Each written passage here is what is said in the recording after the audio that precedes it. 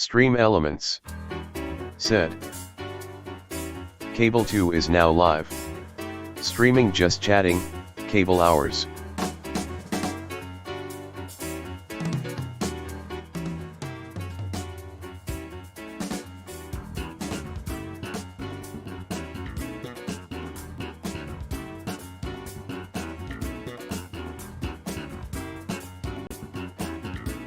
QTXE. Said. It's Cable 2.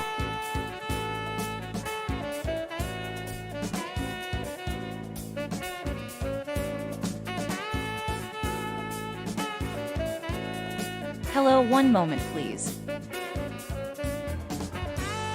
Hello, one moment please. Hello, one moment please.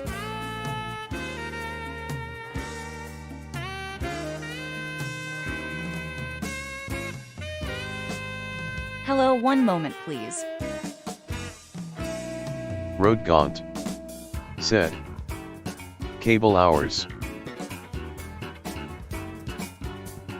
QTXE. Said. Hello, one moment please. Little Cubesentia. I have to sneeze. Said. I can't believe it's Cable Hours. Little I Cubesentia. have to sneeze. Said. How many moments? Achoo. Achoo.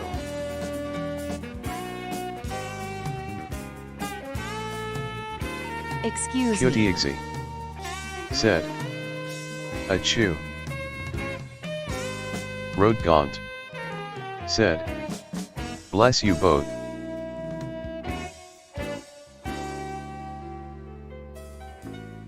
Just like a little baby. One moment please, I am setting everything up.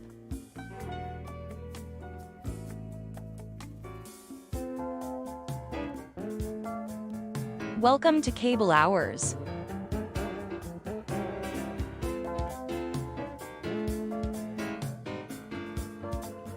QTXE. Said. How many hours? We're going to be doing some administrative work tonight.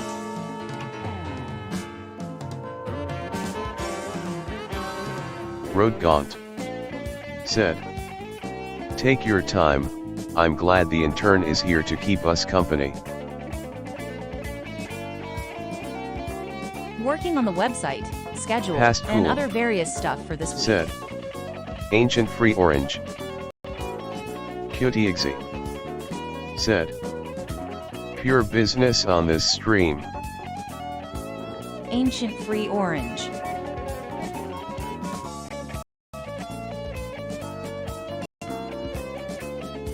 Past cool. Said. Ancient Free Orange. Put the BEP.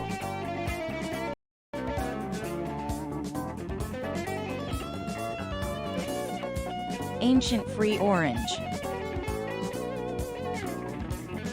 Ancient Free Orange. Ancient Free. Past cool. Said. Future expensive Apple. Steenorb. Said. I'm Cable It's 2 and Cable so 2. can you. QTXE. Said.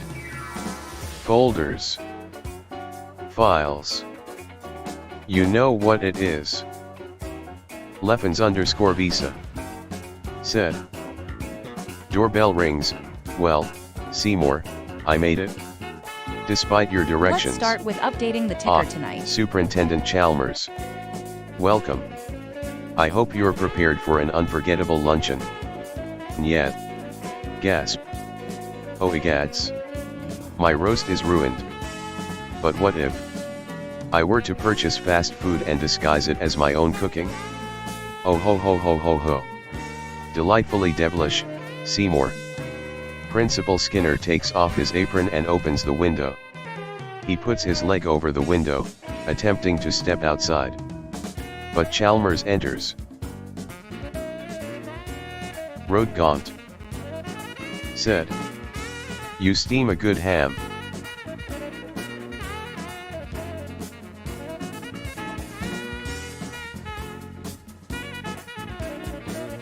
Past cool. Said. Infinite Seinfeld returns March 8th.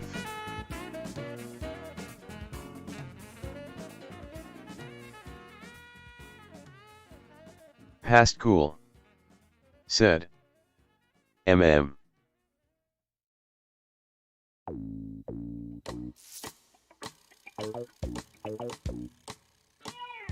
Leffens_Visa. Said. MM. Past cool. Said. JK.R equals .dffskajsk.fsjdk.dj. Past cool. What should we Said. make this ticker say for this Don't week? visit any of those websites.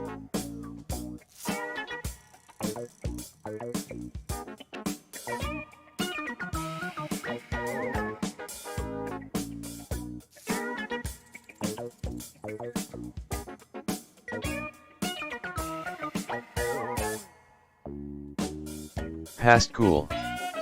Said. This week on Antiques Roadshow, an orange so ancient you won't believe how much it costs. Steenorb. Said. Traveling to the land of Oalisal can only be done after obtaining the broken pendant, which is dropped by a crystal golem in the Duke's archives after speaking with Dusk of Oalisal.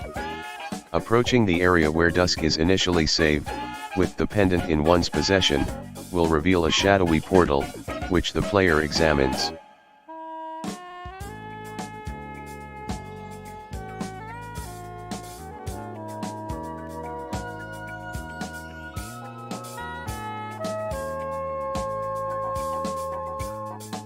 Leffens_Visa. Said.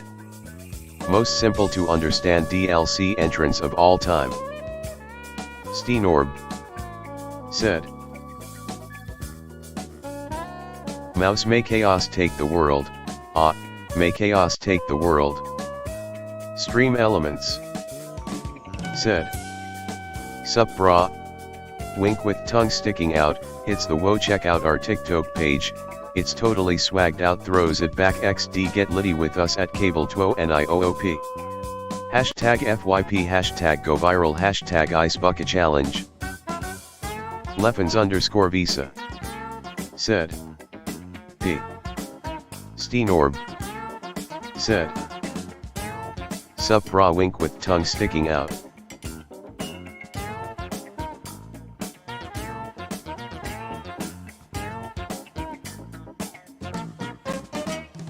Past cool. Said. They're saying, coffin flops not a show. It's just hours and hours of footage of real people falling out of coffins at funerals. There's no explanation. Just body after body busting out of shitwood and hitting pavement. They're saying it's impossible that many dead bodies are falling out of coffins every day. And it's impossible that 1 out of every 5 of them are nude. I don't know what to tell ya, bud. We're just shooting funerals and showing the ones where the bodies fly out. Rodgaunt. Said. Love to see the insider ticker good baseball for this of the week? second cable. Is the ticker Leffens_Visa. good for this week? Said. Person mountain biking female sign nail polish. Past cool. Is the ticker good for this week? I didn't do fucking shit. I didn't rig shit. I've been waiting a long time for a hit on Corncob TV. I didn't fucking do this. They're saying we don't have permissions of the family. I said we don't need permissions of the family. We're allowed to show M nude cause they ain't got no soul. Leffens_Visa. Said. Thumbs up. Rodgaunt. Said. Thumbs up. Past cool. Said. Yeah. Past cool. Said. The guys at Spectrum think I'm just some dumb hick. They said that to me, at a dinner. Call Spectrum Past and cool say, said. I'm not worried about it. I'm not worried about any of this. There's worse shit on the local news. This world's fucking so fucked up. And people are mad at me because I showed a bunch of naked dead bodies with their spread blue butts flying out of boxes? Really? I'm done. Do what you want. Pull the plug. I'll kill you. Leffens_Visa said. Leffens_Visa said. I'm Arby. I'm Arby. I'm Arby. Leffens_Visa I'm Arby. said.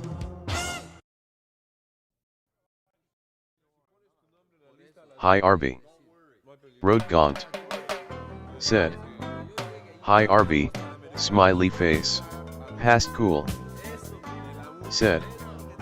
Leffens_Visa said. Leffens_Visa said. Steenorb said. Hi Arby. Past cool. Said. Hi Arnby. Cutiexy. Said. Hello Arby slight smile. Stream Elements said. Happy to announce Cable 2 highlights, the best C2 streams edited to be smaller and more bingeable. Released every Tuesday. Subscribe here, https://cable2.net/highlights. Bonos said. What is up Cable 2ers? Leffens_Visa said. Why did he say slight smile so slowly LMFAO? Road Gaunt said. Oh yeah, new highlights video after the new show on Tuesday. Steenorb said. Slight smile. Past cool said. Big smile.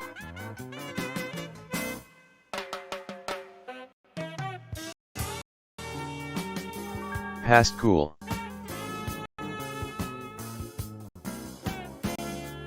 said. Little smile. Leffens_Visa said. Hello RB slight smile. Steenorb said. Read the Dune chapter you mother.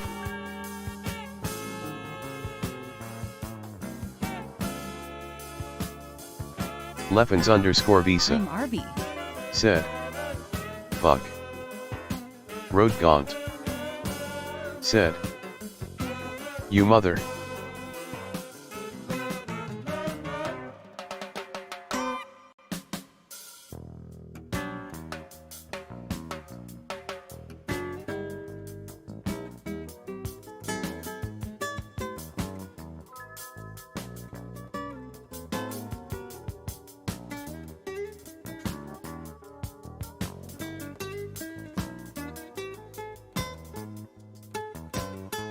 Leffens_Visa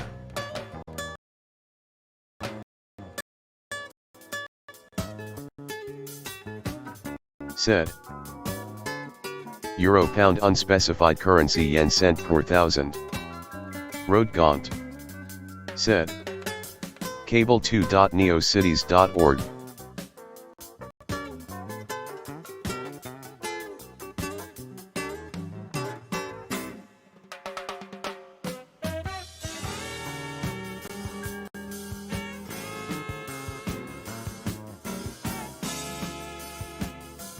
Road Gaunt said.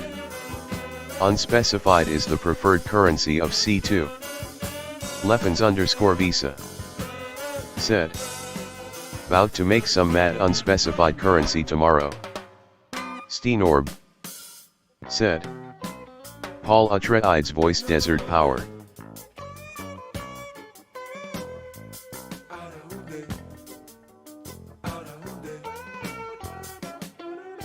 Road Gaunt said. Atreides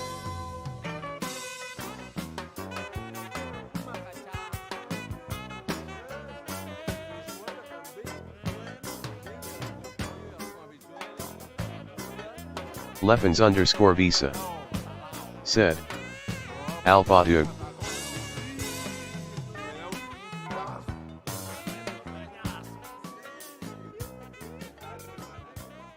Wrote Gaunt. Said. Atreides. Steenorb. Said. Remnants of a mysterious animal have come to light in a remote jungle, and a group of scientists intends to determine if the find is an anomaly or evidence of an undiscovered beast. To accomplish their goal, the scientists, Antonio Moreno, Richard Carlson, Richard Denning, Whit Bissell, must brave the most perilous pieces of land South America has to offer. But the terrain is nothing compared to the danger posed by an otherworldly being that endangers their work and their lives. Stream Elements. Said. C2 has a Discord. Join the hang, https://discord.gg/tgdpxnk.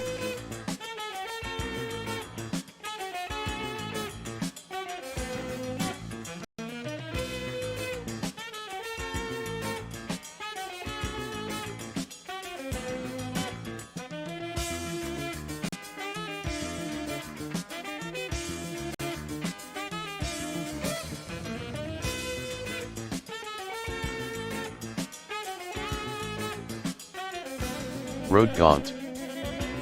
Said. Iraqis, Dune, Desert Planet.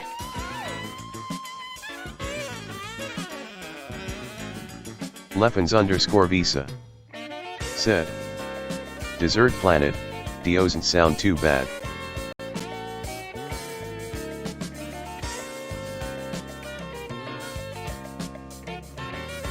Steenorb. Said. Seinfeld, Jerry Seinfeld's most iconic quotes. Rank 1 Hello, Newman. 2 I don't wanna be a pirate. 3 And you want to be my latex salesman. 4 I don't trust the guy. 5 Today's almost over. 6 People don't turn down money. Wrote Gaunt. Said. Hell yeah.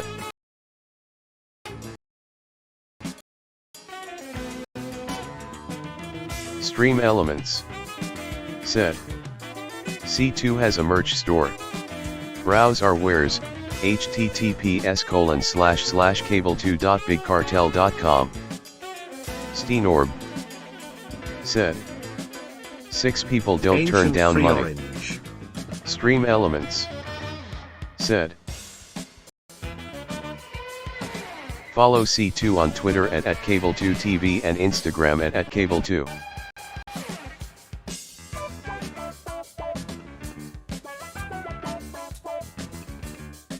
Wrote Gaunt. Said. Steenorb. Hello, what should I put in these Said. spots? What's crap penning? Hello, what should I put in these spots?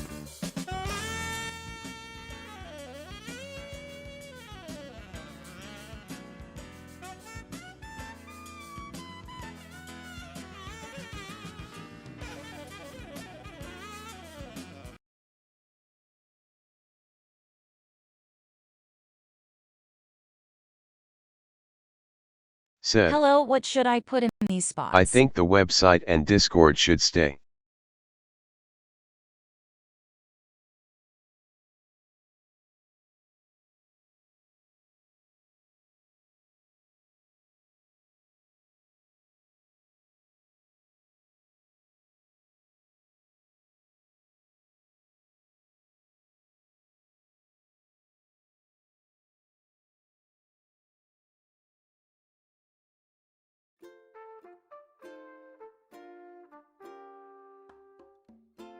Steenorb.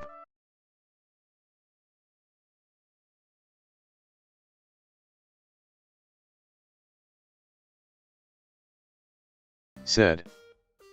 Everyday power inspirational quotes 25 Seinfeld quotes to make you giggle and say ha 25 Seinfeld I am quotes to trying make out you different giggle and music. say ha. Leffens_Visa. Said. Ha.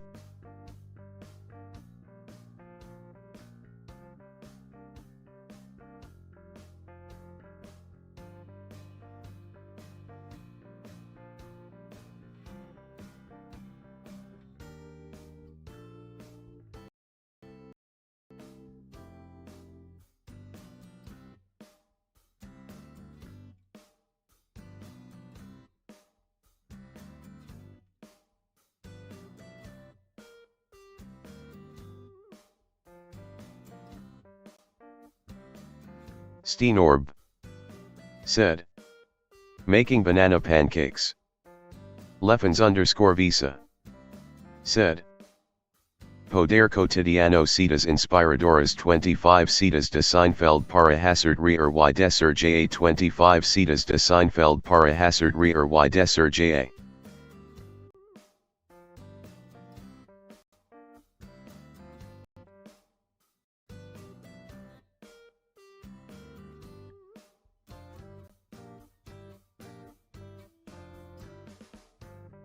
Leffens_visa. Said. This really cool though.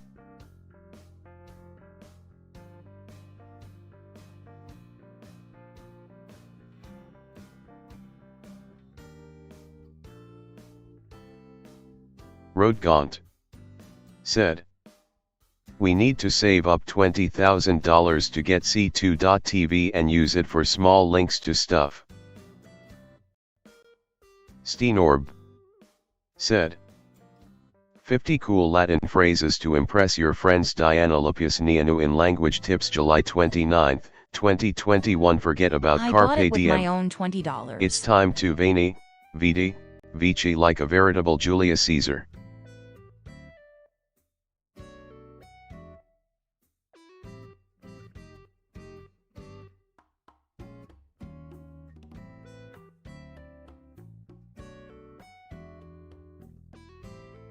Stream Elements. Said. SBRIII just rated the channel with 3 viewers. PogChamp. Steenorb. Said. Hello Raiders. Hello, welcome everyone. Steenorb. Said. PogChamp. SBRIII. Said. Hi. It's time to take a look at the Rodgaunt. schedule for this week. Said. Spryly, love. Obsidian GX. Said. Oh. It's text to speech. Steenorb. Said. No, you said PogChamp. Leffens_visa. Said.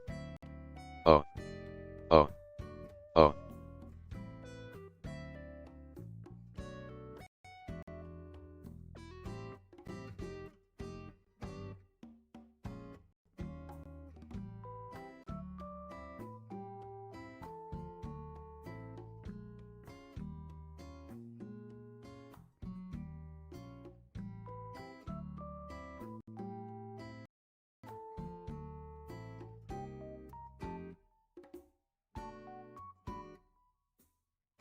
SBRIII. Said.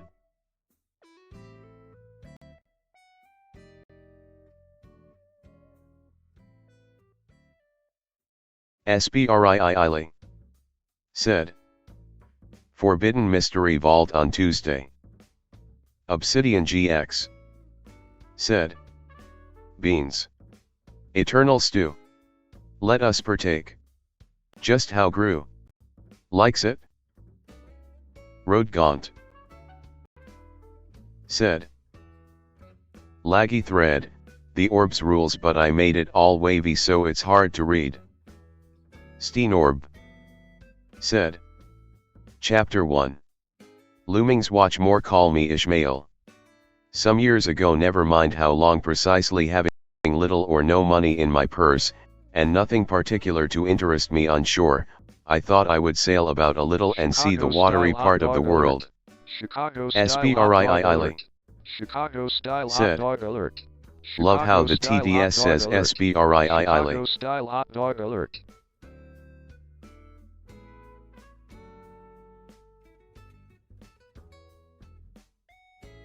SBRIII.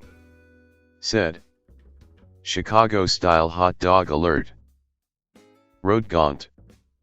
Said. Moby Dick 24-hour stream with the intern. Chicago Cable style 2. hot dog alert. Said. Chicago style hot dog There alert. is a command Chicago somewhere. style hot dog alert.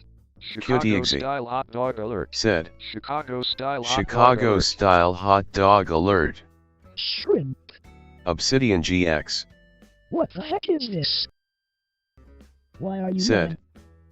Chicago style hot dog I alert. bought it with my own $20. Leffens_Visa. Said. Okay, but be honest, is Chicago style any good? Cable 2. Said. I used to play Moby Dick audiobook on stream. Steenorb. Said. It is a way I have of driving off the spleen and regulating the circulation. Whenever I find myself growing grim about the mouth, whenever it is a damp, drizzly November in my soul, whenever I find myself involuntarily pausing before coffin warehouses, and bringing up the rear of every funeral I meet. QTXE. Said. Shrimp. What the heck is this? Steenorb. Said. And especially whenever my hypos get such an upper hand of me, that it requires a strong moral principle to prevent me from deliberately stepping into the street, and methodically knocking people's hats off, then, I account it high time Taz get to see as soon as I can. SBRIII. Said. I bought it with my own $20. Stream Elements. Said. Happy to announce Cable 2 highlights, the best C2 streams edited to be smaller and more bingeable. Released every Tuesday. Subscribe here, https://cable2.net/highlights. QTXE. Said. Does anyone know what I bought it with my own $20 is from? I swear it sounds familiar. Rodgaunt. Said. Involuntarily pogging. Steenorb. Said. This is my substitute for pistol and ball. With a philosophical flourish Cato throws himself upon his sword, I quietly take to the ship. There is nothing surprising in this. If they but knew it, almost all men in their degree, sometime or other, cherish very nearly the same feelings towards the ocean with me. Steenorb. Said. Oh, I'm pogfacing. Obsidian GX. Said. https://ilove.spellingou2rls.com/vocally.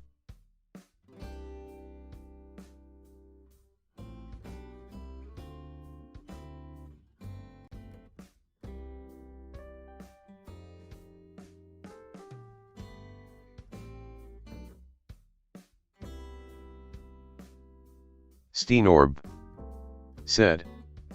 Haha, good one, Obsidian.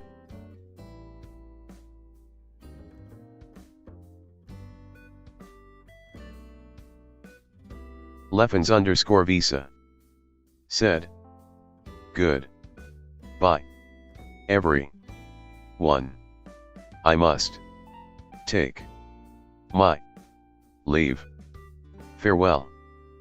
Obsidian GX. Said.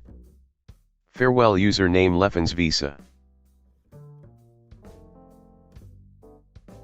Bye bye, have a good night and good start to your week. Reef's commerce surrounds it with her serve. Right and left, the streets take you waterward. Its extreme downtown is the Battery, where that noble mole is washed by waves, and cooled by breezes, which a few hours previous were out of sight of land. Look at the crowds of water gazers there.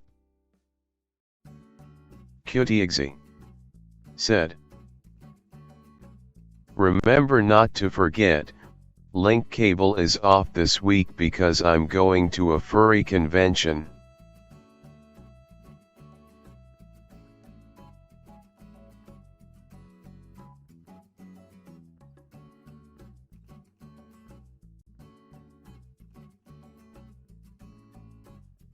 Extremely epic. Steenorb. Said. Circumambulate the city of a dreamy Sabbath afternoon. Go from Corlairs Hook to Contai Slip, and from thence, by Whitehall, Northward. What do you see? Posted like silent sentinels all around the town, stand thousands upon thousands of mortal men fixed in ocean reveries. Wrote Gaunt. Said. I forge your skull. Should we attempt to fix this?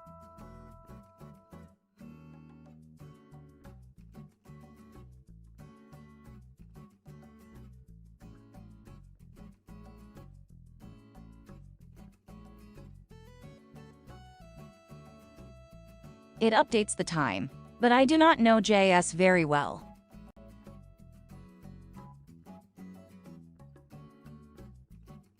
Steenorb. Said. Do not fix me, there is nothing wrong with me.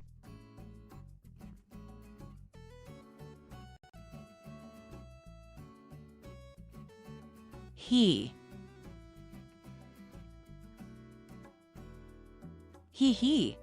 Kyotiexi. Said. There is nothing wrong with me, slight smile.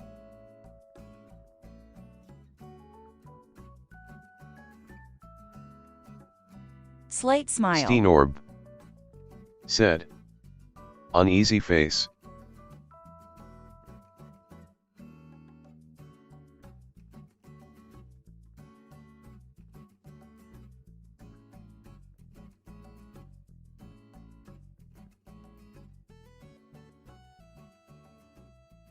We must get it into cable time. Said. :/.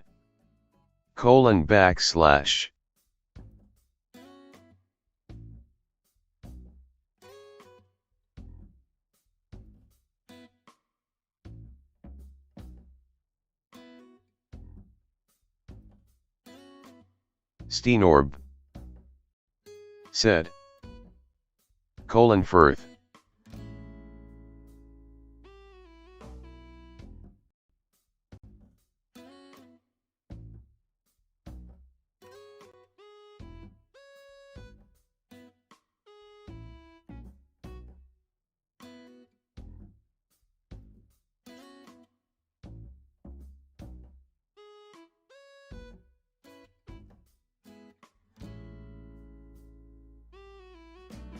Wrote Gaunt.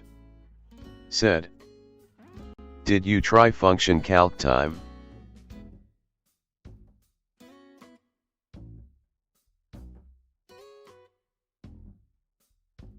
Steenorb. Said. Bending ditch cumberpad.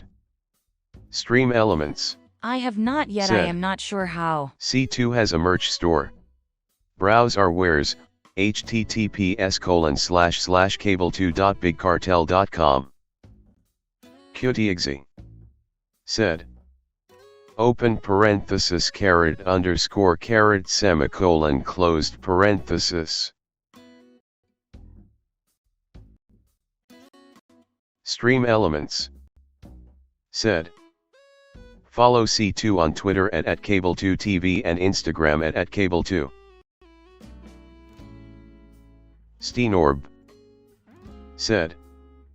There is nothing wrong with me, slight smile.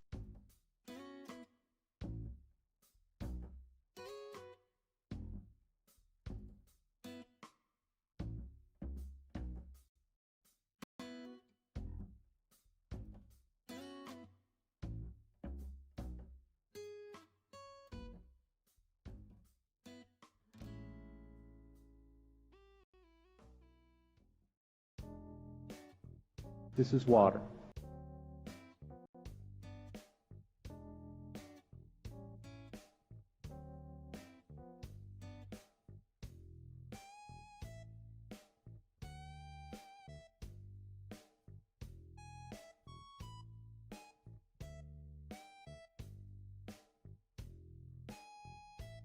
In a surprising turn of events, renowned philosopher Soren Kierkegaard was spotted yesterday attending a performance of Turtle Talk with Crush at Disneyland's California Adventure Park. Eyewitnesses report that Kierkegaard, who passed away over 150 years ago, appeared to be thoroughly engaged with the interactive show. which features a talking sea turtle named Crush, who interacts with the audience in real time. According to park officials, Kierkegaard was granted special permission to attend the show as part of a spiritual pilgrimage to the United States. "We were honored to have Mr. Kierkegaard visit our park," said a spokesperson for Disneyland. "We believe that our attractions have something to offer people of all ages and backgrounds, and it was a pleasure to see him enjoying the show." Kierkegaard, who is widely regarded as one of the most influential philosophers of the 19th century, and was known for his writings on existentialism and Christianity. While he is not typically associated with children's entertainment, his attendance at Turtle Talk with Crush has sparked speculation about the philosophical implications of the show. Some have suggested that the interactive nature of the show, which allows audience members to ask Crush questions and receive answers in real time, reflects Kierkegaard's emphasis on personal experience and individual responsibility. Others have pointed out that Crush's laid-back attitude and irreverent humor could be seen as a commentary on Kierkegaard's critique of the superficiality and conformity of modern society. Regardless of the philosophical implications, Kierkegaard's visit to Turtle Talk with Crush has generated significant buzz both within the philosophical community and among Disney enthusiasts. Social media was abuzz with photos and commentary about the unexpected appearance of the 19th century thinker, with many expressing surprise and delight at the sight of Kierkegaard engaging with the animated turtle. For his part, Crush seemed unfazed by the attention, responding to Kierkegaard's questions with his trademark good humor and easygoing attitude. "It's always great to have a new shell in the audience," he quipped, before launching into a discussion of the philosophical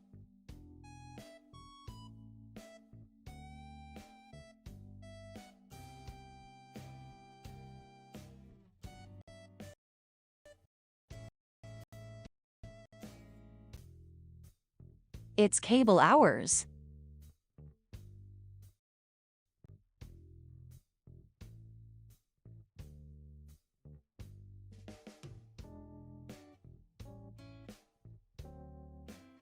Okay, so simply how would I do the calc time? Kyotiexi said. I am Shrimp. unsure, hee.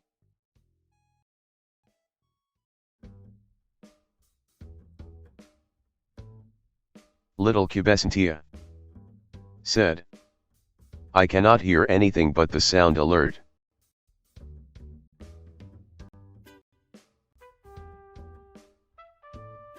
Steenorb said. Shrimp fried rice. Kyotiexi said.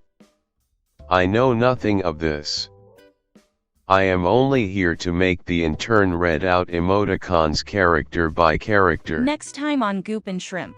Steenorb said. You're telling me a shrimp fried this rice?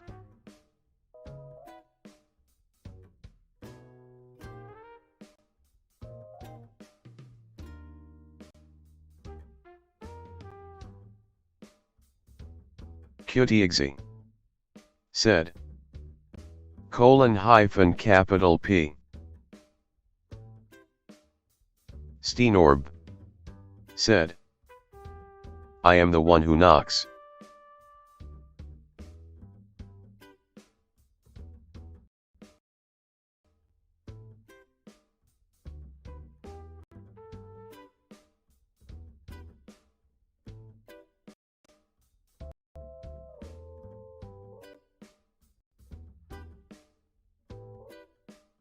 Kyotiexi said.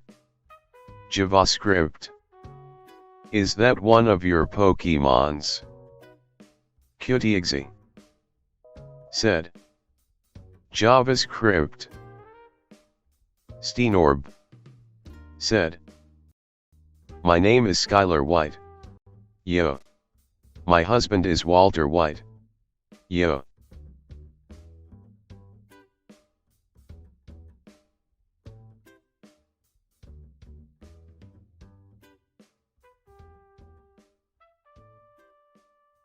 Kyotiexi said. Grra.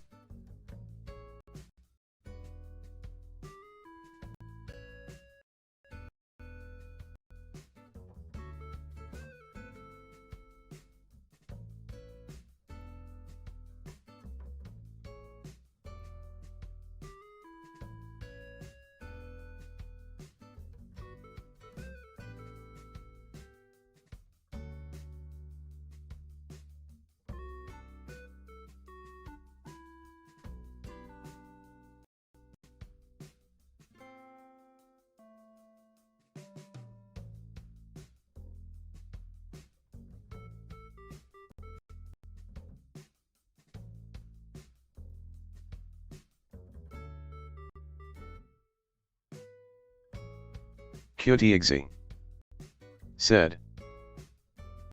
I wonder if the intern raps on the side, they sound a lot like Desktop David. Steenorb said.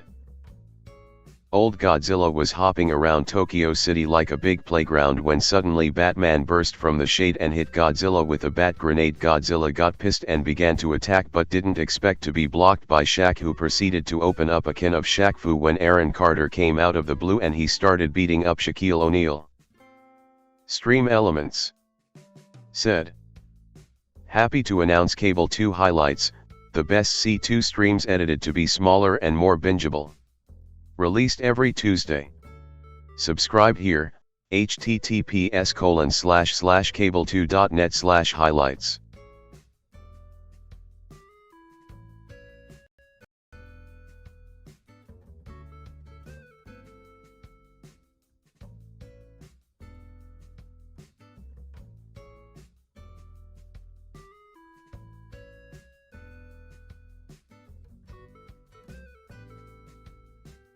Steenorb said.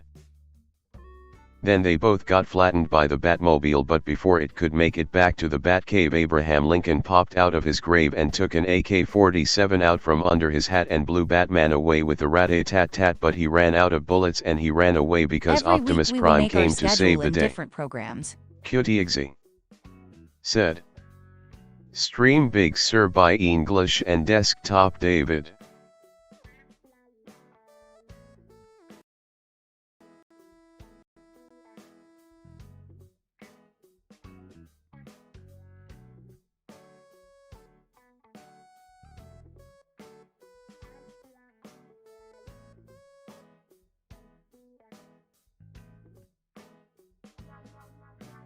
Steenorb said.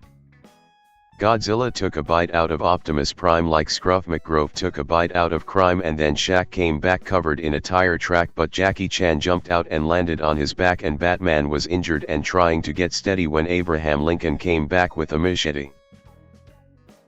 Steenorb said. But suddenly something caught his leg and he tripped. Indiana Jones took him out with his whip. Then he saw Godzilla sneaking up from behind and he reached for his gun, which he just couldn't find cause Batman stole it, and he shot and he missed and Jackie Chan deflected it with his fist. Then he jumped in the air and he did a somersault while Abraham Lincoln tried to pole vault onto Optimus Prime, but they collided in the air. Then they both got hit by a Care Bear stare. Cutie said.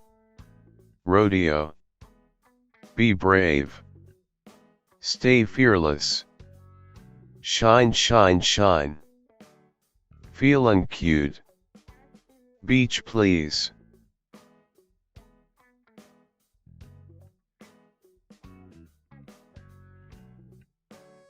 Steenorb. Every week we will make our schedule in different programs. Rap. Battle Sophistoria.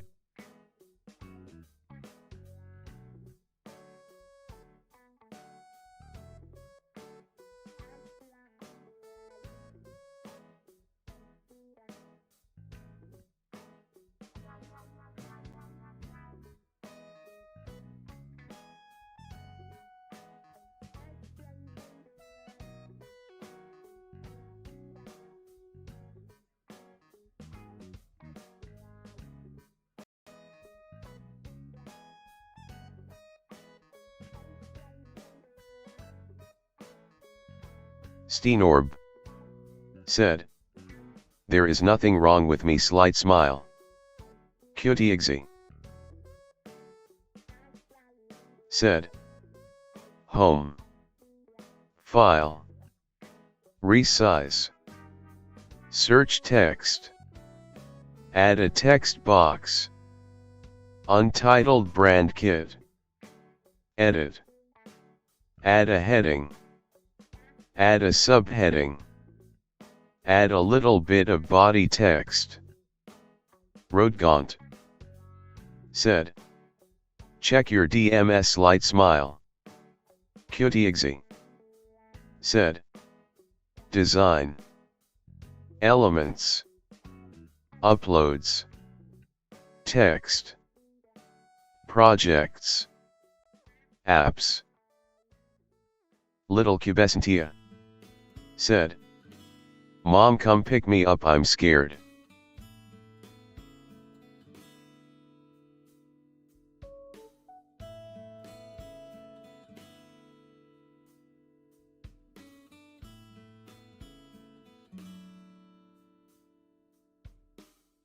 John has Cutie saved the day. said, "One-ups to you, good sir." John has saved the day.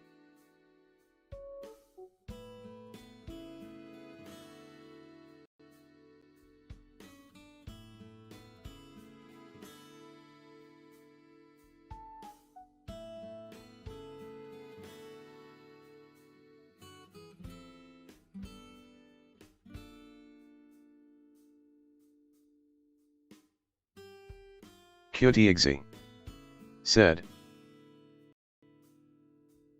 "There has scarce been a day recently that John has not saved in one way or another." Steenorb said, "I don't want to say any of this. Stop making me say things. Please. Please. Please. Please, I'm begging you, make it stop. Please."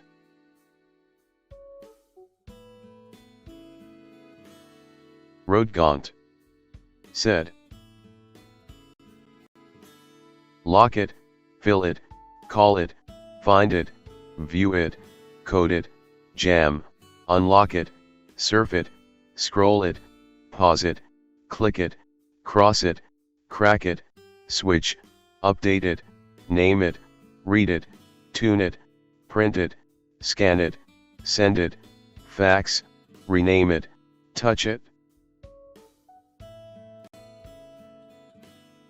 Little Cubesantia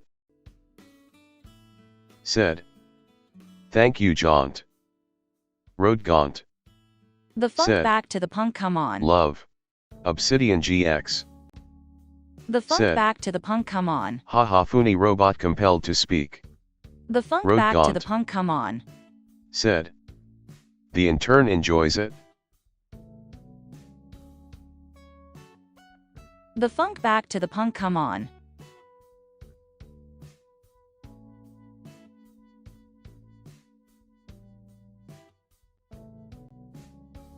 Cutie said, "I also think it's funny to force robots to do things."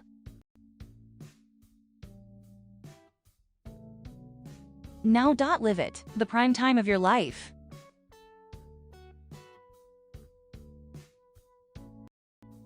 Steenorb Now. Live said, it, the prime time of your life. "Around the world, around the world, around the world, around the world, around the world, around the world, around the world, around the world, around the world, around the world, around the world, around the world, around the world, around the world, around the world, around the world." Scream Elements Around the world, around the world, around the said, world, around the world, C2 around the has a world, merch around the store. world, around the Browse world, our around wares, the world, around the world, https://cable2.bigcartel.com. around the world, around the world, around the world. Rodgaunt said, "What is this, Fantasy Flight?" Slight smile.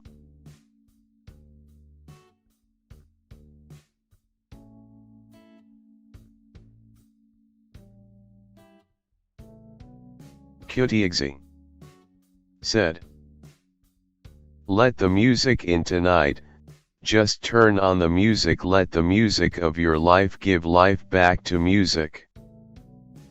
Cutie Touch. I remember said, Touch Pictures came with Touch "That's A Painter not in the my song mind. I was Tell me trying what to you see, remember." A tourist in a dream, a visitor. Stream it seems Elements a half-forgotten song. said, Where do I belong? Tell me "Follow what you see. I C2 on need Twitter something more at kiss. Cable2TV Suddenly and alive, Instagram happiness at arrive, hunger Cable2. like a storm. How do I begin? A room within a room, a door behind a door. Cutie Touch. Where do you lead? said, I need something more. Tell me what "One you see. more I time. need something more." Feeling so free, we're gonna celebrate, celebrate and dance so free. One more time. Music's got me feelin' so free, We're gonna celebrate, celebrate and dance so free.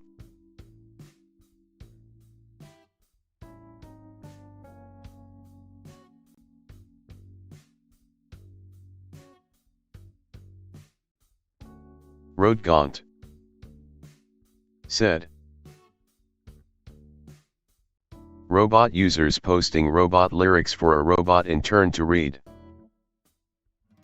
Cutie Hey, Bob, said, I'm looking at what Jack was talking about. We've got a few and, Daft Punk enjoyers it's in definitely chat. not a particle that's nearby, it is a Cutie bright Exy object. And it's said, obviously rotating Don't because look it's at my flashing its way Spotify out in the playlist distance. titled Certainly Beep Boop. rotating in a very rhythmic fashion. Because the Steenorb flashes come around almost on said, time. As we look back What at is the this Earth, song all it's about? up at about 11 o'clock Can't about. figure any lyrics out. Well, How do maybe the 10 or words to 12 it go? I wish you'd tell me. I don't know, whether that does you any don't good, know, but there's don't know. something out there Oh I no, need don't something know, more. don't know now I'm mumbling, and I'm screaming and I don't know what I'm singing. Crank the volume, ears are bleedin', I still don't know what I'm singing. We're so loud and incoherent, boy, this oughta bug your parents. Yeah, blurg hat.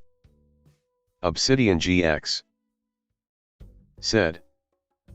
Rock robot rock rock robot rock rock robot rock rock robot rock rock robot rock. Cutie Exy said.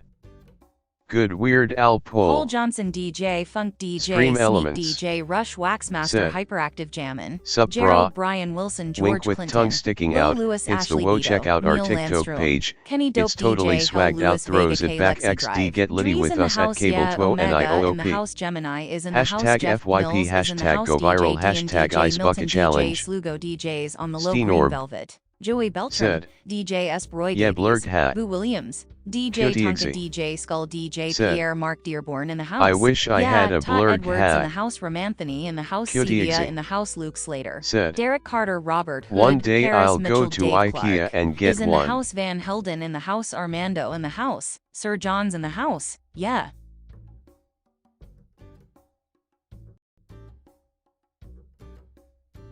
Obsidian GX said. Whoops. Ehehe. Didn't know this was on. Yug yug fuke.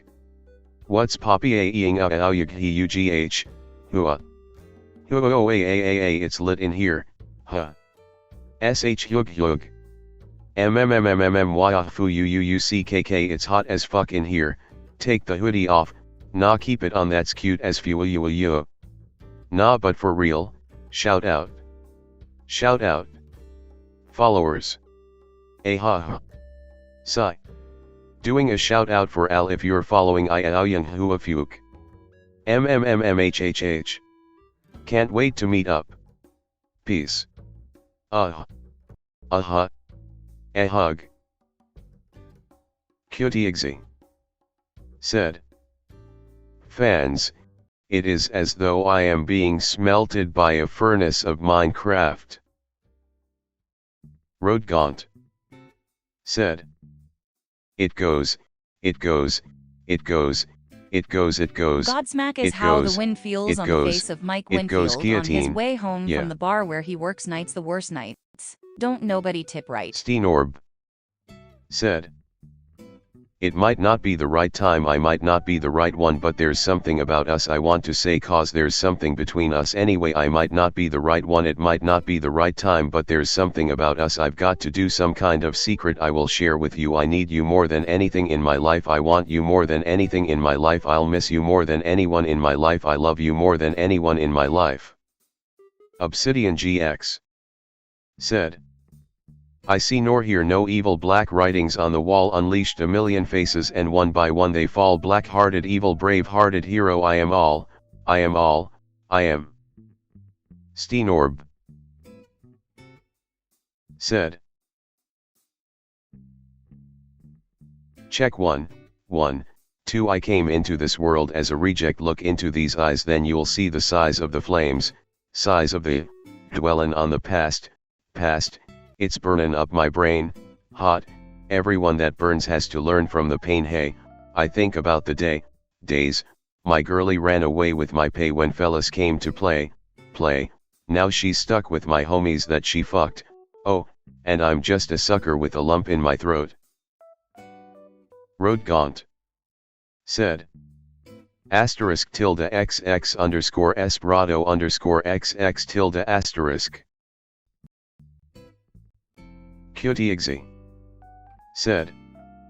Well, Daft Punk is playing at my house, I'll show you the ropes kid, show you the ropes. Well, Daft Punk is playing at Obsidian my house. GX. My house, I'll show you the ropes, kid. Show you the Said. ropes. Come light the fuse, he's a rocket, and he's ready to go cause now the countdown has started and he's ready to blow. He's got the dope sounds pumpin' in his stereo, EO, kicking ass fast, putting on a show. Come on and get yourself together, there's no time to rest, and if you put the time in, he'll put you to the test. He's like a running man, in his world, more is less, and if you wanna test him best, bring your best. You can't stop now, lock and load, don't stop now, come on and rockin'. Stream Elements. Said. Happy to announce Cable 2 highlights, the best C2 streams edited to be smaller and more bingeable. Released every Tuesday. Subscribe here, https://cable2.net/highlights. Steenorb. Said. Asterisk tilde xx underscore esprado underscore xx tilde asterisk.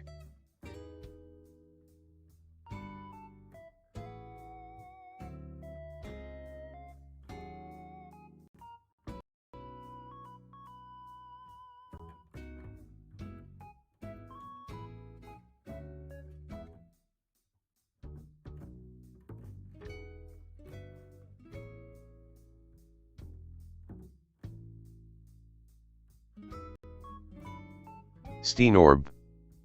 Said. They put me on their shoulders, then I heard a voice and it sounded like my mother's. Get up for school, you're gonna be late mom, can't you see that I'm playing a game? How can you be playing if you're still in bed? Are you getting sick? Did you hit your head? Oh man, it was all a dream. I guess that kind of thing could never happen to me. If it was a dream and it wasn't real, how'd I get a jersey with the name O'Neal? Whoa. Little Cubesantia. Said. Anyone in this thread smoke weed?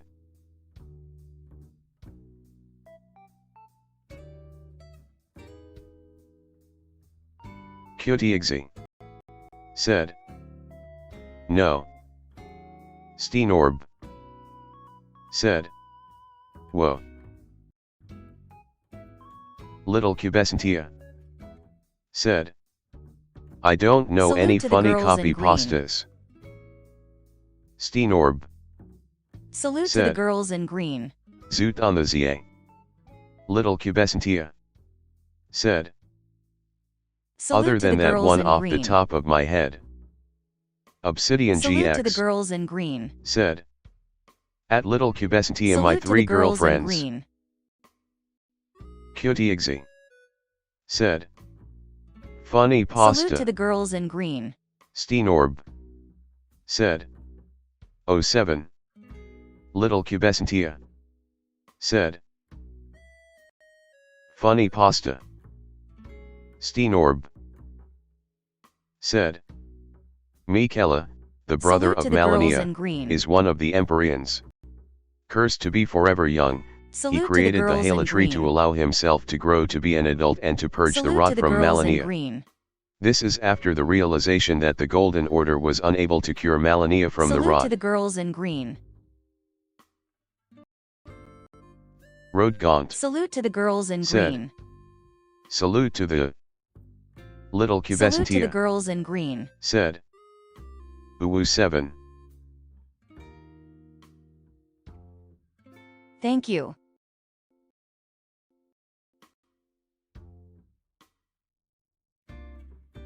Obsidian GX. Said. Salute to my weed smoking girlfriends. Steenorb. Said. Michela's true ability appears to be the ability to compel affection from others.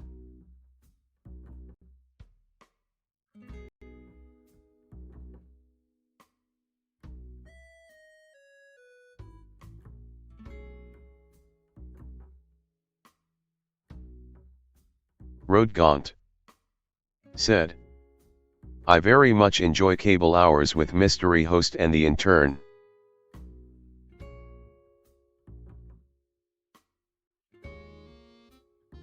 Steenorb said, Armby.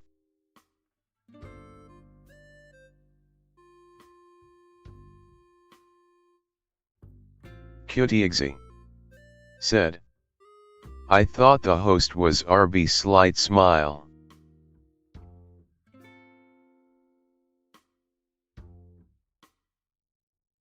Rodgaunt said, we don't know that for sure.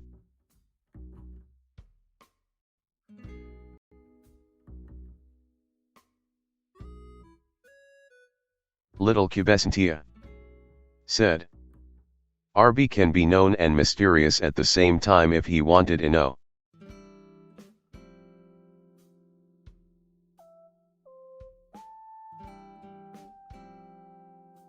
Slight smile.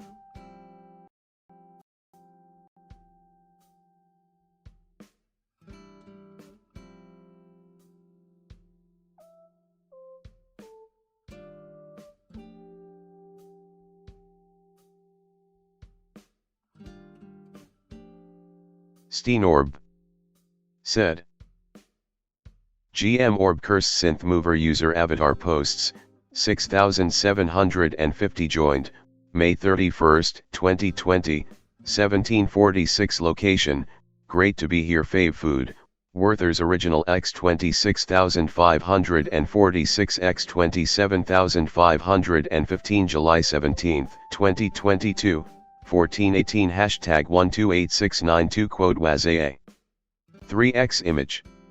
Message from Malbik. This poster is a fool.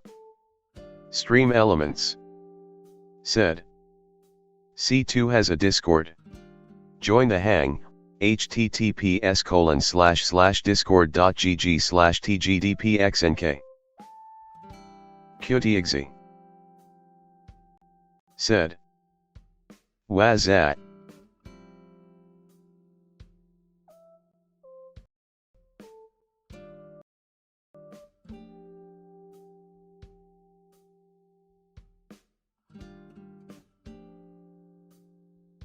Rodgaunt said, Paul Rudd official Rude Gambler just one man posts, 4,337 joined, May 30, 2020, 10:42 p.m. Location, DC Fandom Fave Food, Water Favorite Letter, K.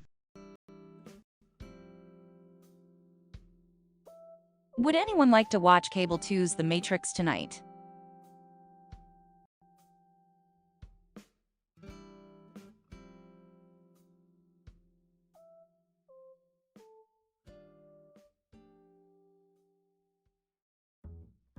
Obsidian GX said, I wanna watch The Matrix.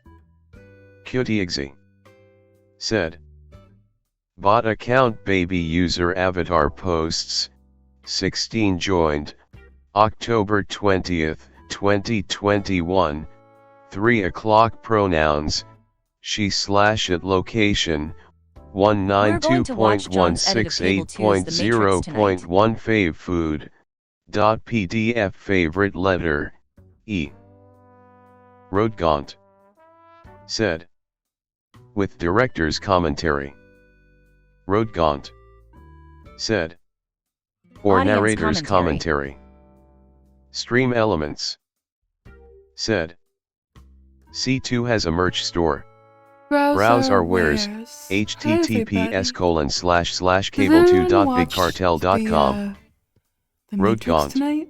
I think it would be really said, fun. I'm John Slight Smile. Kyotiegzi said, whoa.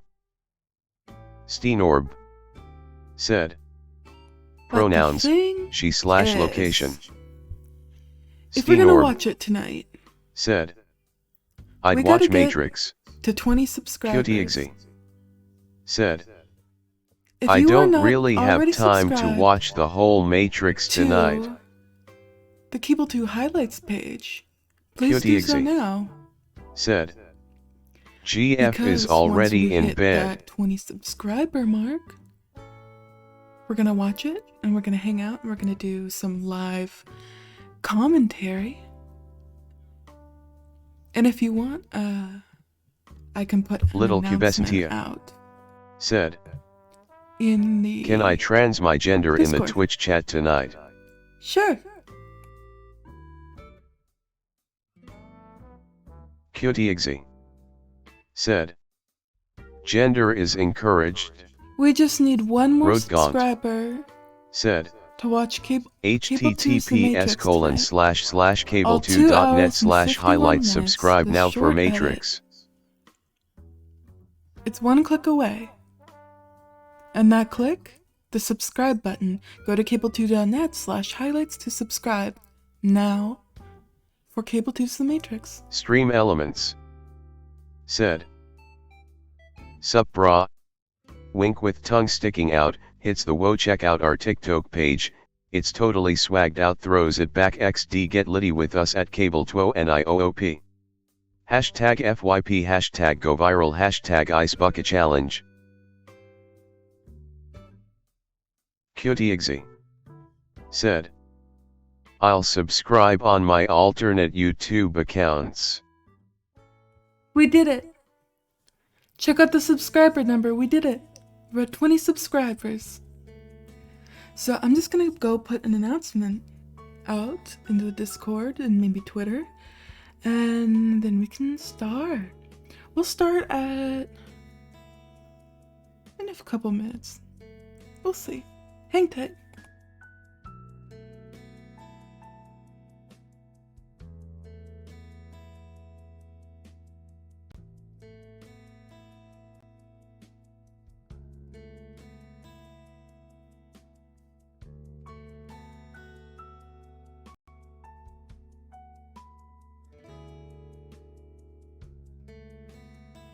Road Gaunt. Said.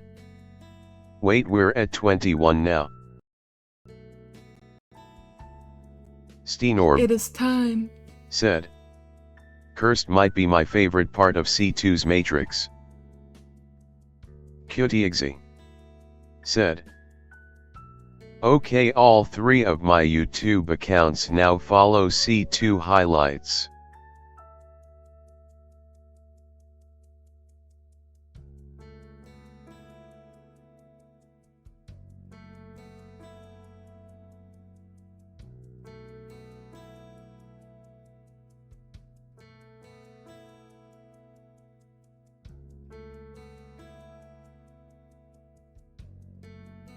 Road Gaunt.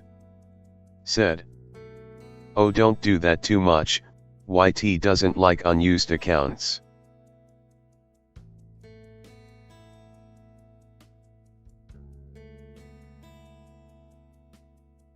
QTXE. Said. I use the accounts.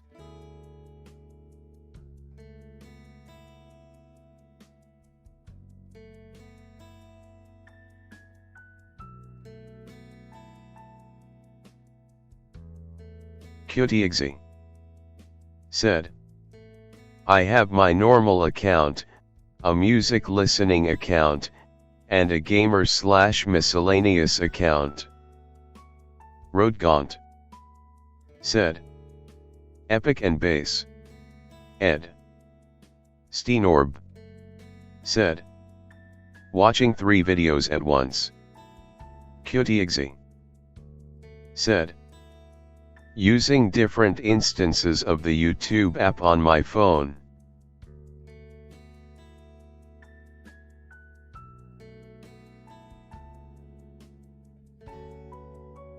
Hi everyone! So, I'm gonna grab a tangerine, I'm gonna wait for anyone to come in. I put the notice out on Discord and Twitter, and yeah. Just gonna turn I'll keep the music on for just another minute. Kyotiexi But yeah. said, how much does the tangerine cost? I bought it with my own $20. Stream Elements said, happy to announce Cable 2 highlights, the best C2 streams edited to be smaller and more bingeable. Released every Tuesday. Subscribe here, https://cable2.net/highlights. Little Cubesentia said, I have clocked over 1,000 hours on my YouTube app on my Nintendo Switch.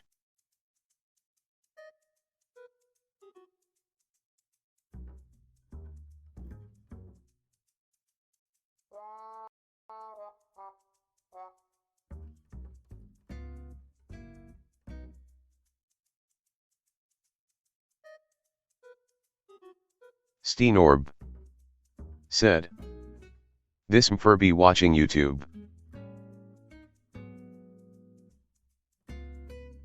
Rodgaunt said, Mfur.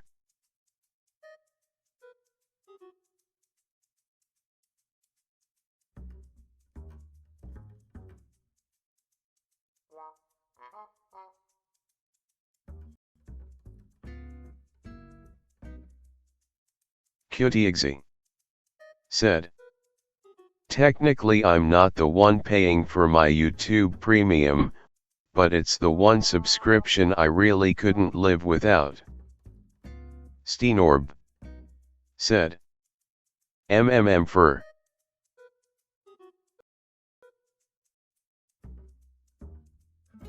Alright, BRB real fast, hold tight. Cable 2's The Matrix is about to begin in a few minutes.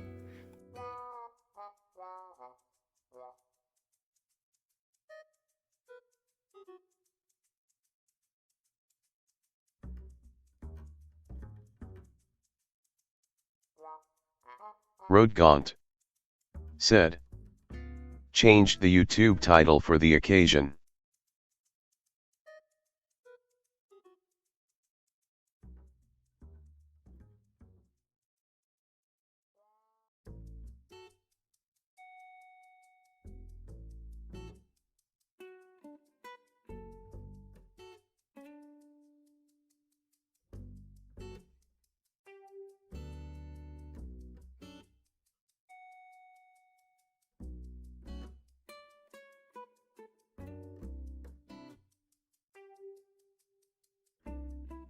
Steenorb said, life is a waterfall, we drink from the river, then we turn around and put up our walls, swimming through the void. We hear the word, we lose ourselves, but we find it all, cause we are the ones that want to play, always want to go, but you never want to stay, and we are the ones that want to choose, always want to play, but you never want to lose.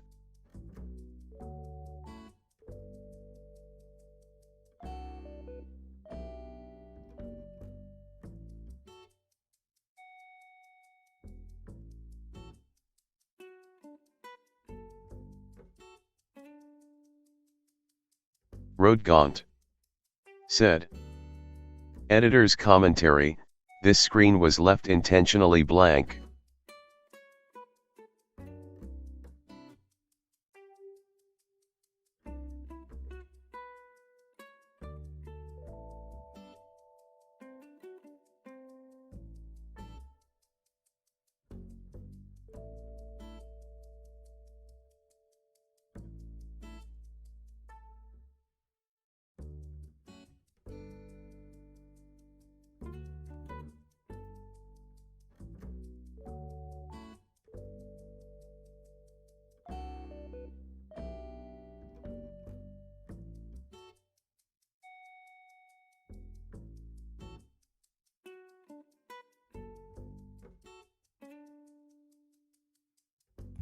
Hello. It's time. Steenorb said, this Mfurby blanking screens intentionally. I'm gonna stop the music now, and then I'm going to start the movie. It's a very exciting occasion, and I hope you all enjoy it. This is Cable 2's The Matrix. Maybe I'll talk a little bit when I feel I have something to say.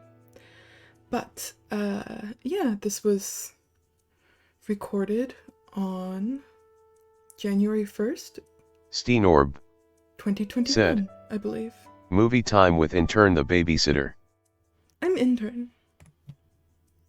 Yeah, and this is the edit by, our friend, John. It's a great edit. I enjoy watching it very much, and you can see it anytime on our Cable 2 Highlights channel. cable2.net/highlights.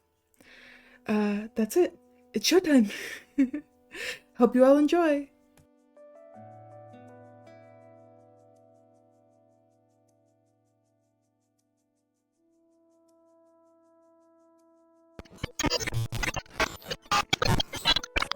Steenorb, said, SHHH. Fade in on computer screen. So close it has no boundaries. A blinding cursor pulses in the electric darkness like a heart, coursing with phosphorus light, burning beneath the derma of black neon glass. A phone begins to ring. We hear it as though we were making the call. The cursor continues to throb, relentlessly patient until... Data now slashes across the screen, information flashing faster than we can read. Call transop, received. 2/1998, 13/24/18. Road gaunt. Recording log. Said, Hey, you got everything in place? please turn On off your screen, cell trace phones program and gag your running. children. We listened to the phone conversation as though we were on a third line. The man's name is Cypher, the woman, Trinity. I said, is everything in place? The entire screen with racing columns of numbers, shimmering like green electric rivers. They rush at a 10-digit phone number in the top corner. You weren't supposed to relieve me. I know, but I felt like taking a shift. The area code is identified. The first 3 numbers suddenly fixed, leaving only 7 flowing columns. You like him, don't you? You like watching him. We begin moving toward the screen, closing in as each number is matched, one by one, snapping into place like the wheels of a slot machine. Yeah, how about you sit and spin there, bro? Don't be ridiculous. You know we're gonna kill him, do you understand? He's gonna die just like the others. Hey, Morpheus believes he's the one, alright? Only 2 thin digits left. Do you? Listen, it don't matter what I believe. You don't. Do you really? Hey, if you got something to say, I suggest you say it to Morpheus. I intend to, believe me. Someone's gotta. The final number pops into place. Did you hear that? Yeah, what? On screen, trace complete. Call origin 312-555-0690. Are you sure this line is clean? Yeah, of course I'm sure. We move closer, the electric hum of the green numbers growing into an ominous roar. I better go. She hangs up as we pass through the numbers, entering the netherworld of the computer screen. Suddenly, a flashlight cuts open to the darkness and we find ourselves in interior, heart of the city hotel, night. The hotel was abandoned after a fire licked its way across the polyester carpeting, destroying several rooms as it spoiled set up the walls and ceiling, leaving patterns of permanent shadow.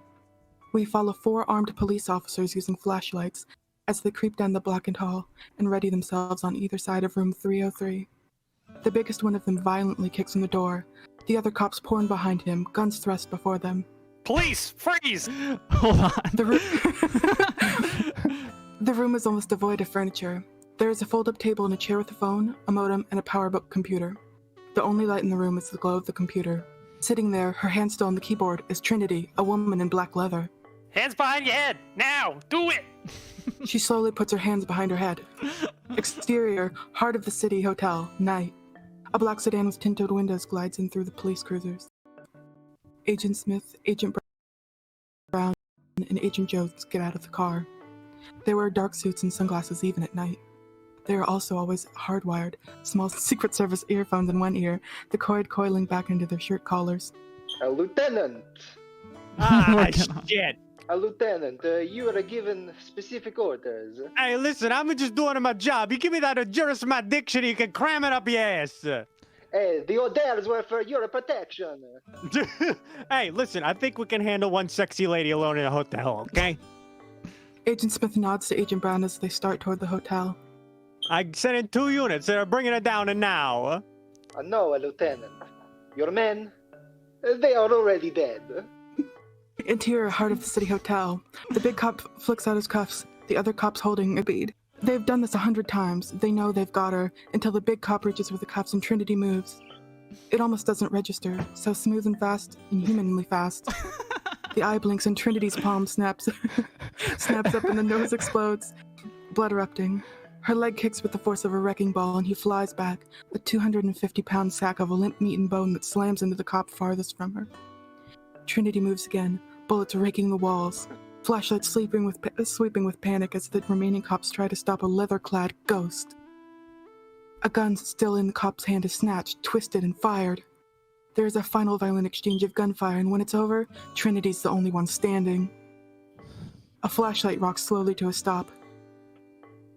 I have no idea where we are. I'm so sorry. It's good, I need a break. That was a lot. Exterior, heart of the city hotel. Agent Brown enters the hotel while Agent Smith heads for the alley. Interior, heart of the city hotel. Trinity is on the phone, pacing. The other end is answered. Operator? Shit, operator. Morpheus or Tank. The line was straight. I don't know how. I know. They cut the hard line. This line is not a viable exit. Are there any agents? Yes. God damn it. You have to focus. There's a phone. Wilson Lake. You can make it. All right. Go. She drops the phone. Interior, hall. She bursts out of the room as Agent Brown enters the hall, leading another unit of police. Trinity races to the opposite end, exiting through a broken window onto the fire escape. Exterior, fire escape. In the alley below, Trinity sees Agent Smith staring at her. She can only go up.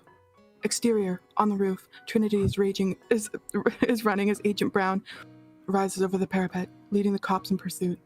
Trinity begins to jump from one roof to the next, her movements so clean, gliding in and out of each jump, contrasted to the wild jumps of the cops. Agent Brown, however, has the same unnatural grace. The roof falls away into a wide back alley. The next building is over 40 feet away, but Trinity's face is perfectly calm, staring at some point beyond the other roof. That's it. We got her now. The cops slow, realizing they're about to see something ugly as Trinity drives at the edge, launching herself into the air. From above, the ground seems to flow beneath her as she hangs in flight, then hits, somersaulting up, still running hard.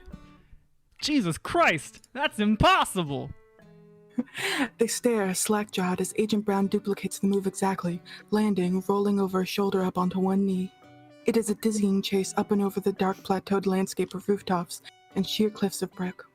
Ahead, she sees her only chance, 50 feet above the point Is where the her Animal path drops away Crossing into a music cactus still and- going? There is exterior, window. A yellow glow in the midst of a dark brick building. Trinity zeroes in on it, Yes, running as it hard as was. she can, and hurtles herself into Is the this empty part night of space, the new her body leveling into a dive. edit? We She added falls, in, arms covering her head the as the whole world soundtrack. seems to spin on its axis. Interior, I'm so back sorry. stairwell. I thought I And closed she crashes it, with an or at explosion least of glass and wood, then falls onto a back stairwell, tumbling, bouncing downstairs, bleeding, I broken, think I added, but still oh, alive. Obsidian GX Broken context. said. No, the music was a great She addition. wheels on the smashed opening above, her gun instantly in her hand, trained, waiting for Agent Brown, but is met by only a slight wind that hisses against the fanged maw of broken grass. Trinity tries to move. Everything hurts. Oh my fucking god, I'm trying to move, but everything hurts. Alright, Trini. Okay, just get up. Okay. She stands and limps down the rest of the stairs. Exterior, street. Trinity emerges from the shadow of an alley, and at the end of the block, in a pool of white streetlight, she sees it, the telephone booth. Obviously hurt, she starts down the concrete walk, focusing in completely, her pace quickening as the phone begins to ring. Across the street, a garbage truck suddenly U-turns, its tires screaming as it accelerates. This is the Trinity worst sees case the- scenario. Trinity sees the headlights of the truck arcing at the telephone booth as if taking aim. Gritting through the pain, she races the truck, slamming into the booth, the headlights blindingly bright, bearing down on the box of plexiglass just as she answers the phone. There is a frozen instant of silence before the hulking mass of dark metal lurches up onto the sidewalk, barreling through the booth, bulldozing it into a brick wall, smashing it into plexiglass pulp. After a moment, a black loafer steps down from the cab of the garbage truck. Agent Smith inspects the wreckage. There is no body. Trinity is gone. His jaw sets as he grinds his molars in frustration. Agent Jones and Brown walk up behind him. She got out. It doesn't matter. The informant is real. Yes. We have the name of their next target. The name. It's a Neo. The handset of the payphone lays on the ground, separating the crash like a severed limb. I will need a search surrounding. It has already begun. We are sucked towards the mouthpiece of the phone, closer and closer, until the smooth gray plastic spreads out like a horizon, and the small holes widen until we fall through one, swallowed by darkness. The darkness crackles with phosphorescent energy, the word searching blazing around us as we emerge from a computer screen. The screen flickers with windowing data as a search engine runs with steady, relentless rhythm. We drift back from the screen and into interior Neo's apartment. Who are you? Get out of here. I must have been sleeping. It is a studio apartment that seems overgrown with technology. Weed-like cables coil everywhere, duct tape into thickets that wind up and around the legs of several desks. Tabletops are filled with cannibalized equipment that lay open like an autopsy corpse. At the center of this technological rat nest is Neo, a man who knows more about living inside a computer than outside one. Kind of He is asleep in front of his PC. Behind him, the computer screen suddenly goes blank. A prompt appears. "Wake up, Neo!" Neo's eyes pry open. He sits up, one eye closed, looking around, unsure of where he is. He notices the screen. He types Control X, but the letter T appears. A little bit of creeps. That's not what I pressed. Wow. Why would that happen? I know computers. Ancient free It's orange. not supposed to happen. He hits another and an H appears. He keeps typing, pushing random functions and keys while the computer types out a message as though it had a mind of its own. Little Cubesentia. He stops and stares at the four Said. words on the screen. That's what I Matrix have. has you. What the hell? He hits the escape button. Another message appears. Follow the white rabbit. He hits it again and the message I'm repeats. trying to think of some He reps his eyes, but when he opens them, there is another message. A knock a knock, a Neo. Someone knocks on his door, and he almost jumps out of his chair. He looks back at the computer, but the screen is now blank. Someone at my Someone door. knocks again. Neo rises, But still I'm unnerved. to get some chewing It's sounds. gonna take me a minute to open my door. The person who was at my door is not here. Okay. I really expected this to happen with like no issues like this. I don't know what I was thinking. I just woke up. I'm really disoriented. it's her fault. You got the money? Yes, $2,000. He takes out an envelope and gives it to Neo through the cracked door. Hold on. He closes the door. On the floor near his bed is a book, Baudrillard's Simulacra and Simulations. The book has been hollowed out and inside are several computer disks. He takes one, sticks some money in the book, and drops it on the floor. Opening the door, he hands the disc to Choi. Hallelujah, you are my savior, man. Little my Cubesentia. own personal Jesus Said. Christ. Apologies in turn, it's hard to hear you speak I know, over the movie. I know, this never happened, and you don't exist. Right. That Neo is nods very at okay. Wrong, man? You look a little whiter than usual. I don't know. My computer, you ever have the feeling that you're not sure if you're awake or you're still dreaming? All the time. It's called marinara, and it's the only way to fly. It sounds to me like you need to unplug, man. A little R&R. What do you think, Dujour? Should we take him with us? Definitely. Oh, guys, I can't. I gotta be at work tomorrow. It's late. Come I don't on, know what time it is. it'll be fun. I promise. He looks up at her and suddenly notices on her black leather motorcycle jacket dozens of pins, bands, symbols, slogans, Porach. military medals, and a Said. small white rabbit. This is The room incredible. tilts. Hey, welcome, Rob Time. It's Rob Actually, Time. in yeah, Melbourne. yeah. I'll go. Interior, apartment. An older apartment, a series of halls connects a chain of small, I'm high eating ceiling grapes rooms lined with heavy and casements. Smoke hangs like a I had a veil, tangerine blurring the few and I'm lights eating there some are. carrots. Dressed predominantly in black, people are everywhere, gathered in cliques around pieces of furniture like jungle cats around a tree. Neo stands against a wall, alone, sipping from a bottle of beer, feeling completely out of place. He was about to leave when he notices a woman staring at him. The woman is Trinity. She walks straight up to him. Look at that broad. Hello, Neo. Hey, you looking One at me? thing I will say about The Matrix. You look like you have something to say to It's me. incredible to me. I know. Listen, is, shut up. I know a lot about you. I've been wanting to meet how you for some Draza time. set up. I get that a lot. Porach. The backgrounds I to bet. everything. My name This is my Trinity. first time watching Cable 2's The Trinity? Matrix, Like and the it's Trinity? wonderful. The Trinity that cracked the IRS D base? All right, Dweeb, that was a long time ago. As I remember, it was Jesus. essentially just a What? really big I just PowerPoint thought that presentation. you were a guy. And she just flipped through Obsidian the entire GX. screen, which is amazing. Said. I'm a little embarrassed. Yeah, this is a You brilliant want to go production. somewhere and talk? No, it's safe here, and I don't have much time. The music is so loud that they must stand very close, talking into each other's ear. I think we got everything together in very little time. We made like a big Google Doc. Was that you on my maybe a shared computer? folder. But I think a lot of it we just posted. But we all shared various How did you backgrounds do and that? images and stuff Right like now, that all to I can contribute tell to you it. and it is was a you lot of are in fun. danger. I brought you I here think to the end warn result you. is simply so epic, though. Warn me? Warn me of what? They're watching you, Neo. Who's watching Please, me? shut up. Listen, just listen. I know why you're here.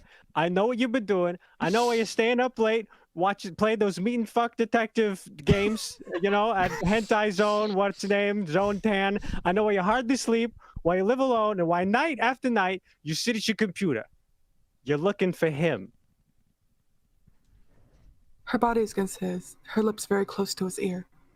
I know because I was once looking for the same thing. It is but a when known he found fact me, that he Cheetah, told me I wasn't really who looking for plays, him. I was Obsidian looking GX. for Is an answer. possibly Said. um It killed me. There's a hypnotic quality to your the funniest voice. person I on feel the earth, words like and a everyone drug knows seeping this. into me.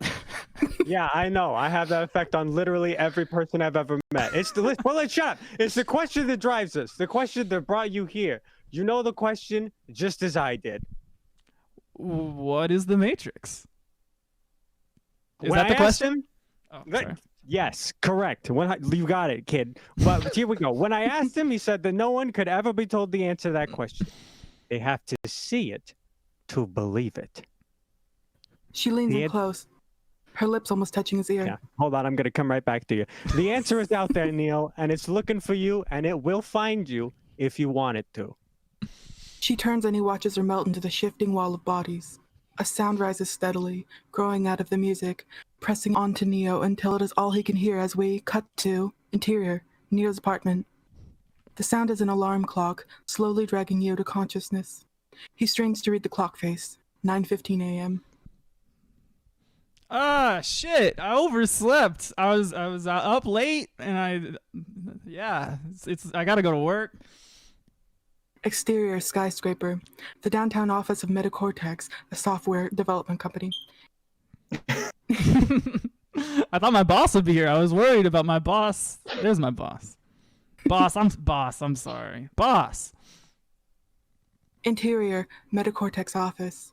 The main offices are along each wall, the windows overlooking downtown. Reinhardt, the ultimate company man, lectures Neo without looking at him, typing at his computer continuously. Neo stares at two window cleaners at a scaffolding outside, dragging the rubber squeegees down the surface of the glass. Ha un problema con l'autorità, signor Anderson. Credi di essere speciale, che in qualche modo le regole non si applicano a te. Ovviamente ti sbagli. His long bony fingers resume clicking the keyboard. Questa azienda è una delle migliori società di software al mondo, perché ogni singolo dipendente capisce di essere parte di un tutto. Pertanto, se un dipendente ha un problema, l'azienda ha un problema. He turns again. È giunto il momento di fare una scelta, signor Anderson.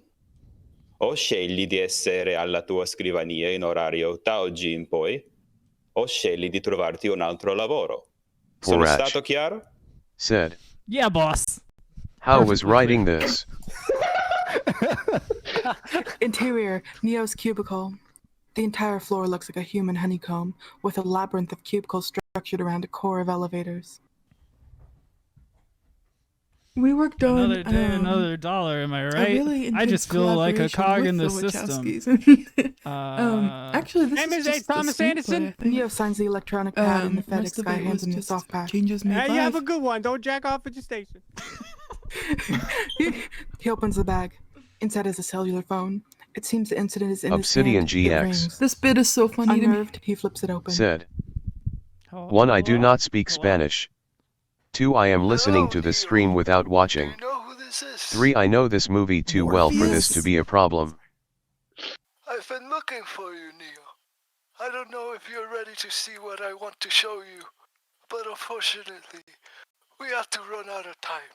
And it's early in the They're coming for Matrix. you, Neo, and I'm not sure what they're going to do. Who's coming for me? Stand up and see for yourself.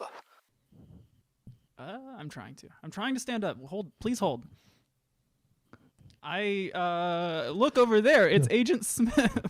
Do it slowly. Oh. The elevator. His head peeks up over the partition. At the elevator, he sees Agent Smith, Agent Brown, and Agent Jones leading a group of cops. A female it's employee Mikael. turns and points out Neo's cubicle. Neo ducks. Holy shit! Yes. One cop stays at the elevator. The others follow the agents. What the hell do they want with me? I'm not sure, but if you don't want to find out, you better get out of here. How? How? I can get you out, but you have to do exactly what I say. The agents are moving quickly towards the cubicle. The cubicle across from you is empty. But what if... Go now. Neo lunges across the hall, diving into the other cubicle just as the agents turn into his row. Neo crams himself into a dark corner, clutching the phone tightly to him. Stay here for a moment. The agents enter Neo's empty cubicle. A cop is sent to search the bathroom.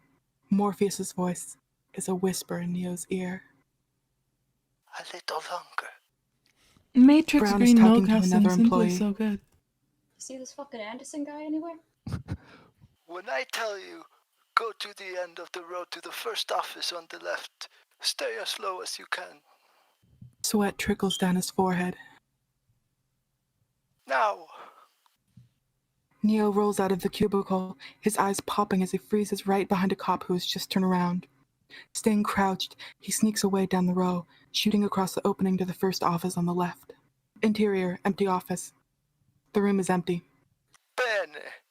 Outside, there is a scaffold. How do you know all this? The answer is a coming, Nia. There's a window in front of you. Open it. He opens the window. The wind howls into the room.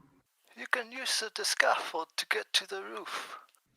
I can't, really. It's too far away. I don't know about this, Morpheus. I can't It's make a it. short I know you're climb. gonna say it's a short climb, but I You can't can make it. I can't make it. It's very short. You can make it. You're a well-fed way. boy.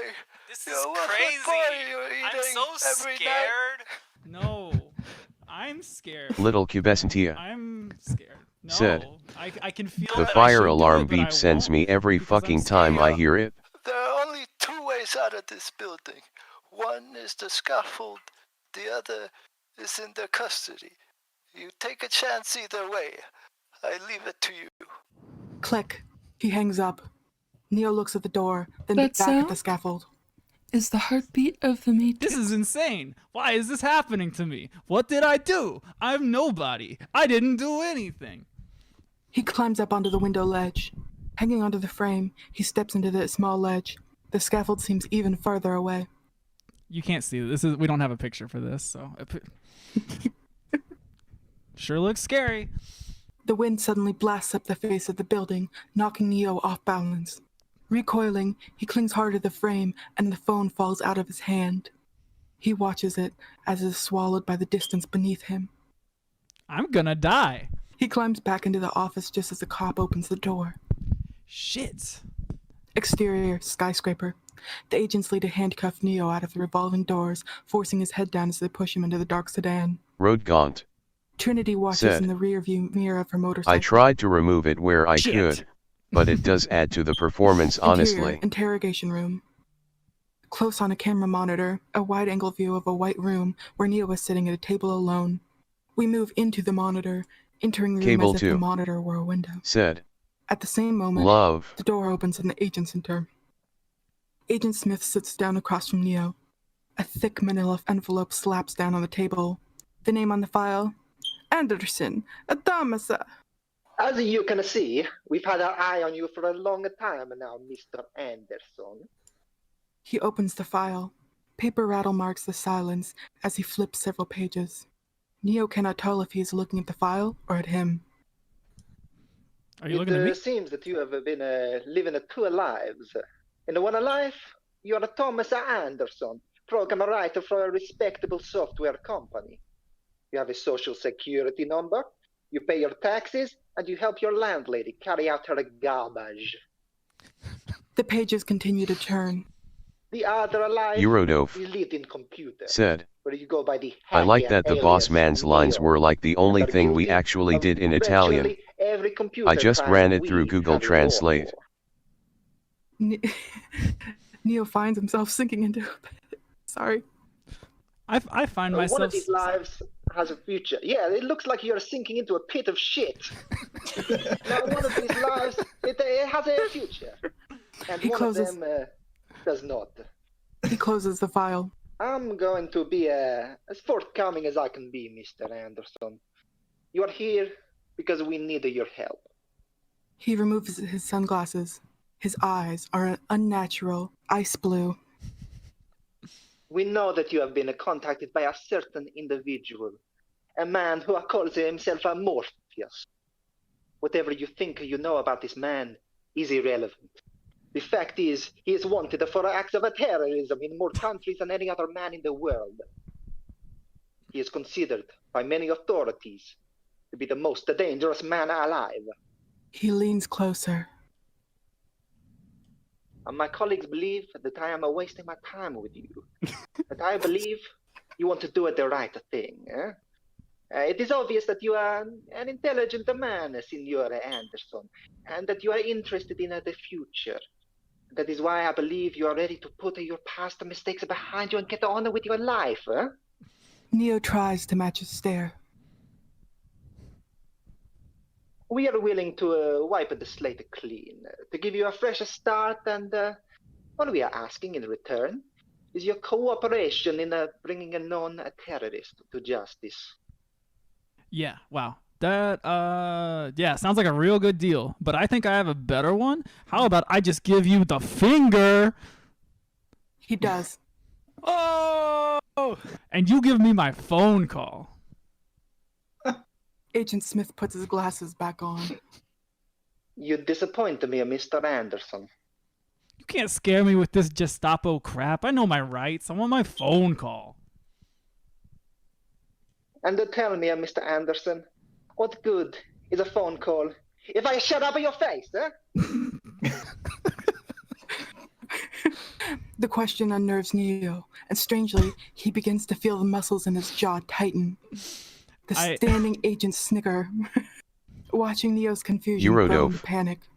Said, Neo feels his lips grow also soft I and have to sticky say Curse as they Synth stole slowly the whole seal show with shut, his take on merging Morpheus. into each other as until Cable all 2. traces of his mouth are gone. Said, Wild Yes. with fear, Sorry, I'm so sorry. wild with fear, he lunges for the door, but the agents restrain him, holding him in the chair. I'm going crazy. Mm-hmm. You're going to help us, Signor Anderson, whether you want to or not. Smith nods, and the other two rip open his shirt. From a case taken out of his suit coat, Smith removes a long, fiber-optic wiretap. Neo struggles helplessly as Smith dangles the wire over his exposed abdomen. Horrified, he watches as the electronic device animates, becoming an organic creature that resembles a hybrid of an insect and a fluke worm. Thin, whisker-like tendrils reach out and probe into Neo's navel. He bucks wildly as Smith drops the creature, which looks for a moment like an uncut umbilical cord. Before it begins to burrow, its tail thrashing as it worms its way inside. Interior, Neo's apartment, night. Screaming, Neo bolts upright in bed. He realizes that he is home. Was it a dream? His mouth is normal. Stomach looks said, fine. My mouth is normal. This part of the Everything is movie okay, freaked breath me when out so much phone as a rings. kid. It almost stops his heart. It continues ringing, building pressure in Little the room, Cubesantia forcing him up out of bed, said, sucking him in with "Why almost is this so gravitational erotic?" force. He answers it, saying nothing. This line is tapped, so I must be brief. The agents. They got to you first, but they've underestimated how important you are. If they knew what I know, you would probably be dead. What are you talking about? What the hell is happening to me? You're the one. Obsidian GX You see, said, you may have spent "The last inherent few sexual years tension looking of the for a fluke worm robot entering I your spent body." most of my life looking Rodgaunt for a you. I said, feel sick. "It's just very Italian." You still want to meet? Yeah. Go to the Adams Street Bridge. Click. He closes his eyes, unsure of what he has done.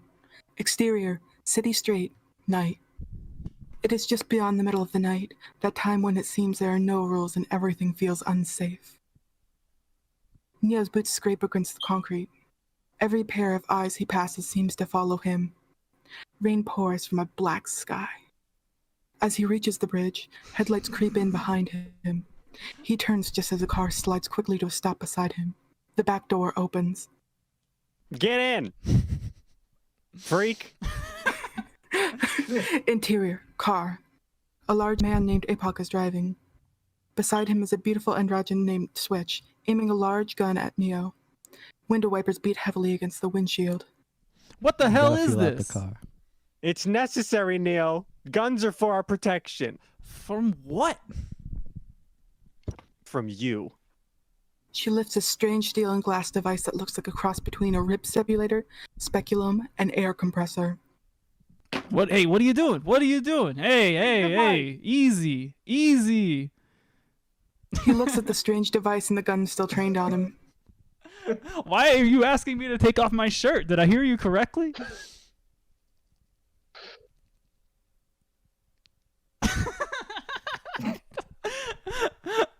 I feel like you're gonna stop the car now. Apoc does. Listen to me, Copper Top. We don't have time for 20 questions. Right now, there's only one rule. Our way or the highway. Okay. Neo opens the door. I'm going. It's the highway for this guy. You gotta trust me. Why? Okay? Look at you. Because you've been down there, Neo. You know the road. You know exactly where it ends. Neo stares out into the streets of rain railing against the dark street beyond the open door. And I know it's not where you want to be. He closes the door. Exterior, dark street. A moment later, the green street lights curve over the car's tinted windshield as it rushes through the wet underworld. Interior, car.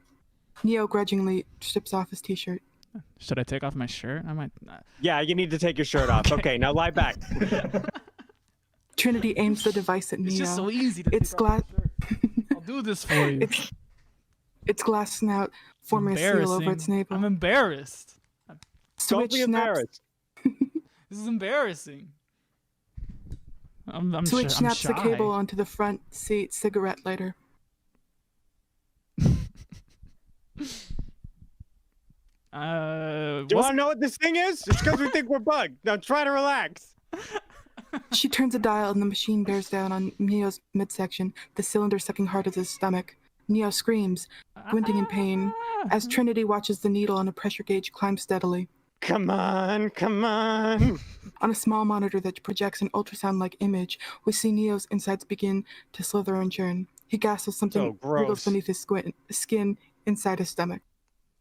This is a really gross bug that's coming out of me. I'm really scared. I didn't know it was there. Why was it there? I'm really scared, and you're gonna. No, I'm not. Clear. The foreboding word hangs in Neo's ear for a moment when Trinity squeezes a trigger. Electric current hammers into Neo, and rigid convulsions take hold of him beneath the flickering car lamp until something finally rockets wetly out of Neo's stomach through the extractor's coils. Jesus Christ, it's real. That thing is real. I thought I had that in a dream, or I thought I saw it in maybe an anime. But He's in shock. Somebody hit him. Trinity lifts a glass cage at the end of the tubing. Inside, the small fluke-like bug flips and squirms, its tendrils flapping against the clear walls. You can't She see it, unrolls but I the can window see and it. dumps it out. Disgusting. Exterior, car.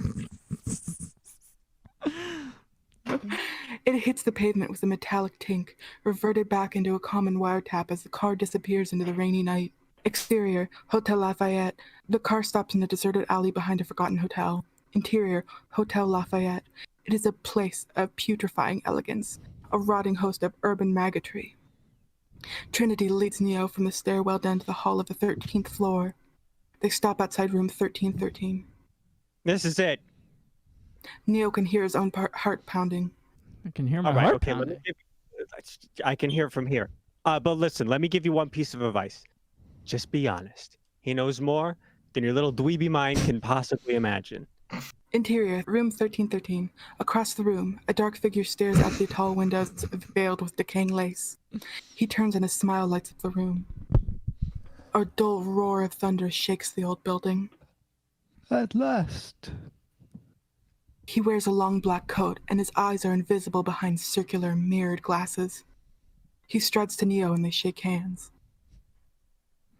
Welcome, Neo. I knew you would be here, shirtless, in front of me. As you no doubt have guessed, I am Morpheus. Morpheus, it's an honor. No, the honor is mine. Please, come, sit. He nods to Trinity and she exits through a door to an adjacent room. They sit across from one another in cracked burgundy leather chairs. I imagine right now you must be feeling a bit like Alice, tumbling down the rabbit hole. I'm so confused, Morpheus, and lonely. I can see it in your eyes.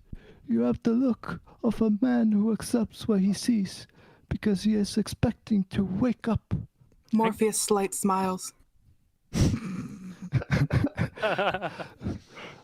Ironically, this is not far from the truth, but I'm getting ahead of myself. Can you tell me, Neo, why are you here? Well, you're Morpheus, you're a legend, most hackers would die to meet you. Yes, grazie. But I think we both know there's more to it than that. Do you believe in fate, Neo? No. Why not? Because I don't like the idea that I'm not in control of my life. I know exactly what you mean. Again, that smile you have could cut glass. I love cutting glass with my smile. What can I say? Let me tell you why you're here. You've come because you know something. What you know can't explain, but you feel it. You felt it your whole life. Felt that something is wrong with the world, but don't know what. It's there like a splinter in your mind, driving you mad. This feeling that brought you to me.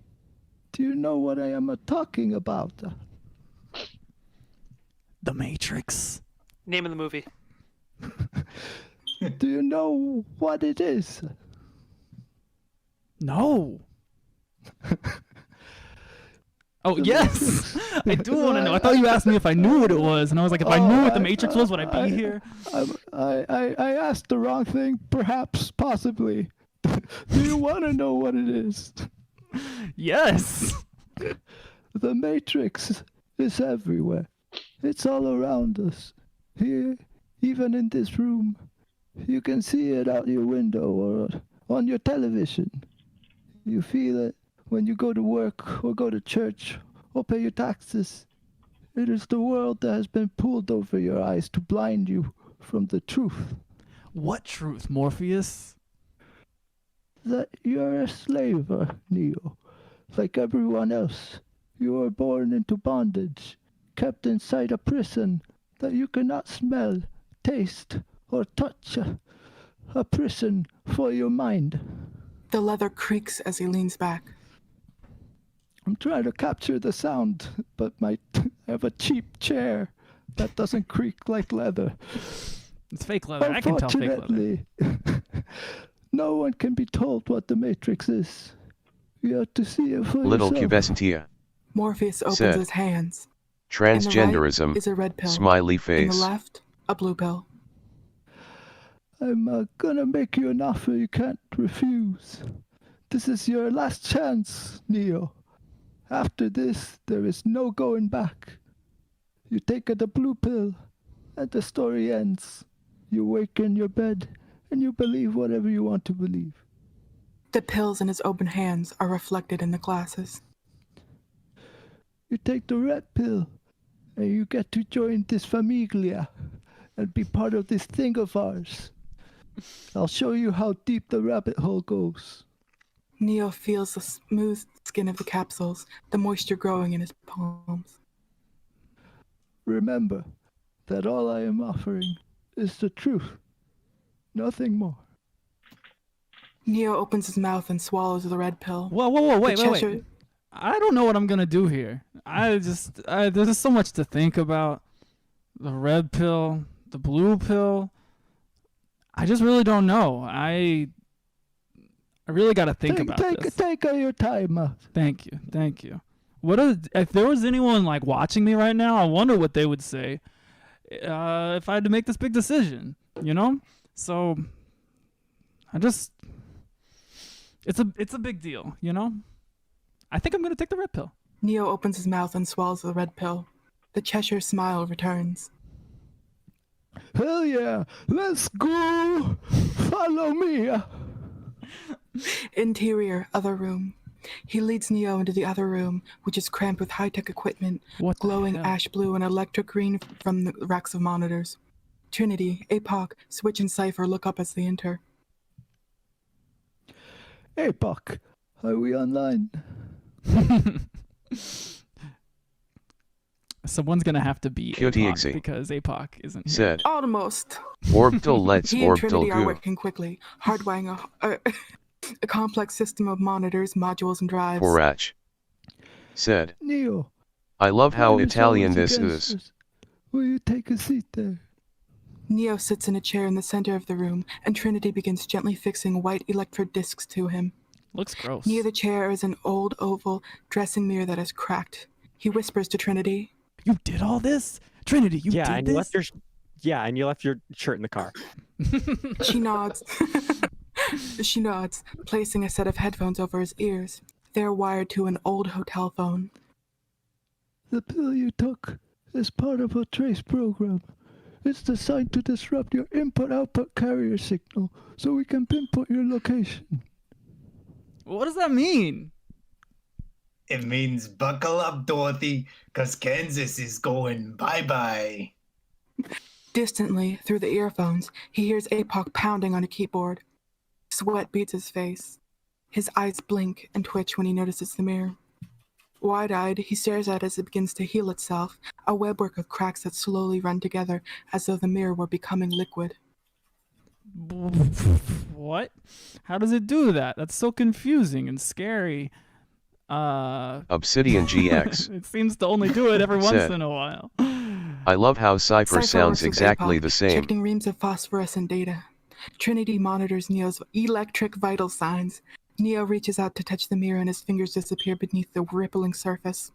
Quickly, he tries to pull his fingers out, but the mirror stretches Gross. in long rubbery strands like mirrored taffy stuck to his fingertips. Hate taffy. Have you ever had a dream, Steenorb. Neo, that Said. you were so sure was real? Thank you. A flash of lightning flickers, white hot against Neo. This can't be! Ah! Be what? Be real? The strands thin like rubber cement as he pulls away until the fragile wisps of mirror thread break. What if you were unable to wake from that dream, Neo?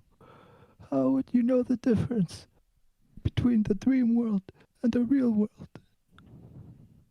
Neo looks at his hand, fingers distended into mirror icicles that begin to melt rapidly, dripping, running like wax down his fingers, How are y'all spreading doing across up his there, palm chat? where he sees his face reflected. Uh-oh!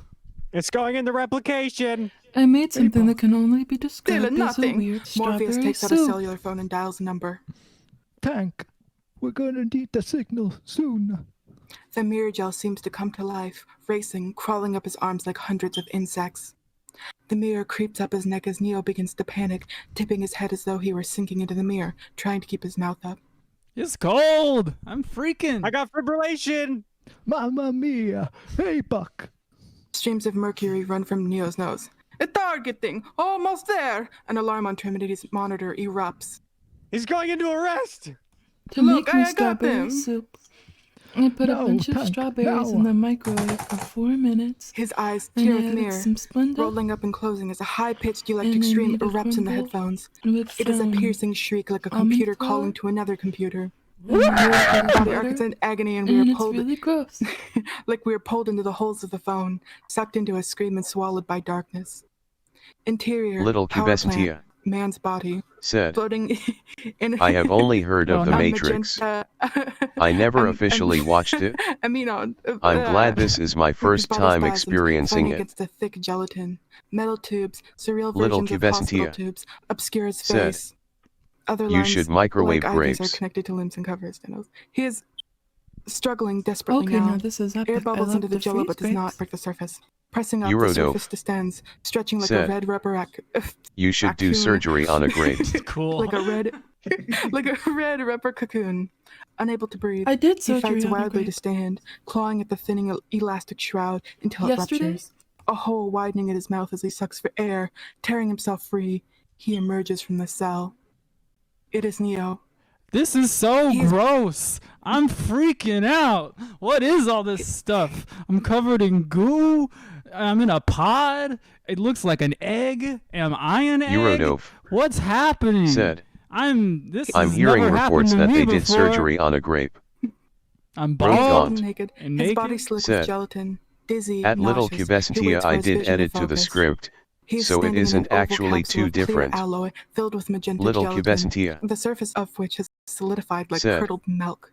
The Google what IVs in his arms are microwaving plugged into grapes does outlets if you that don't appear to be know. crafted to its I flesh. microwave grapes all the Cutie-exy time. He feels the weight and of it's another great. cable Said, and reaches to the Am I back an of his head egg? where he finds enormous coaxial plug Neo and locked into the base of his skull.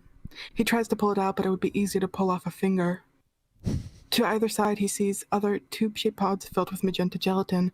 Beneath the wax-like surface, pale and motionless, he sees other human beings. Fanning out in a circle, Road Gaunt there are more, said, all connected to a center core. Neo wakes up each in an capsule egg-shaped like a pod and red, cracks it dimly glowing open. petal attached to a black metal stem. Above him, level after level, the stem rises, seemingly forever. He moves to the foot of the capsule and looks out. The image assaults his mind. His sight is blurred and warped, exaggerating the intensity of the vision. The sound of the plant is like the sound of the ocean heard from the inside of the belly of Leviathan. From above, a machine drops directly in front of Neo. He swallows his scream as it seems to stare at him. It is almost insect-like in its design, beautiful housings of alloyed metal covering organic-like systems of hard and soft polymers.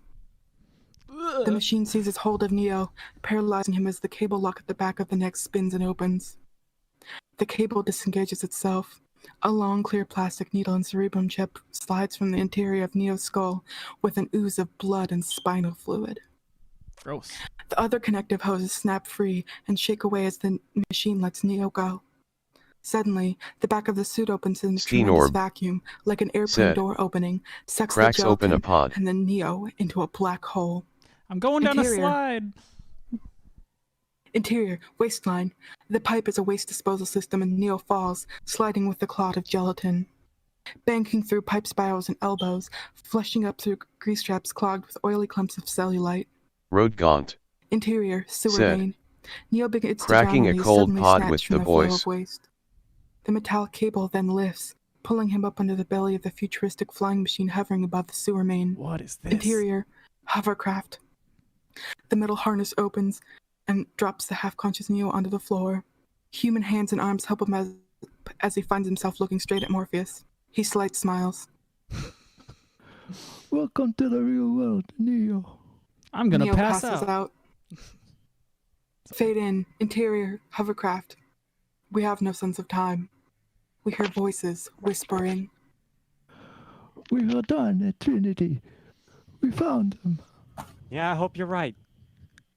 I don't have to hope it. I know it. Neo's eyes flutter open. We see Morpheus' face above us, angelic in the fluorescent glow of a light stick. Am I dead? Far from it. Fade to black. Interior, hovercraft, infirmary. He opens his eyes again, something tingling through him. He focuses and sees his body pierced with dozens of acupuncture-like needles wired to a strange device. He still needs a lot of work. Dozer and Morpheus are operating on Neo. What are you doing? Your muscles have atrophied. We're rebuilding them. Fluorescent light sticks burn unnaturally bright. Why do my eyes hurt? You've never used them before. Morpheus closes Neo's eyes, and Neo lays back. Rest, Neo. The answers are coming. Buonasera. Interior, Neo's room. Neo wakes up from a deep sleep, feeling better. He begins to examine himself. There is a futuristic IV plugged into the jack in his forearm. He pulls it out, staring at the crafted outlet. He runs his hand over the short hair now covering his head. His fingers find and explore the large outfit in the base of his skull. Just as he starts to come unglued, Morpheus opens the door. Morpheus, what's happened to me? What is this place? More important than what is when. When? You believe the year is 1997, when in fact it is much closer now to 2021. I can't say for certain what year it is because we honestly do not know. The wind is knocked from Neo's chest. The wind's been knocked out of my chest. There is no reason for me to try to explain it when I can simply show it. Come with me. Interior, hovercraft. Like a sleepwalker, Neo follows Morpheus to the ship. This is my ship, the Nebuchadnezzar. It's a hovercraft. Hovercraft. Small like a submarine. It's cramped and cold. In case anyone was wondering, the temperature in the ship is very cold in here. But it's home. They climb a ladder up to the main deck. Interior, main deck. Everyone is there.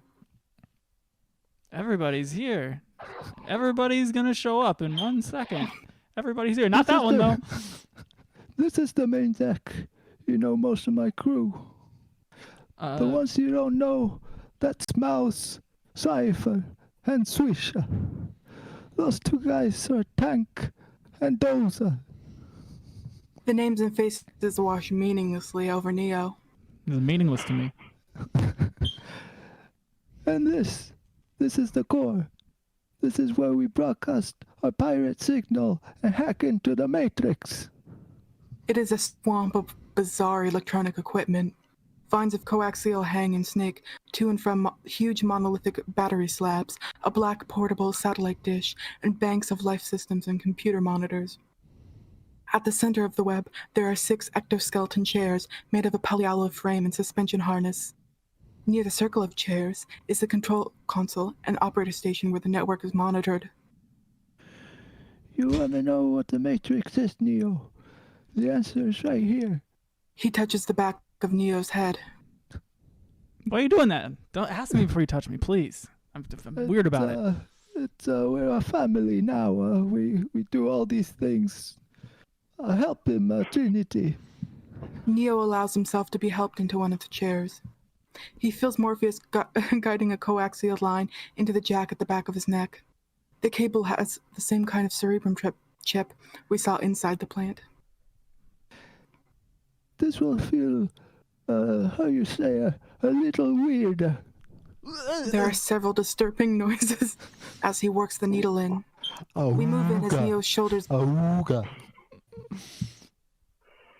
We move in as Neo's shoulders bunch and his face tightens into a grimace until a loud click fires and his ears pop like when you equalize them underwater. He relaxes, opening his eyes as we pull back to a feeling of weightlessness inside another place. Interior construct. Neo is standing in an empty, blank white space. This is the construct. Startled, Neo whips around and finds Morpheus now in the room with him. What the fuck? It is our loading program. We can load anything from clothes to weapons to training simulations. Anything we need. Morpheus walks past Neo, and when Neo turns, he sees the 2 leather chairs from the Hotel Lafayette set in front of a large screen television. You got TV in here? Sit down. Okay. Neo stands at the back of the chair as Morpheus sits. Little Right Cubescent now, you're telling me Said, we're inside a computer program? I'm getting sleepy. Good night, Morpheus Cable smiles. 2. Is it so hard to believe? Your clothes are different. The plugs in your arms and head are gone. Look at your hair. You were bald a moment ago. Neo touches his head. It's what we call residential self-image. The mental projection of your electronic self. Wild, isn't it? Neo's hands run over the cracked leather. You're telling me this beautiful chair isn't real? Cable What 2. is real? Said, What do you define? good real? night. If you're talking about what you feel, taste, smell, or see, then real is simply electrical signals interpreted by your brain. He picks up a remote control and clicks on the television. On the television, we see images of the 20th century city where Neo lived. This is the world you know, the world as it was at the end of the 20th century.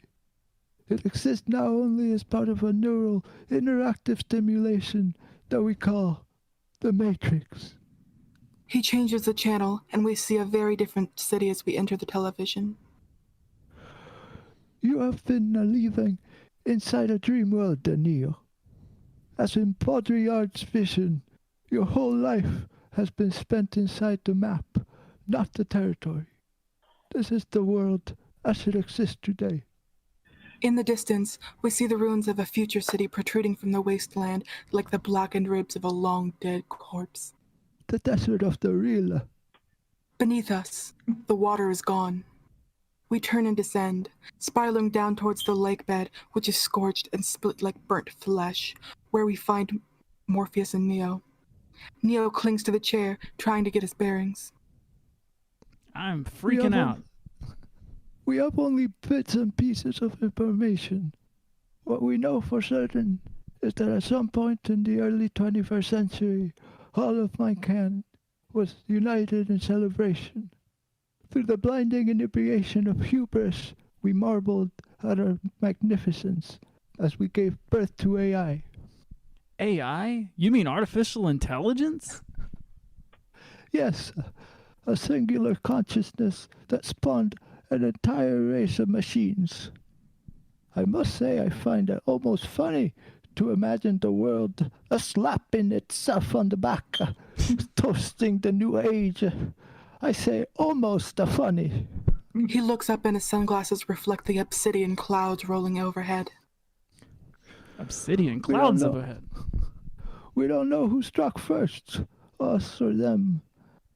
But we do know it was us that scorched the sky. At the time, they were dependent on solar power. It was believed they would be unable to survive without an energy source as abundant as the sun. As we descend into the circular window of his glasses, there is a flash of lightning.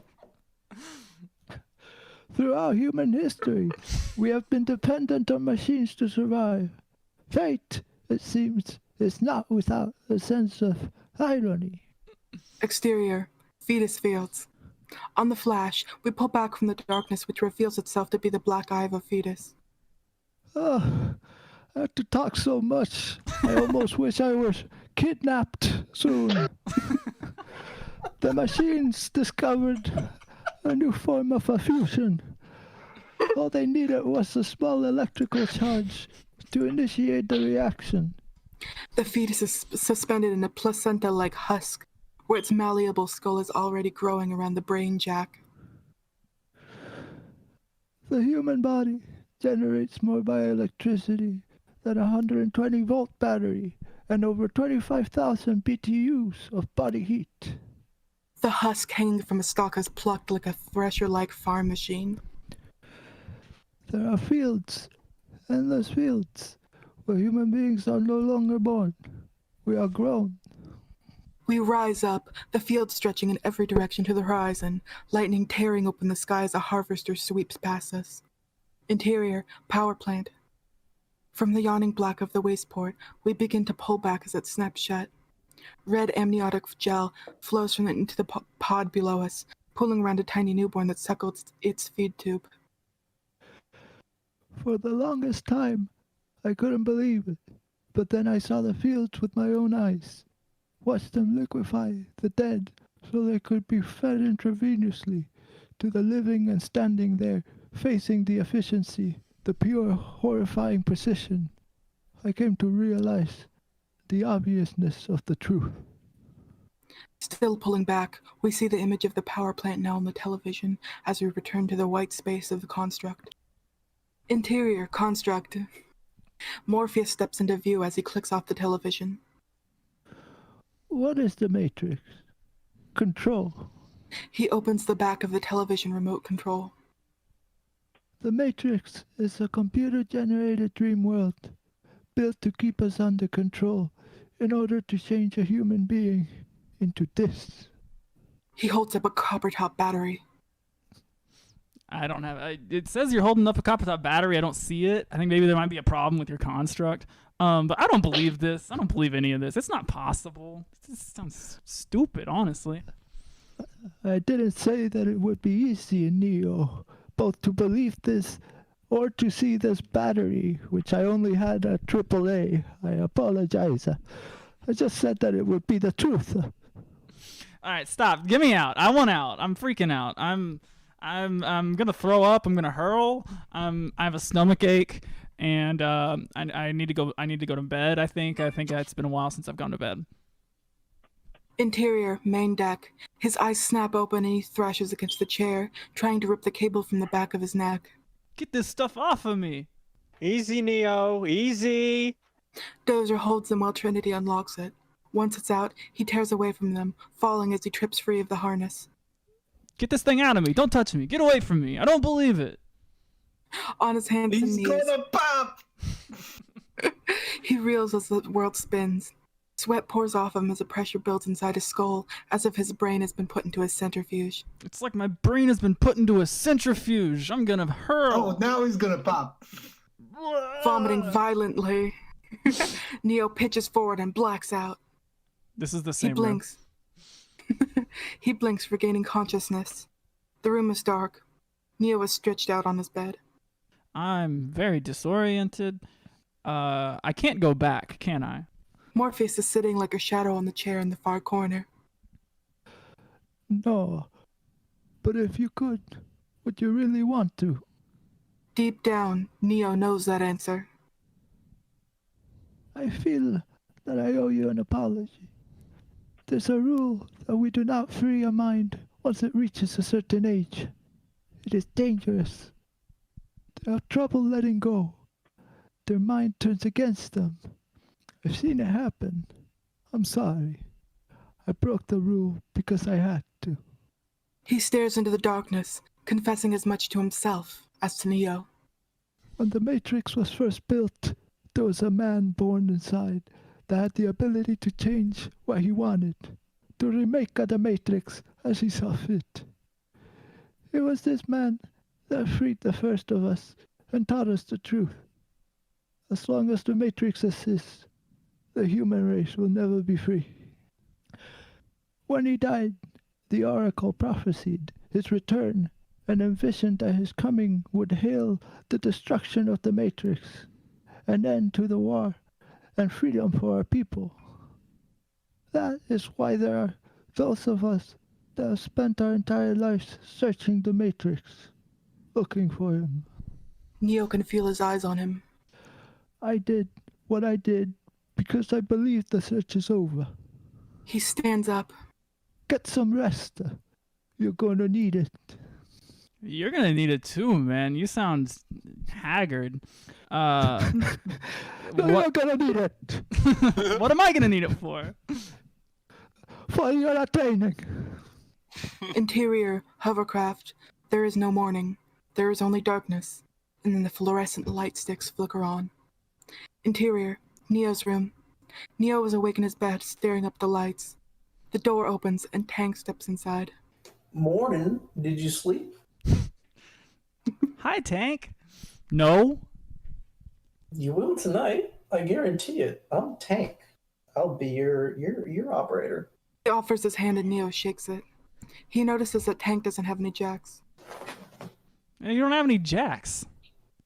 Any holes? Nope. Me and my brother Dozer. We are 100% pure. Pure, old-fashioned, homegrown human, born free, right here in the real world. Genuine child of Zion. Zion? What's that? All right. Let me talk, okay? You're interrupting. Sorry. Zion? If the war ended tomorrow, Zion would be. It's a city? Okay. It's the last human city. The only place we got left. Where is it? It's deep underground, near the Earth's core, where it's still warm. You live long enough, you might even see it. Goddamn, I gotta tell you, I'm fairly excited to see what you're capable of. I mean, if Morpheus is right and all, we're not supposed to talk about any of all that, but if you... This is an exciting time. We got a lot to do, so let's get to it. Interior, main deck. Neo is plugged in, hanging in one of the suspension chairs. So we're supposed to load all these operations programs first, but this is some major boring shite. Why don't we start with something a little fun? Chrono Cross. That looks fun. Hank smiles as he plops into his operator's chair. He begins flipping through a tall carousel filled with microdiscs. How about some combat training? Neo reads the label on the disc. Jujitsu? I'm gonna learn jujitsu? Tank slides the disc into Neo's supplement drive. Ooh. No way. Smiling, Tank punches the load code. His body jumps against the harness as his eyes clamp shut. The monitors kick wildly as his heart pounds, adrenaline surges, and his brain sizzles. An instant later, his eyes snap open. Holy shit!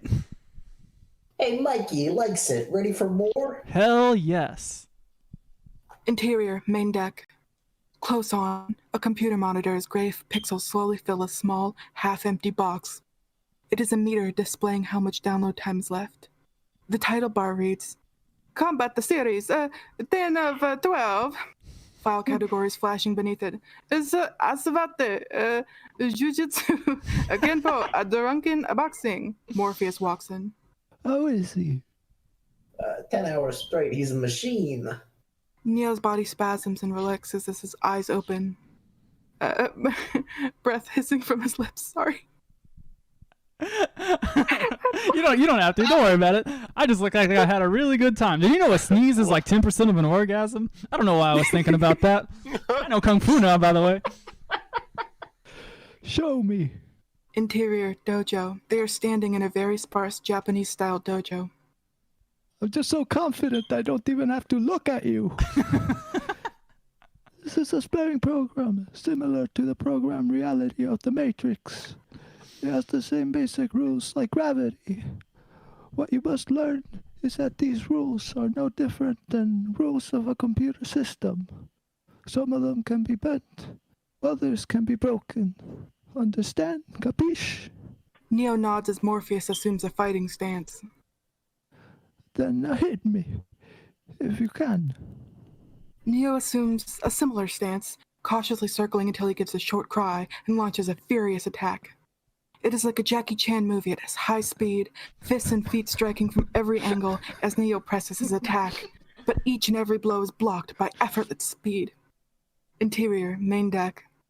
While their minds battle in the programmed reality, the two bodies appear quite serene, suspended in the drive chairs. Tank monitors their life systems, noticing that Neo is wildly and chaotically lit up, as opposed to the slow and steady rhythm of Morpheus. Interior, mess hall. Mouse bursts into the room, interrupting dinner. Here, as I mentioned earlier, I'm Mouse. It's a reference to a peripheral on a personal computer. I want to let you know that our good friend Morpheus is fighting the new guy, Neo, so I'd invite you all to check it out. Come on. All at once, everyone bolts for the door. Interior, dojo. Neo's face is knotted, teeth clenched, as he hurls himself at Morpheus. It's like, Neo versus Morpheus on cable 2. Only on cable 2. Always on cable 2. Morpheus would say that. I know he would say that. Benny, adaptation, improvisation, but your weakness isn't your technique. Morpheus attacks him, and it is like nothing we have ever seen. His fists and feet are everywhere, taking Neo apart. For every blow Neo blocks, 5 more hit their marks until Neo falls. Panting on his hands and knees, blood spits from his mouth, speckling the white floor of the dojo. How did I beat you? You're too fast. I'm slow. Do you think my being faster, stronger, has anything to do with my muscles in this place? I'm really frustrated. Let me catch my breath. Do you believe that's air you are breathing now? Again. Their fists fly with pneumatic speed. Interior, main deck. Everyone is gathered around Tank, watching the fight like watching a game of Mortal Kombat. Louise, he sure is fast. Look at those neural kinetics. They are way above normal. Interior, dojo. Morpheus begins to press Neo, countering blows while slipping in several stinging slaps. Come on, Neo. What are you waiting for? You're faster than this. Don't think you are. Know you are. Whack! Morpheus cracks Neo again. Neo's face twists with rage as the speed of the blows rises like a drum solo. Come on. Stop trying to hit me and just hit me. Wham! A single blow catches Morpheus on the side of the head, knocking off his glasses. Interior, main deck. There are several gasps. Wow!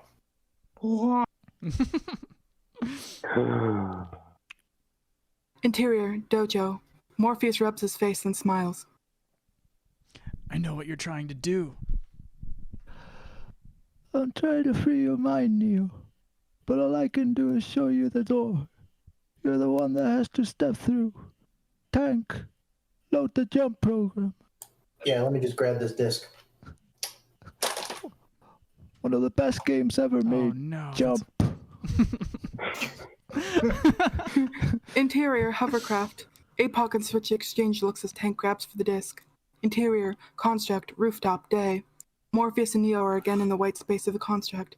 Beneath their feet, we see the jump program crash up at them until they are standing on a rooftop in the city skyline. Let it all go, Neo. Fear, doubt, disbelief. Free your mind. Morpheus spins, running hard at the edge of the rooftop, and jumps. He sails through the air, his coat billowing out behind him like a cape as he lands on the rooftop across the street. That was crazy. Shit. Neo looks down at the street 20 floors below, then at Morpheus, an impossible 50 feet away. Okie dokie. Free my mind, right. Free my mind. Free my mind. No problem. He takes a deep breath and starts to run. Interior, main deck. They are transfixed. I almost heard someone say something, but I think they cut out. Hey, what were you saying? What were you saying, Mouse? What was that? He makes it. No way, not possible. Yeah, no one's ever made their first jump. No, but what if he makes it? He won't. Trinity stares at the screen, her fists clenching as she whispers. Come on. Exterior rooftop. Summoning every ounce of strength in his legs, Neo launches himself into the air in a single maniacal shriek, but comes up drastically short. His eyes widen as he plummets. Stories fly by, the ground rushing at him, but as he hits, the ground gives way, stretching like a trapeze net.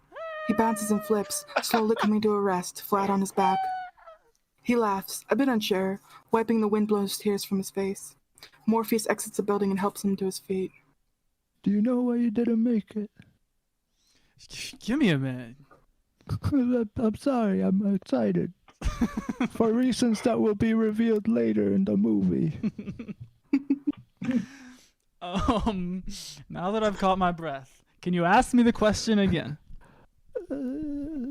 See, do you know why you didn't make it? Is it because I didn't think I would? Morpheus smiles and nods. Interior, main deck. The breakup. Golly, what do you think that means? It doesn't mean anything. Everyone falls the first time, right, Trinity? Fucking bullshit. But Trinity is already left. Neo's eyes open as Tank eases the plug out. He tries to move and groans, cradling his ribs. While Tank helps Morpheus, Neo spits blood into his hand. That really hurt. I thought it wasn't real. Your mind makes it real. Neo stares at the blood. If you're killed in the Matrix, you die in real life? The body cannot live without the mind. Interior, Neo's room. Trinity enters from the hall, carrying a tray of food. Hey, Neo, I saved you some goop. I'm so hungry. I've never eaten food in the real world. Thank you. She sees him passed out on the bed. She sets the tray down and pulls the blanket over him. She pauses, her face close to him, then inhales lightly, breathing the scent of him before slowly pulling away. Interior, hall. Trinity steps out of Neo's room to find Cypher watching her. I don't remember you ever bringing me dinner. Trinity says nothing. There's something about him, isn't there? Obsidian GX Tell me you're a believer said, now. I Trinity, just keep that's a little wondering creepy if girl. Morpheus is so sure. Why doesn't he take him to the Oracle? She would know. Morpheus will take him when he's ready. She turns and he watches her walk away. Exterior, city street, training program, day. Morpheus moves effortlessly through a crowded downtown street while Neo struggles to keep up, constantly bumped and shouldered off the path. The Matrix Obsidian is a GX system, Neo. said, And that system is our enemy. I gotta go to bed now. But when you are inside, Hope no one and you sniffs look me. around, Good what night. do you see? Businessmen, lawyers, teachers, carpenters. The minds of the very people we are trying to save. But until we do, these people are still a part of the system, and that makes them our enemy. A cop writing a parking ticket stares at Neo from behind his sunglasses.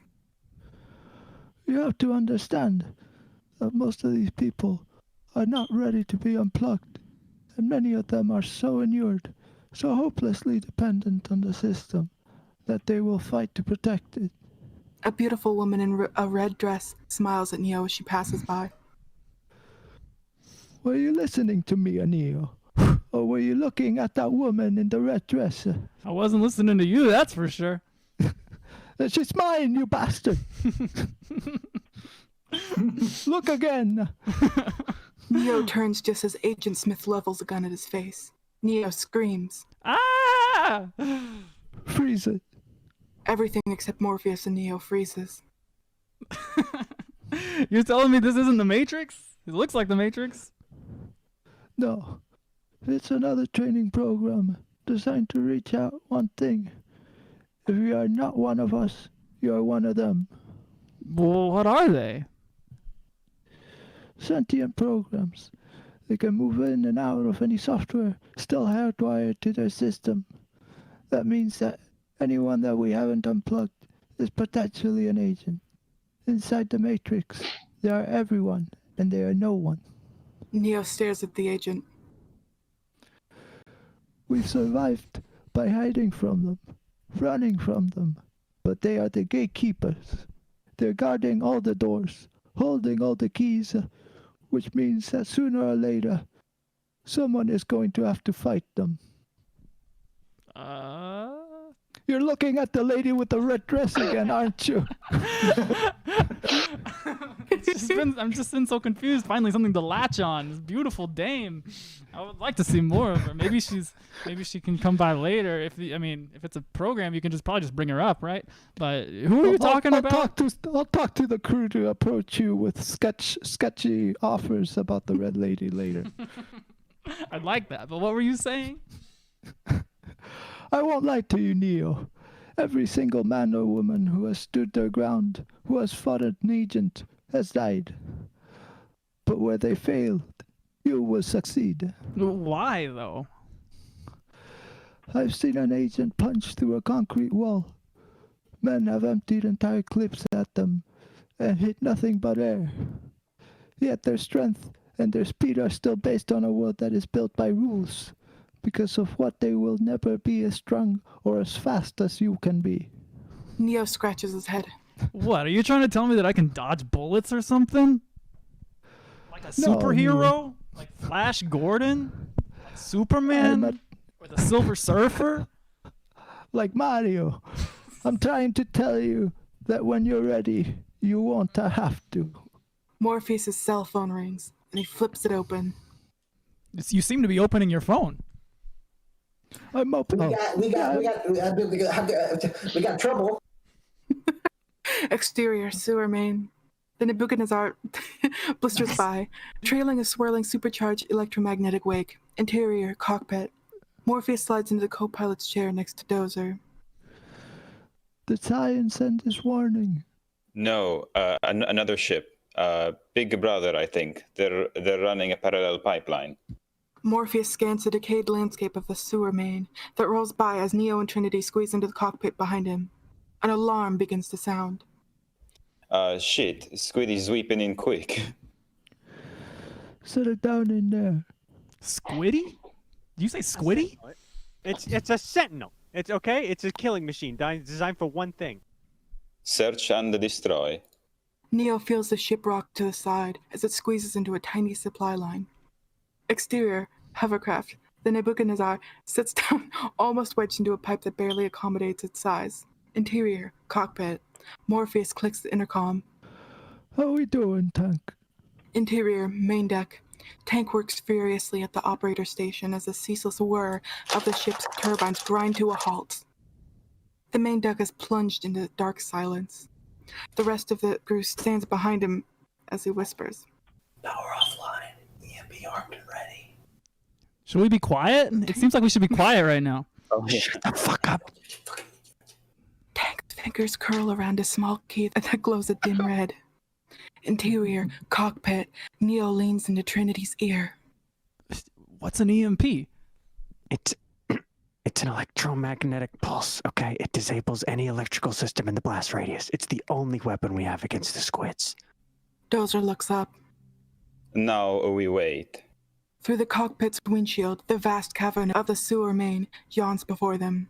Strands of green haze curl up around mossy icicles that dangle into a pool of churning frozen waste. Neo begins to angle around Dozer, but Morpheus grabs him. Don't move. It'll hear you. Neo freezes and they wait.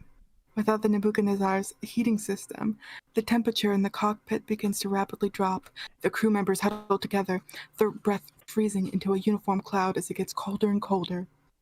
Dozer quickly reaches to brush away the frost in the windshield, and as his hand clears a swath, they see it.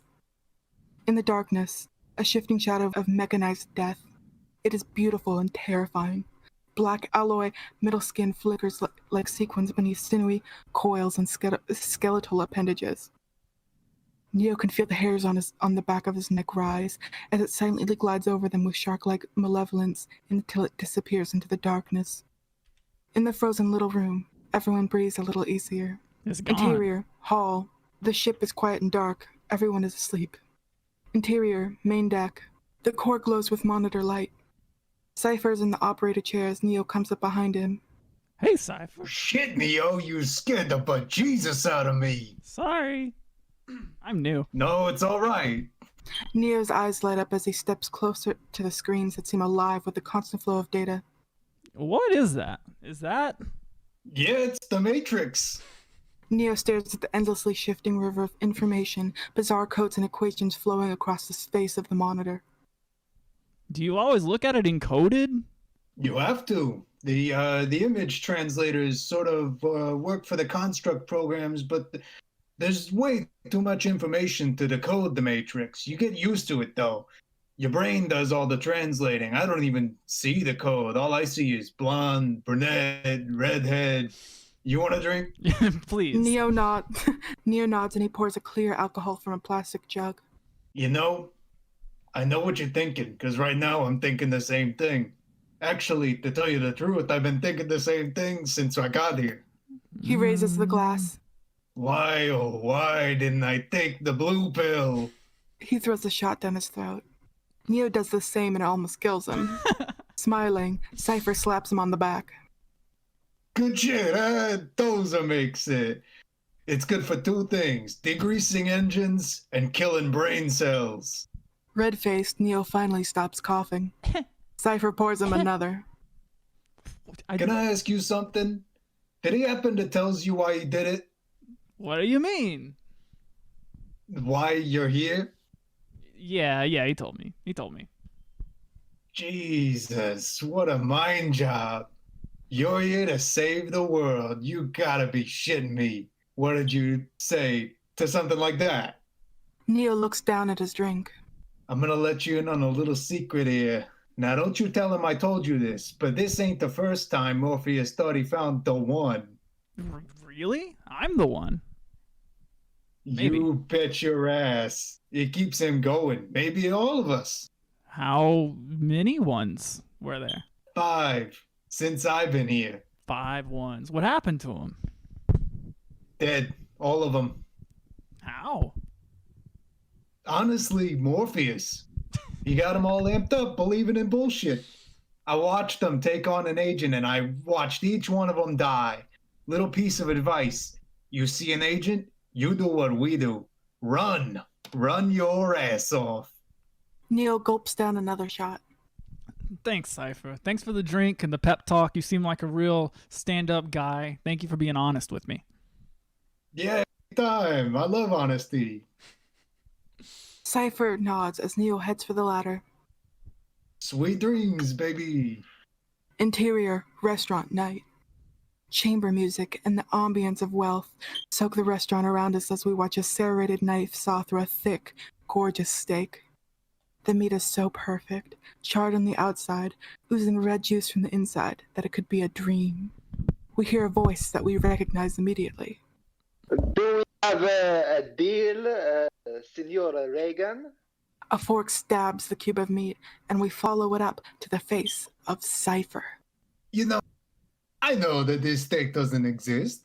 I know when I put it in my mouth, the Matrix is telling my brain that it's juicy and delicious. And after 9 years, do you know what I've realized? He shoves it in, eyes rolling up, savoring the tender beef melting in his mouth. Ignorance is bliss. Agent Smith watches him chew the snake loudly, smacking it between his teeth. So goddamn good. Then we have the deal? I don't want to remember nothing. Nothing, you understand? And I want to be rich. Someone important, like an actor. You can do that, right? Whatever you want, Senora Reagan. Cypher takes a deep drink of wine. All right, you get my body back in the power plant, reinsert me into the Matrix, and I'll get you what you want. Access codes to the design mainframe. I told you I don't know him, but I can give you the man who does. Morpheus. Interior, mess hall. Close on, breakfast. A substance with a consistency somewhere between yogurt and cellulite. Here you go, buddy. Have some fucking gravy. Breakfast of champions. Now I know it's actually tomato sauce. I know it's traditional Prego Italian sauce. But where I'm from, Zion, they call it gravy. So eat up. Thank Tank you. slides in front of Neo and takes a seat with the other crew members enjoying breakfast. You mean You mean at the breakfast, lunch, and the dinner of a champions? If you close your eyes, it feels almost like you're eating runny eggs. Or a bowl of a snot. You know what it really reminds me of? Cream of spaghetti. Did you ever have cream of spaghetti? No, but technically neither did you. Exactly my point. Because you have to wonder, how do the machines know what cream of spaghetti actually tastes like? Maybe they got it wrong. Maybe what I think cream of spaghetti tastes like actually tastes like bolognese or fettuccine. It makes you wonder about a lot of things. Take another Italian word, for example. Maybe they couldn't figure out what that Italian word actually tastes like. Like chicken which is parmesan? why everything tastes like.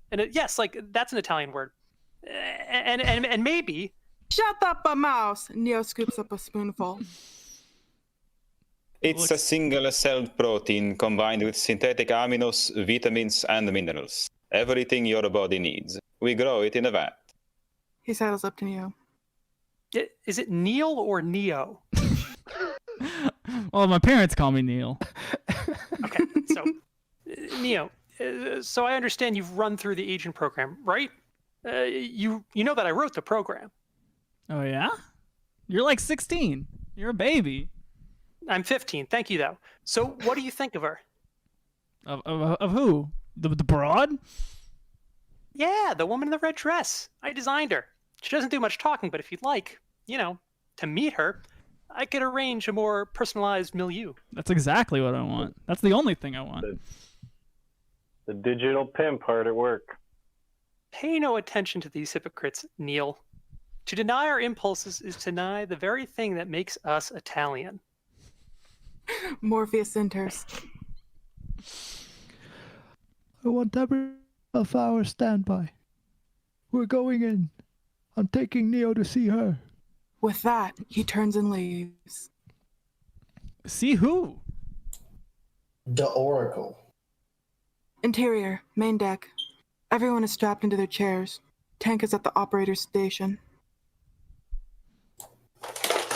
All right, everyone. Sit back and enjoy your flight. He strikes the enter key and we rush clockwise over the chairs, each body reacting as we cut to interior, Hotel Lafayette, room 1313. Spinning counterclockwise around an old phone that rings inside the empty room until we spin full circle and find everyone now standing there. Morpheus answers the phone.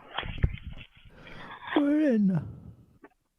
Exterior, Hotel Lafayette, day. The door opens and for the first time since its release, Neo steps back into the Matrix. He squints at the sun, which seems unnaturally bright. He is the only one without sunglasses. Oh. Apoc and Switch remain at the door as the others enter the alley. You're wearing sunglasses. I didn't get the memo. Cypher opens the driver's door of an old car as Trinity, Morpheus, and Neo cross to the car. Oh. Cypher glances about quickly, then drops something inside a garbage can. We're all in the car. I wonder what Cypher was doing. I'll pay it no mind. It's a cellular phone, and we see its blue display as the line connects. Interior, car. Neo sits beside Trinity in the back. He cannot stop staring as the simple images of the urban street blur past his window, like an endless stream of data rushing down a computer screen. Almost unbelievable, isn't it? Neo nods as the car continues to wind through the crowded city. God. What? I used to eat there. Really good noodles. Pasta noodles. I'm speaking in a whisper, almost as if talking to myself. I'll keep these thoughts to myself more often. I'm sorry. But I have these memories from my entire life that I've been thinking about lately. But if this is true, none of this really happened. It happened in the Matrix. To her. What does it mean? It means that the Matrix cannot tell you who you are. But an Oracle can? That's different. Obviously. He turns to the window for a moment, and then turns back. Hey, did you go to the Oracle? Trinity? Yeah. Yeah. She looks at him, and suddenly she is unable to speak or even breathe. What did she tell you? Why aren't you speaking anymore? The car suddenly jerks to a stop. We're here. Neo, come with me. Neo and Morpheus get out of the car. Cypher looks into the rearview mirror at Trinity. Here we go again, eh, Trin? He smiles as she turns into the window. turns to the window. Exterior building. Exterior building, tenement-like and vast. It is the kind of place where people can disappear. Interior building. Morpheus nods to a blind man, who nods back. An elevator opens, and Neo follows Morpheus inside. Interior elevator. The idea of learning someone's fate begins to weigh upon Neo with a steadily growing unease. So this is the same oracle that made the, the prophecy? Yes, she's very old. She's been with us since the beginning. Since the beginning of what? Of the resistance. And what does she know? Does she know everything? She would say she knows enough. And she's never wrong. Don't think of it in terms of right and wrong. She's a guide, Neo. She can help you find the path. She helped you? Yes. What did she tell you? That I would find the one. Ding! The elevator opens. Interior hall. The long, dark hall beckons. Neo follows Morpheus out of the elevator, and the doors rattle shut behind him. With every step, a disturbing sense of inevitability closes in around him. At the end of the hall, Morpheus steps up to the side of a door. I told you that I can only show you the door. You have to step through it. Neo blows out a breath. His hand reaches but stops, hovering over the spherical handle. He backs away. Morpheus, I don't think this is a good idea. Why? I told you I don't believe in this stuff. This is just some lady. No matter what she says, I'm not going to believe it. So what's the point? Why do it? What do you believe in? What do I believe in? Are you kidding me? What do you think? The entire world I grew up in isn't real. My entire life? That was a lie. I don't believe in anything anymore. That's why we're here. Why? So I can hear from some old lady tell me what? That I'm this guy that everybody's been waiting for and I'm supposed to save the world? Sounds insane, ridiculous, unbelievable. And I don't care who says it, it's still going to sound insane and unbelievable. Faith is not a matter of reasonability. I do not believe things with my mind. I believe them with my heart, in my gut. That's stupid. What? Do you believe I'm the one? Yes, I do. What about the other 5 guys, the other 5 ones? What about them? Morpheus tries to hide his heart, being wrenched from his chest. I can see on your face that was really... My heart, Rodgaunt my heart is being said, wrenched from my chest. I must sleep as well. Bueno nate cable tuo Italy. You believe in them too? Did you believe in the ones that were supposed Cable to be too. me that died? Said, I believe that the good oracle night. told me. No, I misunderstood what she told me. I believed that it was all about me. This is difficult for Morpheus to admit. This is difficult for me to admit. I can tell. I believed that all I had to do was point my finger and anoint whoever I chose. I was wrong, Neo. Terribly wrong. Not a day or night passes that I do not think of him. After the 5th, I lost my way. I doubted everything the Oracle has said. I doubted myself. He looks up at Neo. And then I saw you, Neo, and my world changed. You can call it an epiphany. You can call it whatever the hell you want. It doesn't matter. It's not about a word. It's about this. So I can't explain it to you. All I can do is believe, Neo. Believe that one day you will feel what I felt and know what I know. You're the 6th and the last. You're the one. His eyes blaze. Your eyes look kind of red there. I'm blazing my eyes. Why do you think I always wear glasses? Right, because you're Morpheus. That's right. Blazed. That's right. Until that time, all I am asking from you is for you to hold on to whatever respect you may have for me and trust me. Neo feels a rush from Morpheus's intensity, the unadulterated confidence of a zealot. All right. He reaches for the handle, which turns without him even touching it. A woman wearing white opens the door. Look at who it is. Hey, Neo, you're right on time. Interior, Oracle's apartment. Seems particularly normal. Making yourself at home, Morpheus. Grazie. She leads Neo down another hall and into what appears to be a family room. There is another woman in white sitting on a couch watching a soap opera. Scattered about the room are a half-dozen children. Some of them are playing, others are deep in meditation. All of them exude a kind of zen calm. These are the other potentials. You cannot wait to hear. Neo watches a little girl levitate alphabet blocks.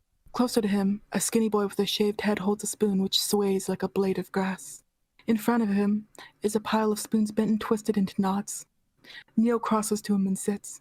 The boy smiles and hands Neo the spoon, which is now perfectly straight. Instead, only try to realize the truth. I feel like I'm not looking at the right baby. I don't know. Is this the baby? Stein is the baby.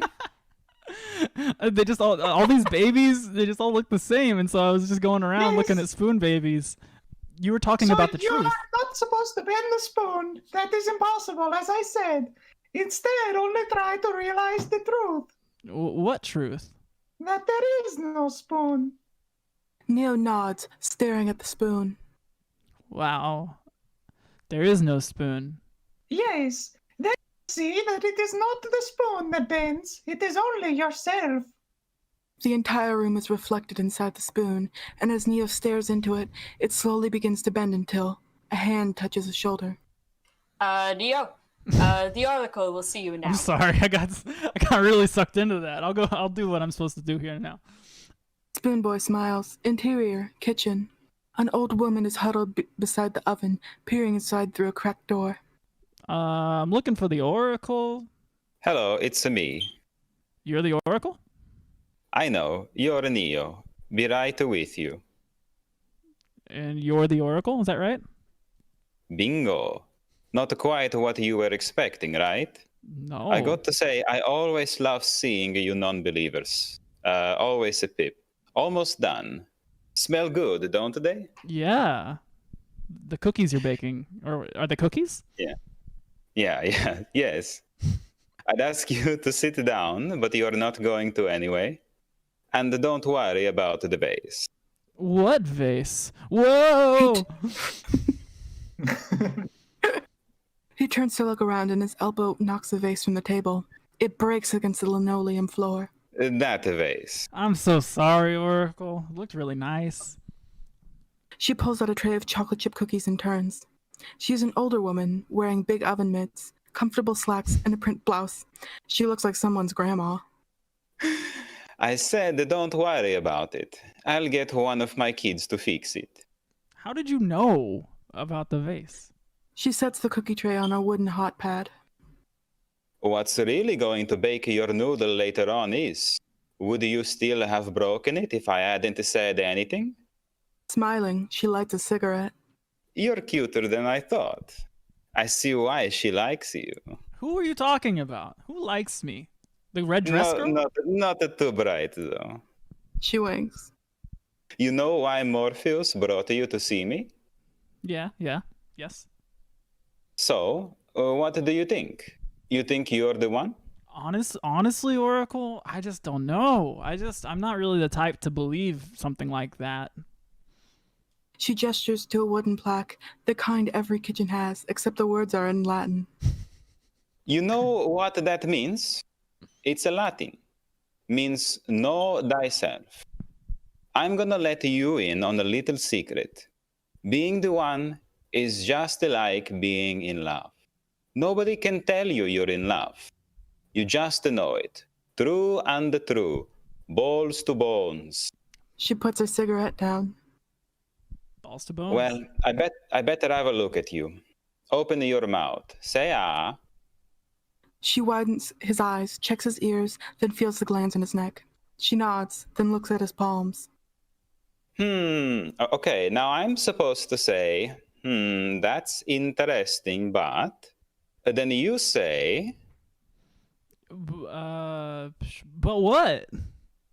But you already know what I'm going to tell you. That I'm not the one. Sorry, kid. You got the gift, but it looks like you're waiting for something. What am I waiting for, though? Your next life, maybe. Who knows? That's how these things go. I almost have to laugh at that. What's funny? Morpheus, he almost had me convinced. He's talking me up, really excited. All this is so exciting. I know, poor Morpheus. Without him, we are lost. What do you mean without him? The Oracle takes a long drag, regarding Neo with the eyes of a sphinx. Are you sure you want to hear this? Hit me with it. Lay it on me. Morpheus believes in you, Neo, and no one, not you or even me, can convince him otherwise. He believes it so blindly that he's going to sacrifice his life to save yours. What? What do you mean? You're going to have to make a choice. In one hand, you will have Morpheus's life. In the other hand, you will have your own. One of you is going to die. Which one will be up to you. Neo can't breathe. I'm sorry, kiddo. I really am. You have a good soul, and I hate giving good people bad news. But don't worry. As soon as you walk outside that door, you'll start feeling better. You'll remember that you don't believe in any of this fate crap. You're in control of your own life, remember? Sure. Here, take a cookie. I promise, by the time you're done eating it, you'll feel right as rain. What'd you put Neo in takes the cookie, the tightness in his chest slowly beginning to fade. Interior, sitting room, day. Morpheus rises from a couch as the priestess escorts Neo out. When they are alone, Morpheus puts his hand on Neo's shoulder. I'm looking for my friend Morpheus. I exited the room a little early. He's just right behind me, I'm sure. I had to use the bathroom. You don't have to tell anyone what she told you. Omerta, what was that for you and you alone? Neo nods and takes a bite of his cookie. Interior, car. Neo and Morpheus get in the car. Let's go. Cypher looks into the rearview mirror at Neo. Well, good news or bad news? Not now, Cypher. Cypher slaps the car in gear and pulls into traffic. Trinity looks at Neo, who is staring at the final bit of cookie. He puts it in his mouth and chews. You alright? Cookie. I said you alright? Not now, Cypher. Neo doesn't want to talk with his mouth full. He's I'm a good polite. boy. I'm too polite. This is something we do back in the Matrix. You might not know this because you just eat sludge. But yeah, I'm right as rain. This is all normal for me. Interior, room 1313, day. Mouse's cellular rings. Welcome to Movie Phone. They're on their way. Exterior, city street, day. Great. As they get out of the car, Cypher smiles at Neo. Interior, Hotel Lafayette, day. Light filters down the throat of the building through a cage skylight at the top of the open elevator shaft. 6 figures glide up the dark stairs that wind around the elevator. Neo notices a black cat, a yellow green-eyed shadow that slinks past them and pads quickly down the stairs. A moment later, Neo sees another black cat that looks and moves identically to the first one. Whoa, look at all these black cats. It's kind of like I'm feeling deja vu. Those words stop the others dead in their tracks. Interior, main deck. The monitor suddenly glitches as though the Matrix had an electronic seizure. Oh shit. Interior, Hotel Lafayette day. Trinity turns around, her face tight. What'd you just say? Nothing. I feel like I had deja vu. You know what I'm talking about. No, what happened? What did you see? I saw a black cat, and then I saw another cat that looked just like it. How much like it? Was it the same cat? I swear to God it was the same cat. I think it was deja vu. Trinity looks at Morpheus, who listens quietly at the rasping breath of the old building. What is it? Why is everyone... You know what this is. Deja vu. A deja vu is usually a glitch in the Matrix. It happens when they change something. She also listens to the staccato beat of helicopter blades glows ominously loud. Interior, main deck. Tank sees what was changed. Yeah, I'm thinking, it's a freaking trap. Watch out. Thanks, Tank. Interior, staircase, day. Morpheus looks up the stairs as he hears a helicopter. Come on. Apog slaps a gun into Neo's hand. Something to ward off our evil spirits. Neo nods, stuffing it into his belt. Interior, basement, day. Heavy bolt cutters snap through the main phone cable. Interior, room 1313, day. Hearing the helicopter, Mouse goes to the draped windows as the cellular rings. He answers it. Hey, Mouse. How you doing? They cut the hard line. I think it's a Well, it is a trap. Get out! Mouse yanks open the curtain. The windows are bricked up. Mouse spins as the rumble of combat boots builds, then explodes into the room. Interior, main deck, Tank watches helplessly. No, no, no! Interior stares day. Morpheus stops as Mouse's scream is drowned out by the report of machine gun fire. Interior, room 1313, day. Mouse sails backward as bullets pound him against the blood-splattered brick window. Interior, main deck. Mouse's body thrashes across its harness, blood coughing from his mouth in one final spasm. Then, lying perfectly still, the flatline alarm softly cries out from the life monitor. Interior, stairwell, day. Flying downstairs, Morpheus stops, hearing police swarming below. Interior, hall, day. He turns and rushes down the hall of the 8th floor. At the end of it, he finds the bricked up windows. That's what they changed! We're trapped! There's no way out! The sound of heavy bootsteps close around them with the mechanical sureness of a vice. Give me your phone. They'll be able to track it. We have no choice. Morpheus rips off his jacket. Interior, main hall. Tank answers the call. Tank, find a structural drawing of the building and find it fast. Interior, Hotel Lafayette, day. Flashlights probe the rotting darkness as the police search every floor. Interior, main deck. The diagram windows onto the screen. Got it. I need the main wet wall. Interior, room 1313, day. Agent Smith stands over Mouse's dead body, his hand going to his earpiece. Interior, room 808, day. Morpheus is guided by Tank. All right. So take a. Hold on. I'm so sorry, y'all. All right, Google Maps is kind of. You're gonna want to hang a left, and that's in front of you. Bene. Interior, room 1313, day. Agent Smith hears the line click dead. 8th floor. They're on the 8th floor. Interior, stairwell, day. Agent Brown listens to his earpiece. Interior, stairwell, day. Boots clatter up the marble staircase. Interior, hall, day. Cops flood the 8th floor, rushing everywhere. Interior, room 808, day. Several cops sweep the room. It is empty. As they pass the bathroom, we see a man-sized hole smashed through the plaster and lath. Interior, wall, day. They are inside the main plumbing wall, slowly worming their way down the grease-black stack pipes. Above them, light fills the hole which they made to get inside. Interior, hall, day. Agent Brown and Agent Smith stand over Morpheus's jacket. Where the fuck are they? Interior, room 608, day. The cops search in silence, straining for a clue, when one hears something strange near the bathroom. Interior, wall, day. Cypher has slipped and is wedged between the wall and several thick supply pipes.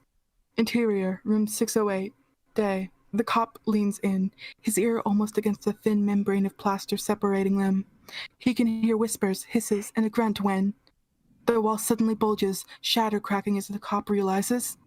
They're in the walls! We don't have cops. Interior, wall, day. Trinity pulls Cypher free just as the cop opens fire, bullets punching shafts of life like swords into the box of soot-black space. Neo finds his gun first and begins blasting wildly through the plaster and lath. Interior, room 608, day. The cop spins out of the bathroom for cover, Neo's bullets splintering the door jamb. About to whirl back in, he freezes as something seems to seize hold of him. The cop's body starts to spasm and his M16 falls to the ground. Long shadows springing up from the mounted flashlight. Interior wall, day. Neo listens for his moment, the gunfire quiet when he hears footsteps rising fast. Two arms suddenly smash through the wall, punching Neo back against the iron stack pipe, fingers gouging into his neck. It's an agent! Just as Neo's throat is about to collapse, Morpheus explodes through the tattered plaster and lath, diving on top of Agent Smith.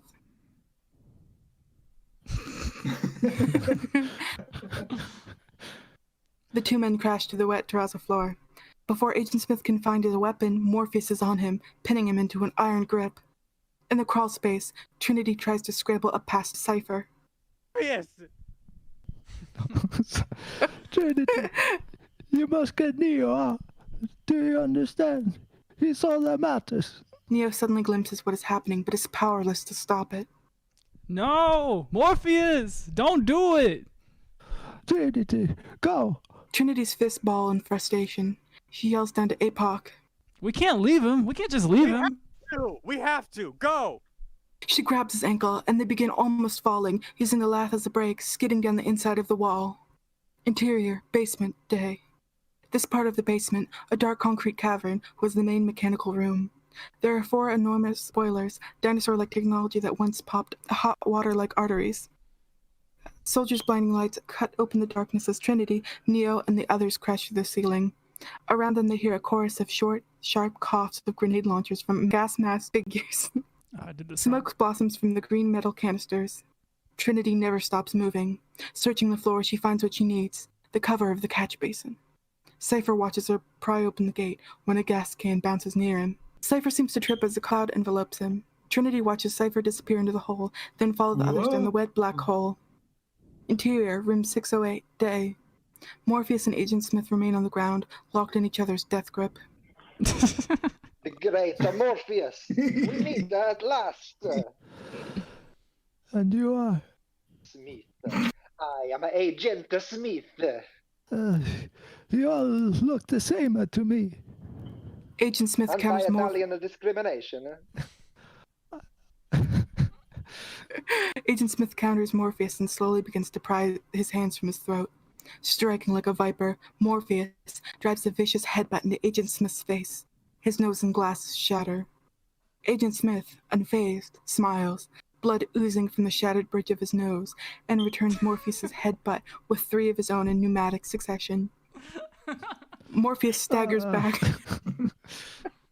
his body going slack when another kick buries him deep into crunching plaster and lath. Morpheus turns in time to see a wall of men in the doorway. Take him. The wall of cups rushes Morpheus, filling the tiny bathroom until he disappears under the tide. Interior, main deck, Tank reaches out to the screen as if reaching for Morpheus. No! Exterior, street, day. A manhole cover cracks open. 2 eyes peek out just as a truck rattles over it. The fender Dopplers away, and the cover opens. Trinity climbs out. Interior, main deck. Truck is again at the monitors, searching the matrix when the phone rings. Operator? I need an exit, fast! I'm so close. Cypher? Exterior, street, day. Cypher is standing at a public phone. Across the street is the burning paddy wagon that appears to have collided with an oncoming car. There was an accident! A goddamn car accident! All of a sudden, boom! Jesus, someone up there still likes me! I got you. Just get me out of here! Hold on. Okay, so your nearest exit is gonna be Franklin and Erie. That's it's an old TV repair shop. Cypher hangs up and smiles as we hear fire trucks in the distance. An actor, definitely. Interior, main deck. The phone rings. Tank answers. Hi. Tank, it's me. Exterior, street, day. All 4 are moving quickly down a back street. Ask him if Morpheus is still alive. Is Morpheus still alive, Tank? Yeah, they're moving him. I don't know where yet. I'll let you know as soon as I do. All right. Tank, I wish you would take this more seriously. I'm taking it as seriously as I can. He's gotta be alive. Again, inevitability seems to cinch around Neo. We need an exit. So you're not actually that far from Cypher. Cypher?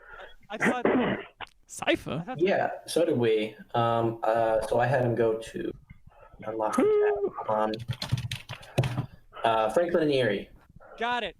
Exterior, TV repair shop, day. In a deserted alley, Cypher steps onto a dumpster in front of a small boarded-up window. Interior, TV repair shop, day. Dead machines, eviscerated and shrouded with dust, lay on metal shelves like bodies in a morgue. Plywood covering a small window is ripped off, and Cypher crawls inside. Deep in the back room, a phone that has not rung in years begins to ring. Exterior, street, day. Trinity sees the TV repair shop. Interior, main deck. Tank punches the exit command. Got him. Cypher's body twitches in its harness, jerking itself awake. Interior, TV repair shop, day. Neo crawls through the window that Cypher opened. Interior, main deck. Tank finishes loading the exit program as Cypher pulls back to a heavy blanket, exposing a high-tech rifle. Interior, repair shop, day. The phone begins to ring as the others crawl in. Okay, God, I we're love crawling that in. sound. We're crawling in. Interior, main deck. Suddenly, a white bolt of lightning explodes against Tank's chair, blasting him into the air. Cypher checks the gun, unable to believe what he missed. Hold on, shit. Gun's not loaded yet. Tank is on his feet, lunging when Cypher fires again, square God. into his chest. No! Interior.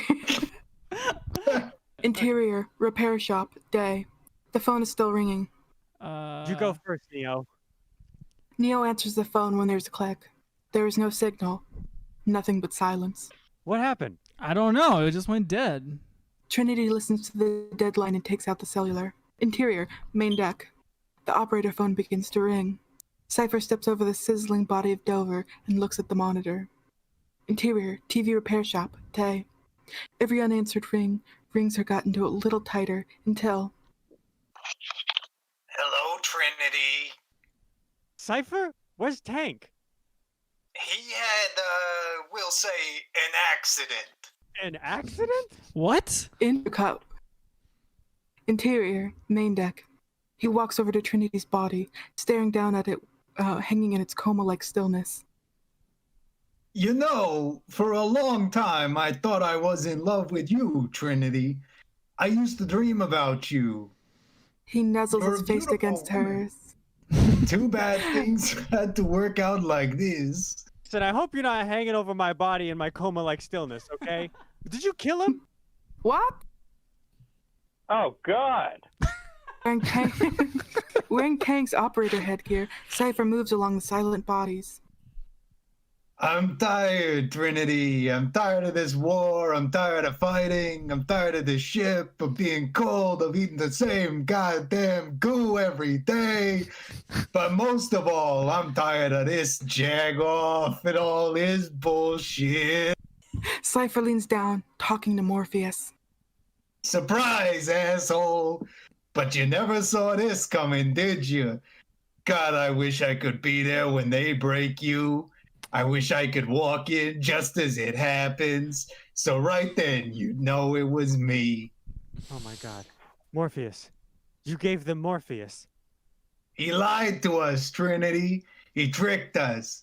If he would have told us the truth, we would have told him to shove that red pill up his ass. That's not true, Cypher. He set us free.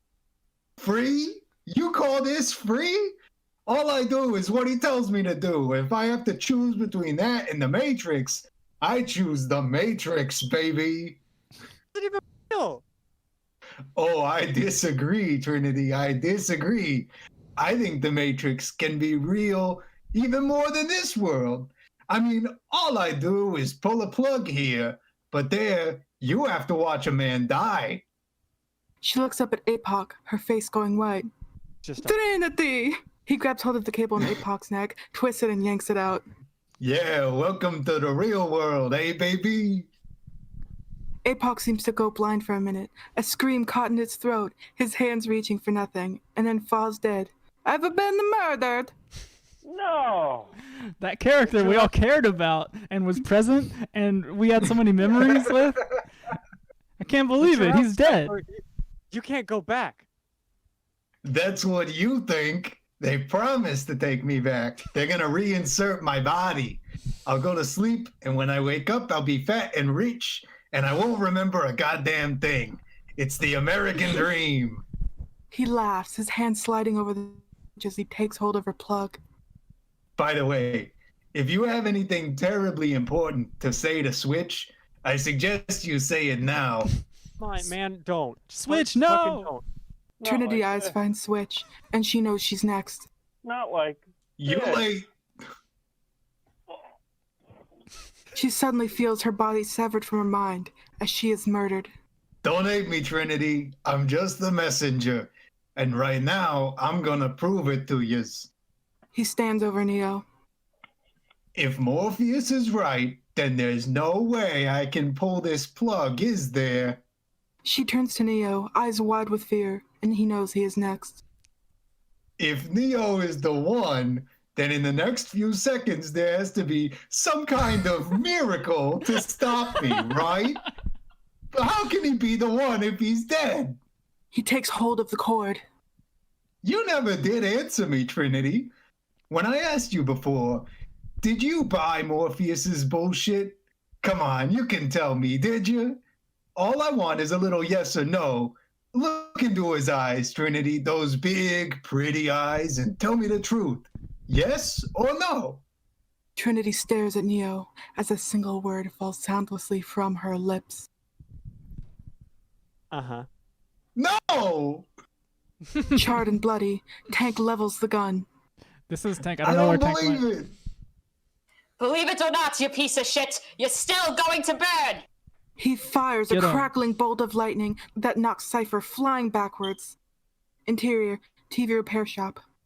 Trinity throws her arms around Neo, and for a moment, they are alone and alive until the phone rings. Interior, main deck.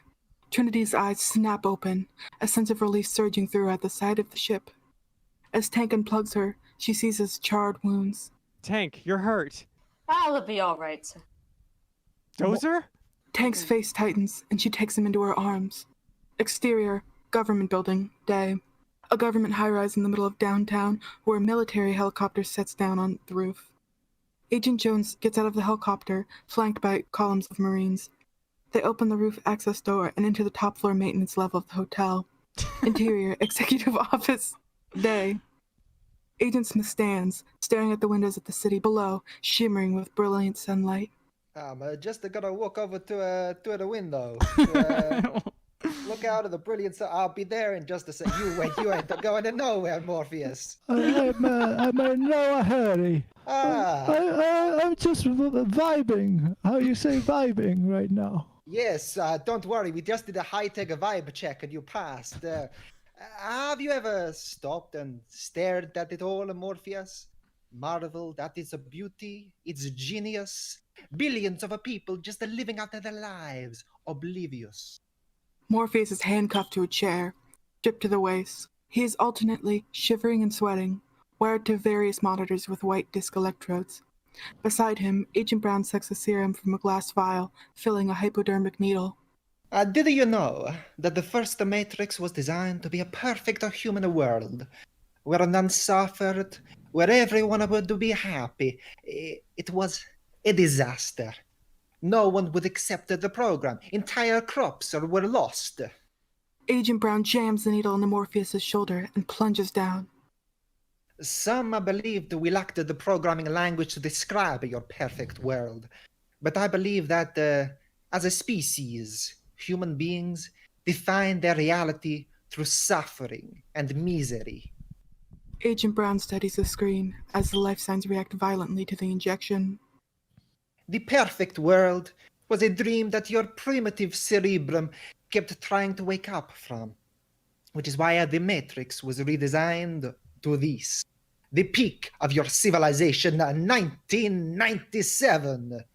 He turns from the window. I say your civilization because as soon as we started thinking about you, it really became our civilization, which is, of course, what this is all about. He sits down directly in front of Morpheus. Evolution, Morpheus. Evolution. He lifts Morpheus' head. Like the dinosaur. Look out at the window. You had your time. Morpheus stares hard at him, trying not to show the pain racking his mind. The future is our world, Morpheus. The future is our time. Agent Smith looks at Agent Brown. Double the dosage. Could there be some sort of problem? Interior, main deck. Tank drapes a sheet over his dead brother. The other bodies are covered. Neo looks at Morpheus, whose body is covered with a cold sweat. Can you tell me again what they're doing to him? He looks so in pain. Yeah, so they're messing up with his mind and stuff. They're breaking into it, you know? You know how, like, you get a computer, you can hack a computer, they're hacking his mind like a computer. It's going to take some time, and that's all it takes is time. Mm-hmm. And in these bags, that's our friends, who are fallen friends, and also Cypher, who is our foe. Is that right? Yeah. Kind of What happened? disrespectful to do it like that with the Adidas brand and everything, but you know. Well, it's the you did it. future. We weren't here. That's your work. Okay, yeah, well, you know, every single leader of every ship is given the codes to Zion's mainframe computer. Yeah? If an agent had those codes and got inside Zion's main, you know what they could frickin' do? They could bada bang us. Straight up. He looks up at Trinity, who is pacing relentlessly. Can't let them friggin' bada bang us, Trinity. Zion is more important to me, or you, or even Morpheus. Trinity sees Cypher's dead body. Rage overtakes her and she kicks him. Damn it! God damn it! There's gotta be something we can do. Yeah, there is. We have to pull the freaking plug. You're gonna kill him? You're gonna kill Morpheus? Yes, in Trinity. What do you want me to say? Interior, government building. Morpheus is fighting to hold his mind together. The agents stand over him. Once again, I'm simply vibing. Never send a human to do a machine's job. If indeed the Insider has failed, they will soon sever the connection as soon as possible, unless... They are dead. They are dead. Oh, no, you go, Jones. You go, sorry. Well, I mean, I agree. They are dead. Flippy mocking. In either case. Said. We have no What choice up? but to continue as planned. Deploy the Sentinel immediately. Interior, main deck. Tank kneels beside Morpheus's body. Neo suddenly sees it perfectly clear, fate rushing at him like an oncoming train. Hold on, let me grab his little thingy. Morpheus, it's still plugged in though. Morpheus, you were more than our leader. You were a father. We will love you and miss you always. Eurodope. Oh, I'm crying now. Said. Trinity can't bear to Buongiorno. watch. As she closes her eyes, her tears slip free. Tank closes his eyes and takes hold of the plug. Neo is paralyzed. His whole life is suddenly suspended by the finality of this moment, hurling at him with the speed of a bullet. Stop. Stop it. Don't do it. Don't do it. Stop They both it. look at him. God damn it. I don't believe this is happening. Well, Neo, it is, and you know, we gotta do this, you know? Flippy mocking. Does it? I Said. don't think so. It can't just be Has coincidence. Morpheus asked Neo if he coincidence? wants to take drugs yet? What are you talking about? The Oracle. She told me this would happen. She told me I must stare at Morpheus for this. What the hell are you saying? The Oracle told me I would have to make a choice. What choice? He makes his choice. Turning, he walks to his chair. What are you doing? I'm going in. You can't. I have to. I just said. Morpheus sacrificed himself so we could get you out. There's no way you're going back in there. Morpheus did what he did because he believed that I'm something I'm not. What? Eurodope. I'm not the one, Trinity. The Said. Oracle hit me with that too. That's right. Trinity This is movie stunned. is freaking red-pilled, yo. No, you have to be. I'm sorry, I'm not. I'm just another guy. Morpheus is the one that matters. Neo, that's not true. It can't be true. Why? Because Uncertainty swallows her words, and she is unable to tell him what she wants to. All right, Neo, I'm not laughing, but you know, this is local. They've got Morpheus in a military building. You know what that is? That means that the military, army guys, operators at a highest Cable degree, they control the Said. building. Even if you somehow Cable got pilled inside, fire those are emoji. agents holding him back. That's what the capital A. 3 of them. I want Steenorb. Morpheus back too. But where you were Said. talking about was Suicido. LMAO are the Adidas bags supposed I to know be that's body what it looks bags. like, but actually, it's not. I can't logically explain to you why it's not. Morpheus believed something, and he was ready to give his life for what he believed. I understand that now, and that's why I Stream have to go. Elements. Said. Why? Because I believe C2 in has a something. merch store. Browse our wares. I believe I can bring him back. Trinity stares at him, hovering on the edge cable2.bigcartel.com. that he just jumped off. Her jaw sets, and she starts climbing into the chair beside him. Let's go. I'm coming with you. In the Matrix, we say this is poggers. No, you're not. You're staying here. No? Okay, no. Let me tell you what I believe. I believe Morpheus means more to me than he does to you. I believe that if you are serious about saving him, that you're going to need my Steenorb help. And since I am said, the ranking officer on this Poggers. ship, if you don't like it, then I can believe you could go to hell because you aren't going anywhere else. There is nothing more to say except... Tank, load us up. Interior, Executive Office, day. Agent Smith sits casually across from Morpheus, who is hunched over, his body leaking and twitching. I'd like to share a revelation that I have had during my time here. It came to me when I tried to classify your species. I've realized that you are not actually mammals. The life signs continue their chaotic patterns. Every mammal on this planet instinctively develops a natural equilibrium with the surrounding environment, but you humans do not. You move to an area and you multiply and multiply until every natural resource is consumed, and the only way you can survive is to spread to another area. He leans forward. There is another organism on this planet that follows the same pattern. Do you know what it is? A virus. Human beings are a disease, a cancer of this planet. You are a plague, and we are the cure. Interior, construct. Neo and Trinity stand in the white space of the construct as he answers his ringing cell phone. Okay, what do you need? Besides a miracle. Yeah, what do you... yeah, I'll just, I'm looking, I got so many freaking discs here, dude. I can get you, he's a hot girl, he's a hot guy, some other people. This is the president. Do you have an anime girl? Do you have Hatsune Miku? I have Jair Bolsonaro. Want that? We need guns. We need guns and lots of guns. Interior, main deck. Neo and Trinity's bodies hang motionless in their drive chairs as tank hits load. Interior, construct. Racks of weapons appear and they begin to arm themselves. No one has ever done anything like this. He snapcocks an Uzi. That's why it's gonna work. Interior, Executive Office, day. Agent Smith is again at the window. Where is he? There he is.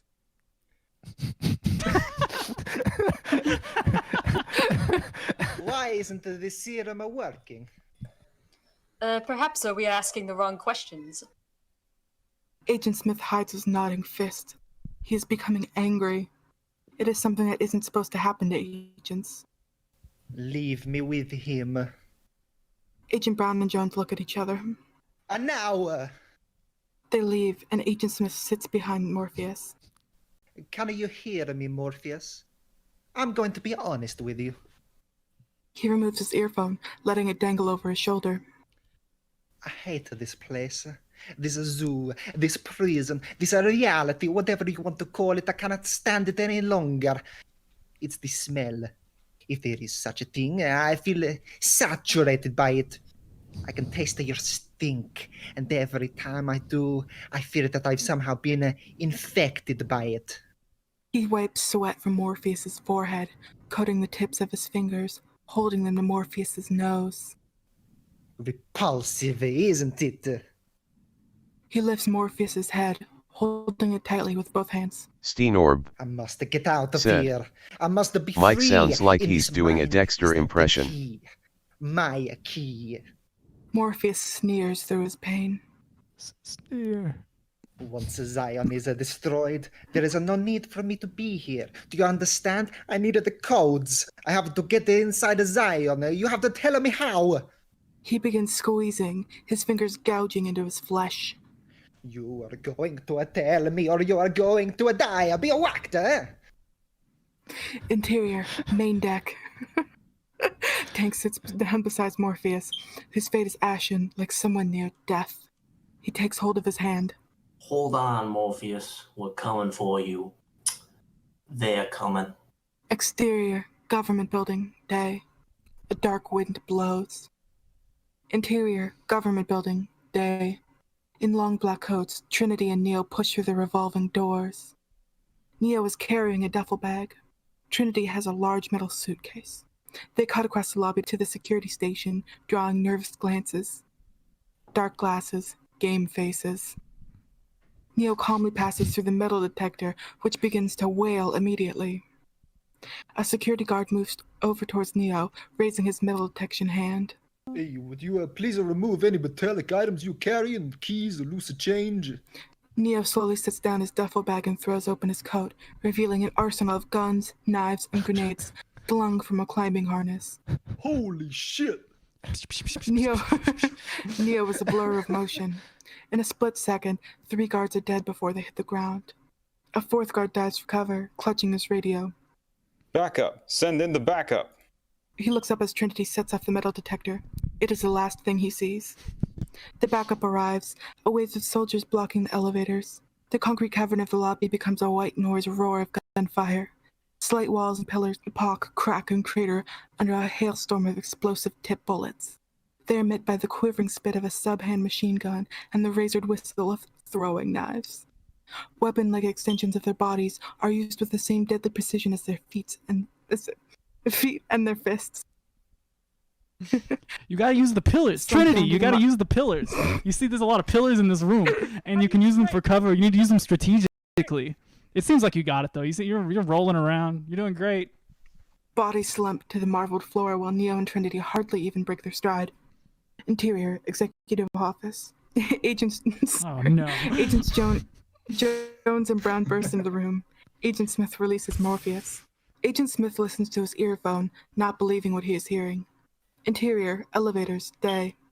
They get in. Trinity immediately drops and opens a suitcase, wiring her plastic and napalm bomb. Neo hits the emergency stop. He pulls down part of the false ceiling and finds elevator shaft access panels. Interior, executive office, day.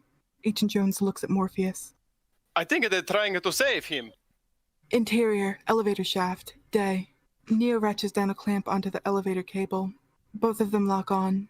He looks up the long dark throat of the building and takes a deep breath. There is no spoon. Neo whips out his gun and presses it to the cable, lower than they attach themselves. Boom! The cable snaps. The counterweights plummet, yanking Trinity and Neo up through the shaft as the elevator falls away beneath them, distending space, filling it with the sound of a whistling metal as they sear to the top. Interior, lobby, day. The elevator hits bottom. Ba-boom! The massive explosion blows open the doors, fire clouds engulfing the elevator section of the lobby. Interior, executive office, day. The agents hear the blast of the fire alarms. Lower level. They are actually attacking. Another enormous explosion thunders above them, shaking the building. The alarm sounds. Emergency sprinklers begin showering the room. Agent Smith smashes the table. Find them and destroy them! Agent Jones nods and touches his earpiece. Exterior, roof, day. The roof access tower is now engulfed in flames as Neo and Trinity stand amongst a pile of their fallen enemies. Across the roof, the pilot inside the army helicopter watches the last of their ferocious onslaught. Ripeto, siamo sotto attacco! Suddenly his whole body dissolves, consumed by a spreading, locust-like swarm of static as Agent Jones emerges. Just as she drops the final Marine, Trinity sees what's coming. Neo sees her, the fear in her face, and he knows what is behind him. Screaming, he whirls, guns filling his hands with thought speed. Fingers pumping. Shells ejecting, dancing up and away. We look through the sights and the gun smoke at the agent blurred with motion, until the hammers click against the empty metal. Trinity! Agent Jones charges. Help! His gun booms as we enter the liquid space of bullet time. The air sizzles with... It's like a Jackie Chan movie out there. The air sizzles with wads of lead, like angry flies as Neo twists, bends, ducks just between them.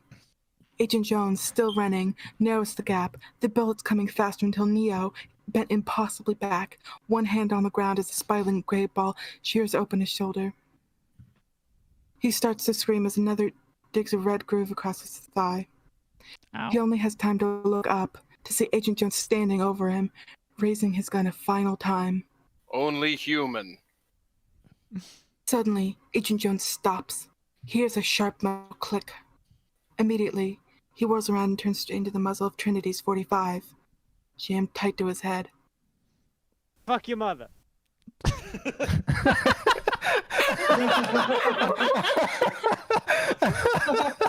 Mamma mia! Boom, boom, boom! The body flies back with a flash of mercurial light, and when it hits the ground, it is the pilot. Trinity helps Neo up. Neo, how did you do that? Do what? You moved like they moved. You were like an octopus. It was ridiculous. I've never seen anybody move that fast. It wasn't fast enough, and also you shot him in the head. He checks his shoulder wound. Are you all right? I'm fine. Come on, come on. We gotta keep moving. Neo sees the helicopter. Hey, can you fly that thing? Not yet. She pulls out the cellular phone. Interior, hovercraft. Tank is back at the controls. Operator. Tank, I need a pilot program for a military B-212 helicopter. Tank is immediately searching the disk drawers. Hurry the fuck up, man. His fingers flash gleaming laser discs, finding one that he feeds into Trinity's supplement drive, punching the load commands on her keyboard. Exterior, roof, day. Trinity's eyes flutter as information surges into her brain. All the essentials of flying a helicopter absorbed at light speed. Fugazi, let's go! Interior, executive office, day. Agent Jones throws open the door and enters, walking through the puddles pooling in the carpet. Over the rushing water and alarms, Agent Smith hears a sound and understands the seriousness of the attack. He turns to the wall of windows as the helicopter drops into view. Neo is in the back bay, aiming the mounted .50 machine gun. No! The gun jumps and bullets explode through the window in a cacophony of crashing glass as the agents go for their weapons. But Neo is too close. The .50 caliber too fast, and bullets are everywhere, perforating the room. Agent Jones is hit first, his body jackknifing back, blood arcing out with sudden flash of light. Then Agent Brown, his gun still firing as his body falls. And finally, Agent Smith. Neo stares at Morpheus, trying to will him into action. Get up, Morpheus! Get up! Morpheus! Neo grabs the climbing rope and attaches one end to his harness. Interior, hall, day. Just outside the executive office, 3 Marines blister with snow static. Interior, executive office, day. Slowly, Morpheus lifts his face into the room's rain. When he finally opens his eyes, they are again dark and flashing with fire. He rises from the chair, snapping his handcuffs just as the agents enter the adjoining room. Agent Smith stops and sees Morpheus run past the open door. No! He fires, sweeping across the sheet-walked wall in a perfect line. For an instant, we see the bullets shred, puncturing the wall, searing through the wet air with jet trails of chalk. And as Morpheus starts to dive for the window, a bullet buries itself in his leg, knocking him off balance. He won't make it! Morpheus lunges, out of control, as Neo spins, every move a whip crack, snapping the other rope end onto a bolted bar as Morpheus begins to fall. When Neo hurls himself into the wide blue empty space, flying for a moment, the rope sneaking up behind him, an umbilical cord attached to a machine. I got you! As their 2 bodies set in motion, rushing at each other at a seemingly magnetic course until they collide, almost bouncing free of each other, arms, legs scrambling, hands searching in furious desperation. One of the worst days of my life. I got you, buddy. We're gonna go. We're good. Everything is fine. Until the line ends, snapping taut, cracking their fragile embrace. Morpheus tumbles, legs flipping over, falling down. The ground deliriously distant as Neo snatches hold of his mentor's still handcuffed wrist. Gotcha. Exterior, government building, day. Trinity pulls the copter up and away as Agent Smith stands in the shattered window, aiming his gun out through the curtain of rain. Ponk, ponk, ponk. The rear hull is punched full of We're holes. ponking. The rear hull is punched full of holes, and smoke and oil pour out like black blood. No, you're not supposed to do that to helicopters! Neo hears the helicopter begin to die. Shit! No! Oh. Uh-oh! Trinity throws the helicopter towards the roof of the nearest building. Morpheus and Neo cling to one another as they and the machine above them begin to fall.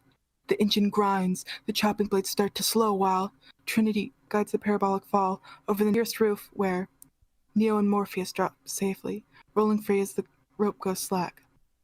Neo gets to his feet, trying to detach himself, but the helicopter is falling too fast, arcing over the roof like a setting sun.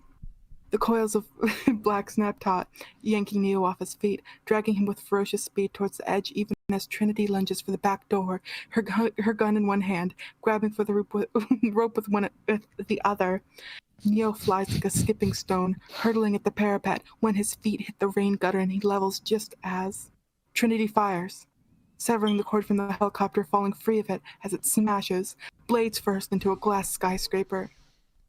Holding onto the rope, she swings, connected to Neo, who stands on the building's edge watching her arc beneath him as the helicopter explodes. She bounces back against a shatterproof window that spider cracks out while flames erupt behind her. Interior, main deck. Tank stares at the screen, his mouth agape. Poggers! I knew it! He's the one! Exterior, rooftop, day. Neo pulls Trinity up into his arms. Both shaking, they hold each other again. Do you believe it now, Trinity? Trinity looks at Neo. Morpheus, the Oracle. She told me. She told you exactly what you needed to hear. That's all. Sooner or later, Neo, you are going to realize, just like I did, the difference between knowing a path and walking a path. Interior, main deck. The phone rings. Tank. Goddamn, it's good to hear your voice, sir. We need an exit. Alright, hold on. Can you take the subway? If you can, State and Balbo. Okay, we're on our way. Exterior, rooftop, day. We rush at the roof access door as it suddenly slams open and the three agents charge out. But Neo, Trinity, and Morpheus are already gone. So many stairs up to this roof, eh? It's really far away. I wish they didn't break the elevator. Oh, damn it, mamma mia! The trace was completed. We have their position. Sentinels are standing by. Order the strike. Agent Smith can't stand listening to them. He moves to the edge of the building, looking out at the surrounding city. They're not out yet. Interior, subway station, day. An old man sits hunched in the far corner of the station, shadows gathered around him like blankets. Mumbling, he nurses from a bottle of Thunderbird when a phone begins to ring. Neo leads Trinity and Morpheus bounding over a set of turnstiles towards the ringing phone inside a graffiti-covered booth. Morpheus gets in and answers the phone. Lost in the shadow, the old man watches Morpheus disappears, his phone dropping, dangling by its cord. His eyes grow wide, glowing white in the dark. Exterior, rooftop, day. Agent Smith stares, his face twisted with hate. He will never be free of the Matrix. He starts... Nor will we. He starts to turn from the edge of the building when he suddenly hears it, his head whipping back around, staring. Interior, subway. Old man's point of view, day. Through the old man's eyes as the world begins to rumble. Trinity hangs up the phone, which then turns to Neo. Neo, listen, okay, I get this whole time I've had to tell you something. I don't know what it means, or even if it matters, but I feel like now is definitely the time that I need to say it to you. The rumble grows, the ground beginning to shake. Okay, I've never told anyone this before, and I think I've been afraid to. Behind her, the phone begins to ring. Do you want to get that? Fucking hold on. When I went to the Oracle, she told me that I was gonna fall in love, but the rumble rises, drowning her you. voice.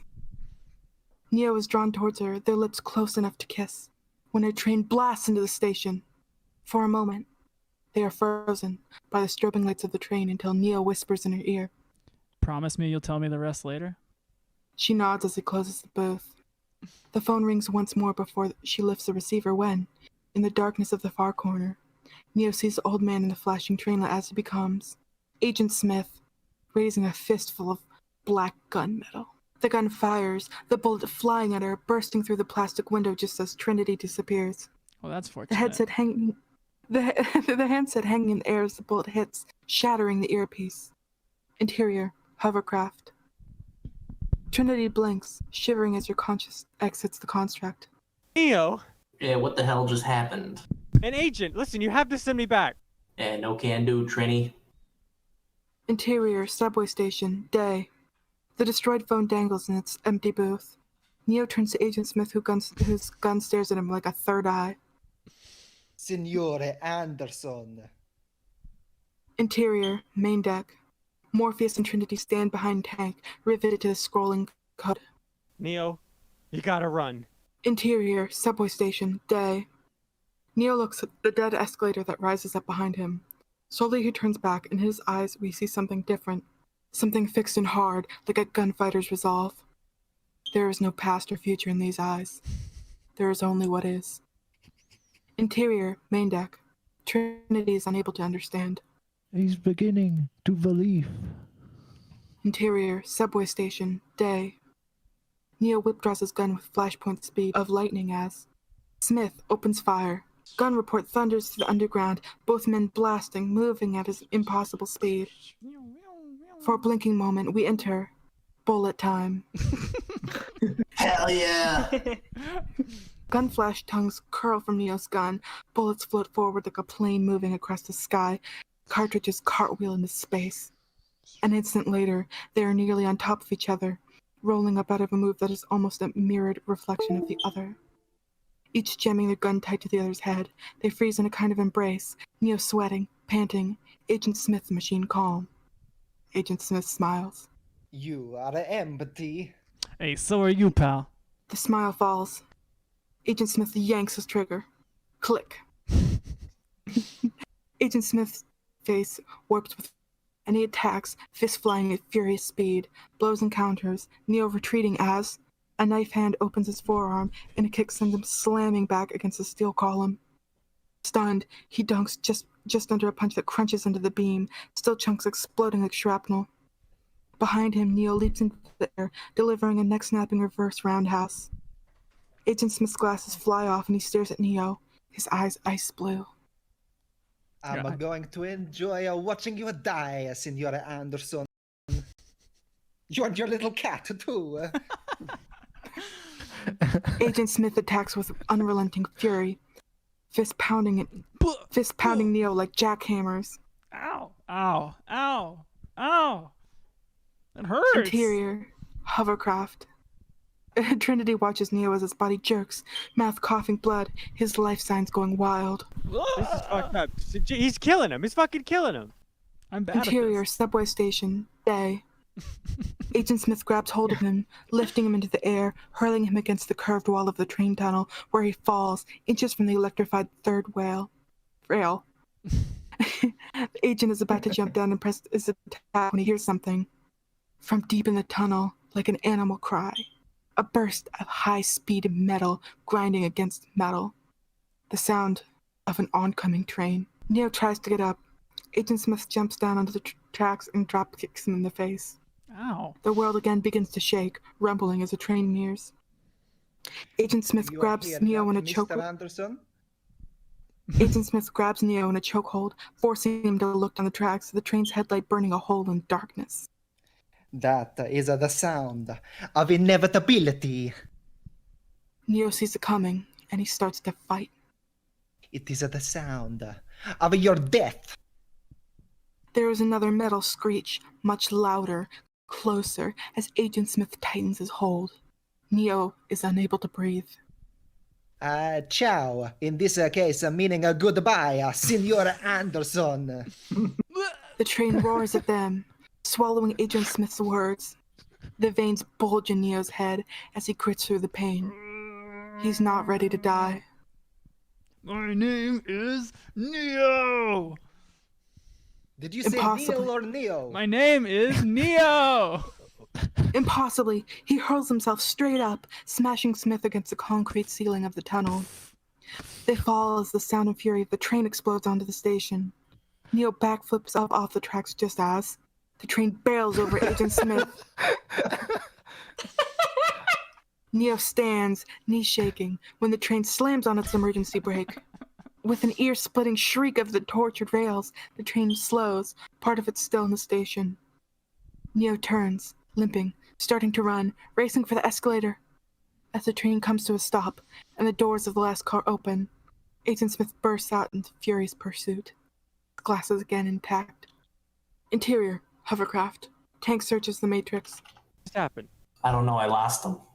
I'm on the run. He's on the run. Suddenly, a siren sounds. Ah, shit. It's the primary antagonist. Sorry. Morpheus bolts onto the ladder. Interior, cockpit. Morpheus climbs into the cockpit. On the hologram radar, he sees the Sentinels. This is fucked. Trinity's behind him. How long? 5 minutes, maybe 6. Morpheus lifts the headset. Tank, charge the EMP. Yes, sir. Okay, well, you can't use that till Neil's out, all right? I know, Trinity. Don't worry. He's going to make it. Exterior, city street, day. A businessman walks along the sidewalk, wheeling and dealing into his cell phone when it disappears, snatched by Neo as he flashes by. What the shit? Hey, my phone! Fafangu! The man turns to call for help, and when he turns back, it is Agent Smith. Neo is in a full-out sprint, spinning and weaving away from every pedestrian, every potential agent. He flips open the cell phone and dials long distance. Interior, hovercraft. Tank answers. I'm roaming. Operator. I'm hauling ass. Get me back on the ship. Get me off this crazy thing. Exterior, city street, day. Neo dives down an alley. Agent Smith starting to gain. Hurry, Tank. I got some serious pursuit. Interior, hovercraft. The keyboard is clicking. Tank searches for an exit. Trinity screams into the headset. Yo, get your little twink ass back here! Exterior, alley. Agent Smith drops and takes aim. Running really hard. I'm trying, Trinity. I'm trying. A bullet shatters the image of Neo in a truck's rear view mirror. Interior, main Some deck. movie making. Some serious movie making's happening right now. Tank speed reads the Matrix code. Sorry, I'm like exhausted. I got a patch on an old exit. Wabash and Lake. Running. Okay, thank you. A hotel, room 303. Perfect. Exterior, open market. Neo, sorry, spins away, turning, and finds himself in an open market that teems with people. Look at all these people. He kamikazes his way down the little avenues lined with vendors and shops, careening through the labyrinth, out of control. And at every turn there is an agent appearing from crowds behind fish counters, tent flaps, and crates. They're everywhere. Exterior, alley. He dives from the maze down a service alley, but it's a dead end. Neo turns back as agents emerge from the market. Help, I need a little help. I'm freaking out. Interior, main deck. Tank frantically scans the monitor like a road map. The door. Oh. Exterior, alley. Neo dives through it, but... It's locked. Why would that stop you? You just kick it. What the hell is wrong with you? You need to tell me what to do. Peeling back, Neo almost kicks the door from its hinges, lunging from the agent's bullets. Interior, apartment building, staircase. Neo springs up the old crooked apartment building stairs. Sweating. Interior, apartment building, hall. He is halfway down the hall, running in sharp long strides when the door explodes open at the end. Ah, shit. You're gonna want to go left? You cut out. Hello? Left. Thank you. No, the other left. Oh, I'm sorry. He whirls back to his other left, battering through the door, which splinters, perforated by bullets. An old woman watches TV as Neo blurs past her and into her kitchen, where another woman is chopping vegetables. What's going on here? That window there. Neo throws it open, leaping for the fire escape just as a knife buries itself in the window casing. So you're gonna go down here. Exterior, apartment building, fire escape. Tumbling down the rattling fire escape, Neo leaps the last 10 feet into the alley below, with Agent Brown right behind him. Neo scrapes himself to his feet, broken and bleeding, charging for the end of the alley. Interior, main deck. Finger on the monitor, Tank traces Neo's path. Okay, so that's it. You're almost there. At the end of the alley, I want to just head on over to that. You read faster. Yeah. You needed a sense of urgency. Listen, I'm working with a lot of technology here. Exterior, heart of the city hotel, day. Agent Smith suddenly pauses, as if recognizing something. The faded neon buzzes. Heart of the city hotel. Interior, hovercraft. Tank loads the exit. Yeah, I'm gonna give you a ring. Thank you. Do it. Suddenly, the lights go red. Oh no. Morpheus looks up. Here they come. Exterior, sewer main. Deals open and shift like killer kaleidoscopes as they attack. Slamming down on the Nebuchadnezzar. Interior, hovercraft. The hovercraft booms down as they hit. Morpheus opens the lock on the EMP detonator. Trinity watches him. Is he going to make it? Exterior alley, day. Neo scrambles up the fire escape, bullets sparking and ricocheting around him as Agents Brown and Jones close the gap. Interior hall, day. On the 3rd floor, he kicks in the window, jumping into the hall. The doors count backwards. 310, 309. Interior, main deck. Another system alarm sounds. They've burned through the outer hull. Neo. I'm coming. Interior, hall, day. Neo can hear the phone ringing. 305, 304. Agent Brown reaches the broken window behind him just as Neo grabs the handle of 303, throwing open the door to find Agent Smith, waiting, 45 cocked. Neo can't move, can't think. Boom! Interior, main deck. Neo's body jerks, and everyone hears it as the life monitors snap flatline. I don't have Trinity a screams. Morpheus stumbles back in disbelief. No, it can't be. It can't be. Lasers suddenly sear through the main deck as the Sentinels slice open the hull. Interior, hall, day. 3 holes in his chest. Neo falls to the blue shag carpeting, blood smearing down the wallpaper. Agent Smith stands over him, still aiming, taking no chances. Check him. Interior, main deck. Amid the destruction raining around her, Trinity takes hold of Neo's body. Interior hall, day. Kneeling beside him, Agent Brown checks his vital signs. He's a gun.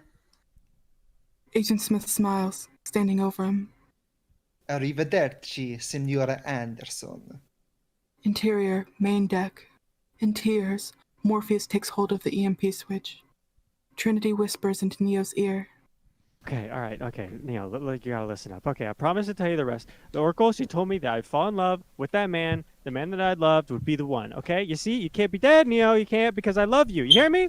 We've had like 6 conversations, and I know in that time that I love you. Her eyes close and she kisses him, believing in all her heart that he will feel her lips and know that they speak the truth.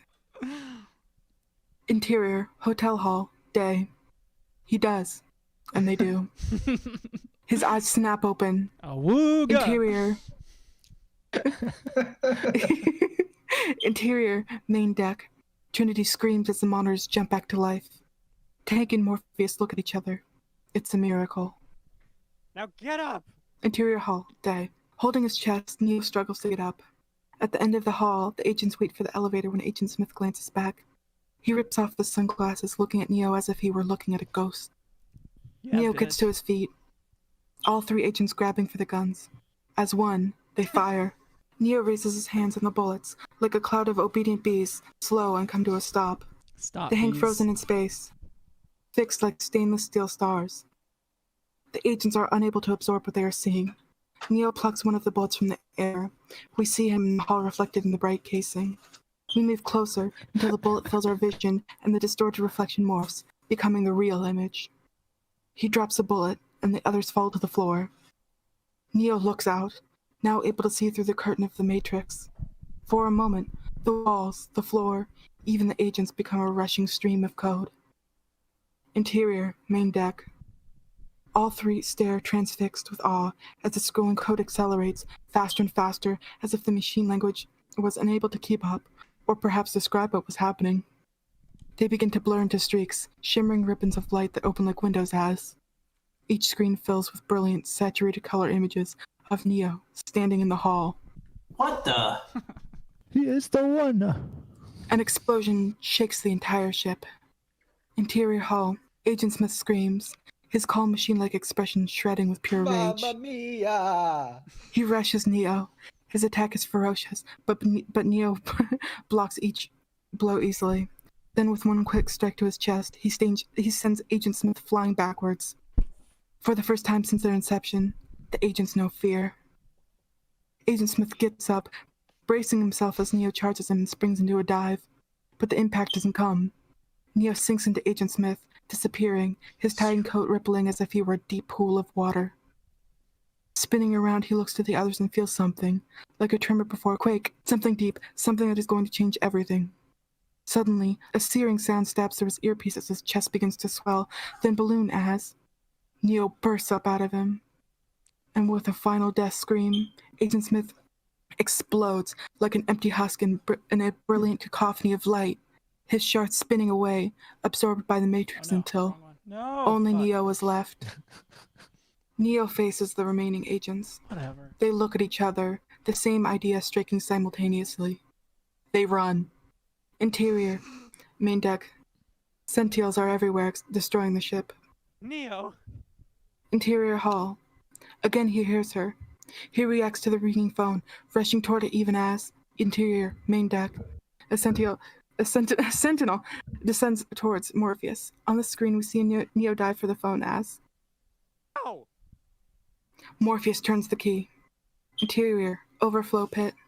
A blinding shock of white light floods the chamber. Sentinels blink and fall, instantly dead, filling the pit with their cold metal carcasses. Interior, hovercraft. In the still darkness, only the humans are alive. Neo? His eyes open.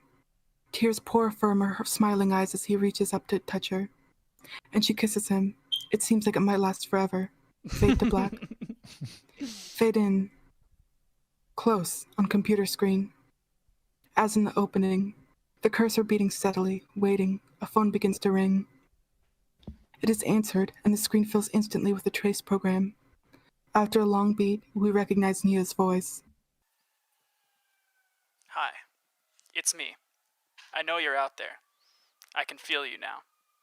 I imagine you can also feel me. You won't have to search for me anymore. I'm done running, done hiding. Whether I'm done fighting, I suppose, is up to you. You can tell that I've lost my accent, and that's because I have seen through the Matrix, and I can use any accent I want. I believe deep down we both want this world to change. I believe that the Matrix can remain our cage, or it can become our chrysalis. That's what helped you. That's what you've helped me to understand. That to be free, you cannot change your cage. You have to change yourself. When I used to look out at this world, all I could see was its edges, its boundaries, its rules and controls, its leaders and laws. But now, I see another world, a different world, where all things are possible, a world of hope, of peace. I can't tell you how to get there, but I know if you can free your mind, you'll find the way. We shoot through the holes as Neo hangs up the phone. He steps out of the phone and slides on a pair of sunglasses. He looks up, and we rise, higher and higher, until the city is miles below. After a moment, Neo blasts by us, his long black coat billowing like a black leather cape as he flies faster than a speeding bullet. Fade out. The end. Woohoo! Let's go. Yeah. Let's go.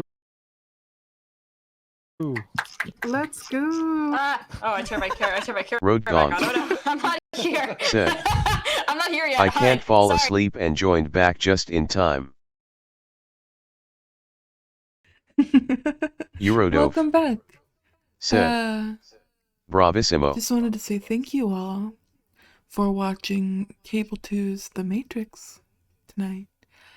It was a great journey. It was really great to rewatch it with you all. And I'm gonna play the end card now. And I thought I'd just wish you all a good Sunday night. And I hope you all have a great morning. We have a great week. Great week ahead of you. We got a whole lot of shows coming up this week, including some new ones. So what I'm gonna do is I'm gonna say goodbye now. And good night. And I'm gonna take you over to the end card so you can see the schedule. Let's see. Anything else we need to say before we go?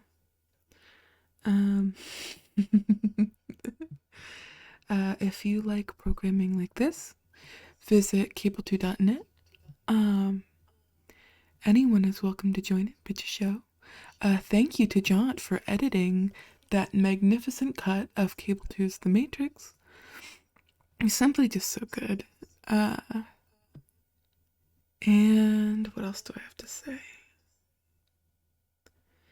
Yeah, if you want to get involved or have your own show or join things like this, go to cable2.net or go to the Discord on the link there. And join in. Road Gaunt Have a good night, everyone. said, "Thank you for hosting RB. Thank you. This was a lot of fun. I'll be back on Tuesday for Fantasy Flight. And then my good friend Trina Tuesday will be here on Friday. And we'll meet up again next Sunday. Until then, bye."